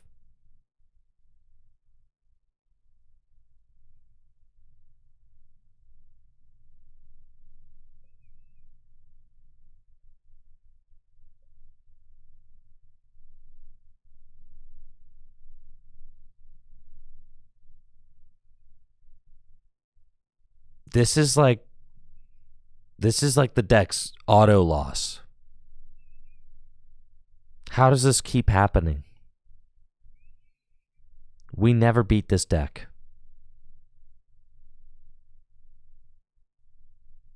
I don't think so anyways. Doesn't he do like 260?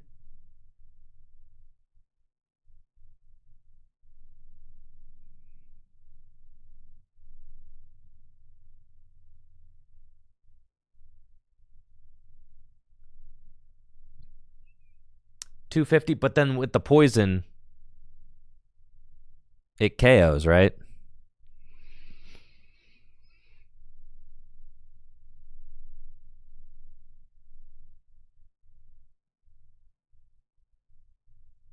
Do you want to go Mega Lucario? Dude, Mega Lucario would go so hard. Mega Lucario, dude. Mega Lucario, bro.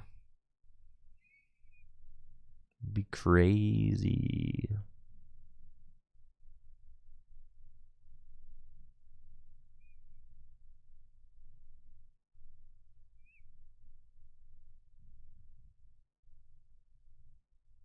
Well, guess I'm using Superior.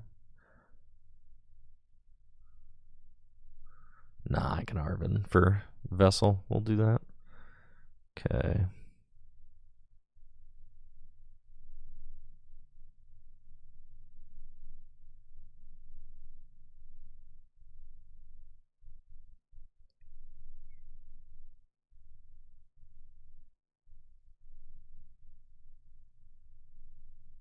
I don't think the Vitality Band really matters in this matchup.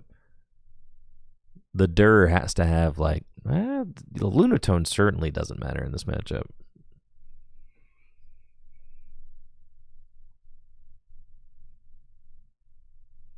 Alright, we can, like, maybe do this.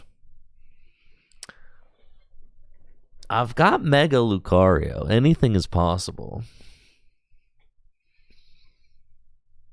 And the backup, so I could definitely win this, dude. I can definitely win. Oh, yeah.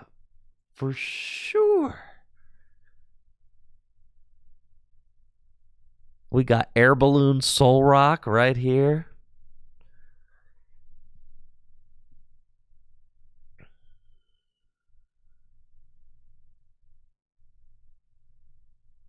TJ Reversed asking, do I think that, could there be like a Cinderace deck that kind of, you play 4 Cinderace, maybe 3 of like a Pokemon? I've thought about it. I don't know that. The thing that made Greninja break so good was that the deck could operate without Talonflame. Yeah, dude, the deck could operate without Talonflame. That made it very good.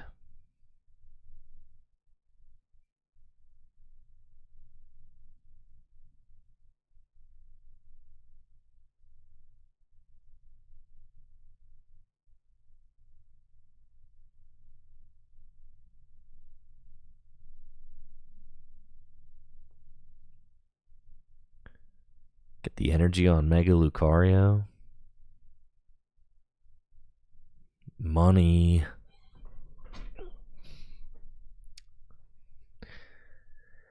It also was a totally single prize deck, right? So I don't know. It was different. Different time. Yeah, it was 4 Talonflame with a 3/4/4 Greninja line. A 3/4/4/3 Greninja line, I think. It's crazy to say a 3/4/4/3. Yeah. I think that's what it was.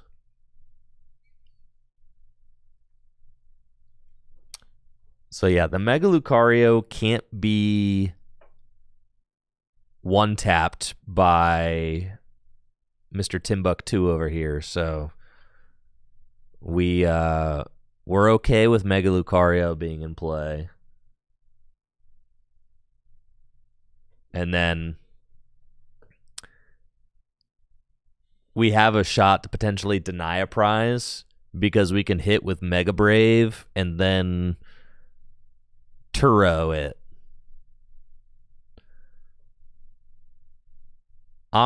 We definitely win. The crazy thing about Goldengo is you can beat all of these meme decks now. Like, you can beat Alakazam, you can beat these decks because Solrock just hard carries.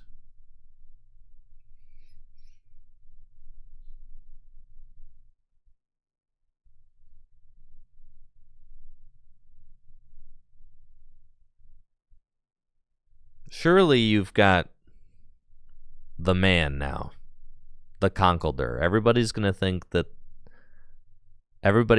you're a paid actor if you don't attack me with Conkeldurr this turn. Nobody's gonna believe that you're a real person if you don't hit me with you gotta hit me with the Dursky. I'm sorry, I don't make the rules. You have to. You have too many cards. That's crazy, dude. That's absolutely cool. Well, now you just definitely lose.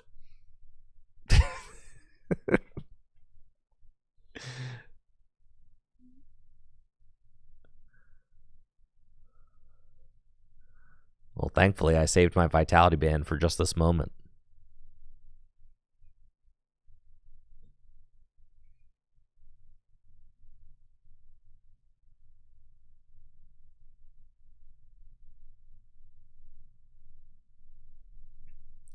Do I think that full ability lock like Shadow Stitching or Garbotoxin would be too oppressive in a format like this? No, I think it'd be great. Nice to mix things up.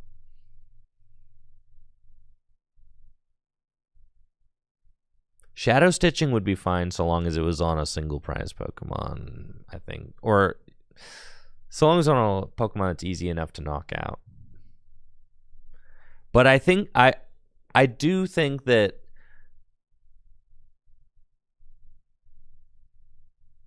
yeah, I think it'd be fine as long as it's on a single prize Pokemon.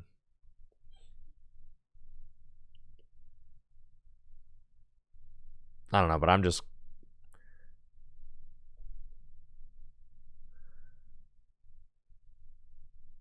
thinking. No, they have bonded. I've seen him.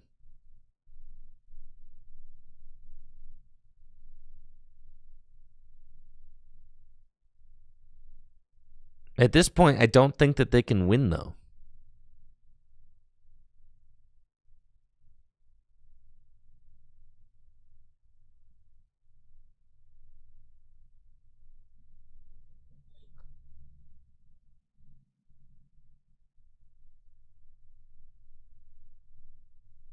What ways do they have to move the brute bonnet?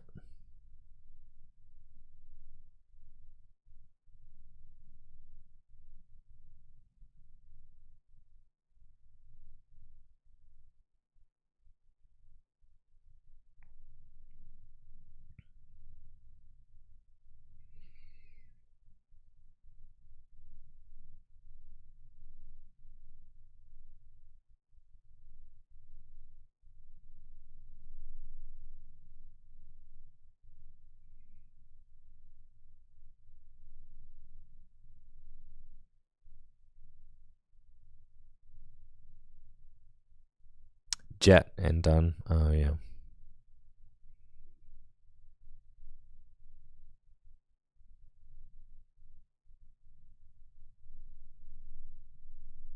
Like at this point, yeah. I just go smack here for 270. They fail to return KO. I can go Turo scenario. I guess if they Iono me, that could get a little sketchy.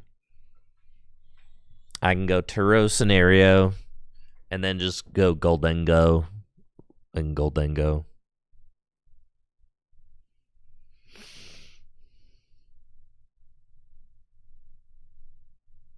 Do you think they can do 340? You think they Mochi plus Premium Power Pro? Am I getting wrecked, guys?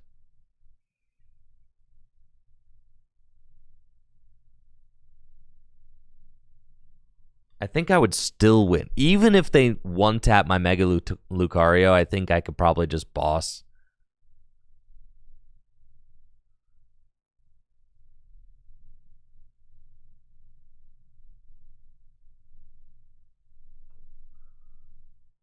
Premium Power Pro plus Mochi plus Kieran. There's no way they have all that. Come on now.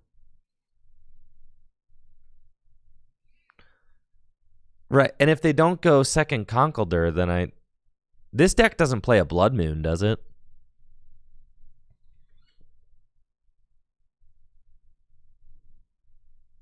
Oh, I'm cooked. I'm cooked, chat. It does play a Blood Moon? Well, that's fine. They should have never put this Dunsparce down. That was a very poor play on their part, but that's okay. I'll take it.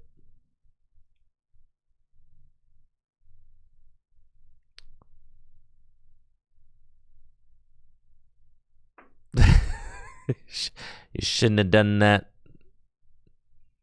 He's just a boy. You shouldn't have done that.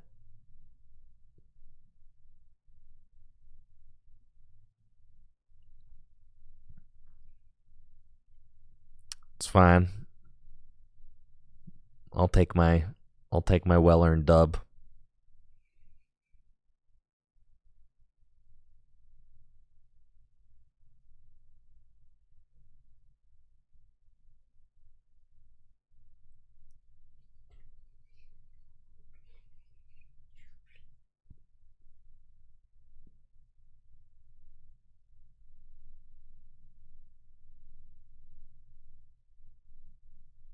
Well, that was close. Okay. I'm never putting Lucario into play against this guy again. That was a lesson I learned the hard way.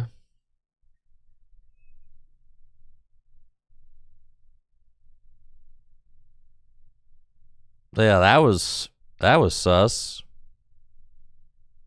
Doesn't really matter, but you know.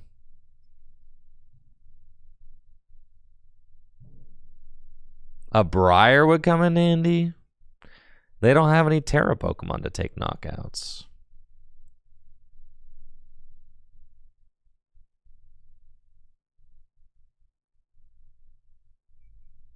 I'm just going to coin bonus all over the place real quick. Infinite money. Let's go. Infinite. All right, folks, I got to work on my Milwaukee vlog for YouTube. And then I am also working on the next Tricky Hideout video, so that's going to do it for the stream. Thank you so much for watching today. I will be back tomorrow night with Gym Leader Challenge League nights at Full Grip Games. Make sure to check out the Phantasmal Flames set release 6K doubleheader. Jesse and I are going to be testing Phantasmal Flames on tabletop the next 2 Wednesdays. So that's what we got coming up. And then I got GLC League night tomorrow nights, Milwaukee vlog, and Tricky Hideout video on the way. Y'all have a great night. See ya.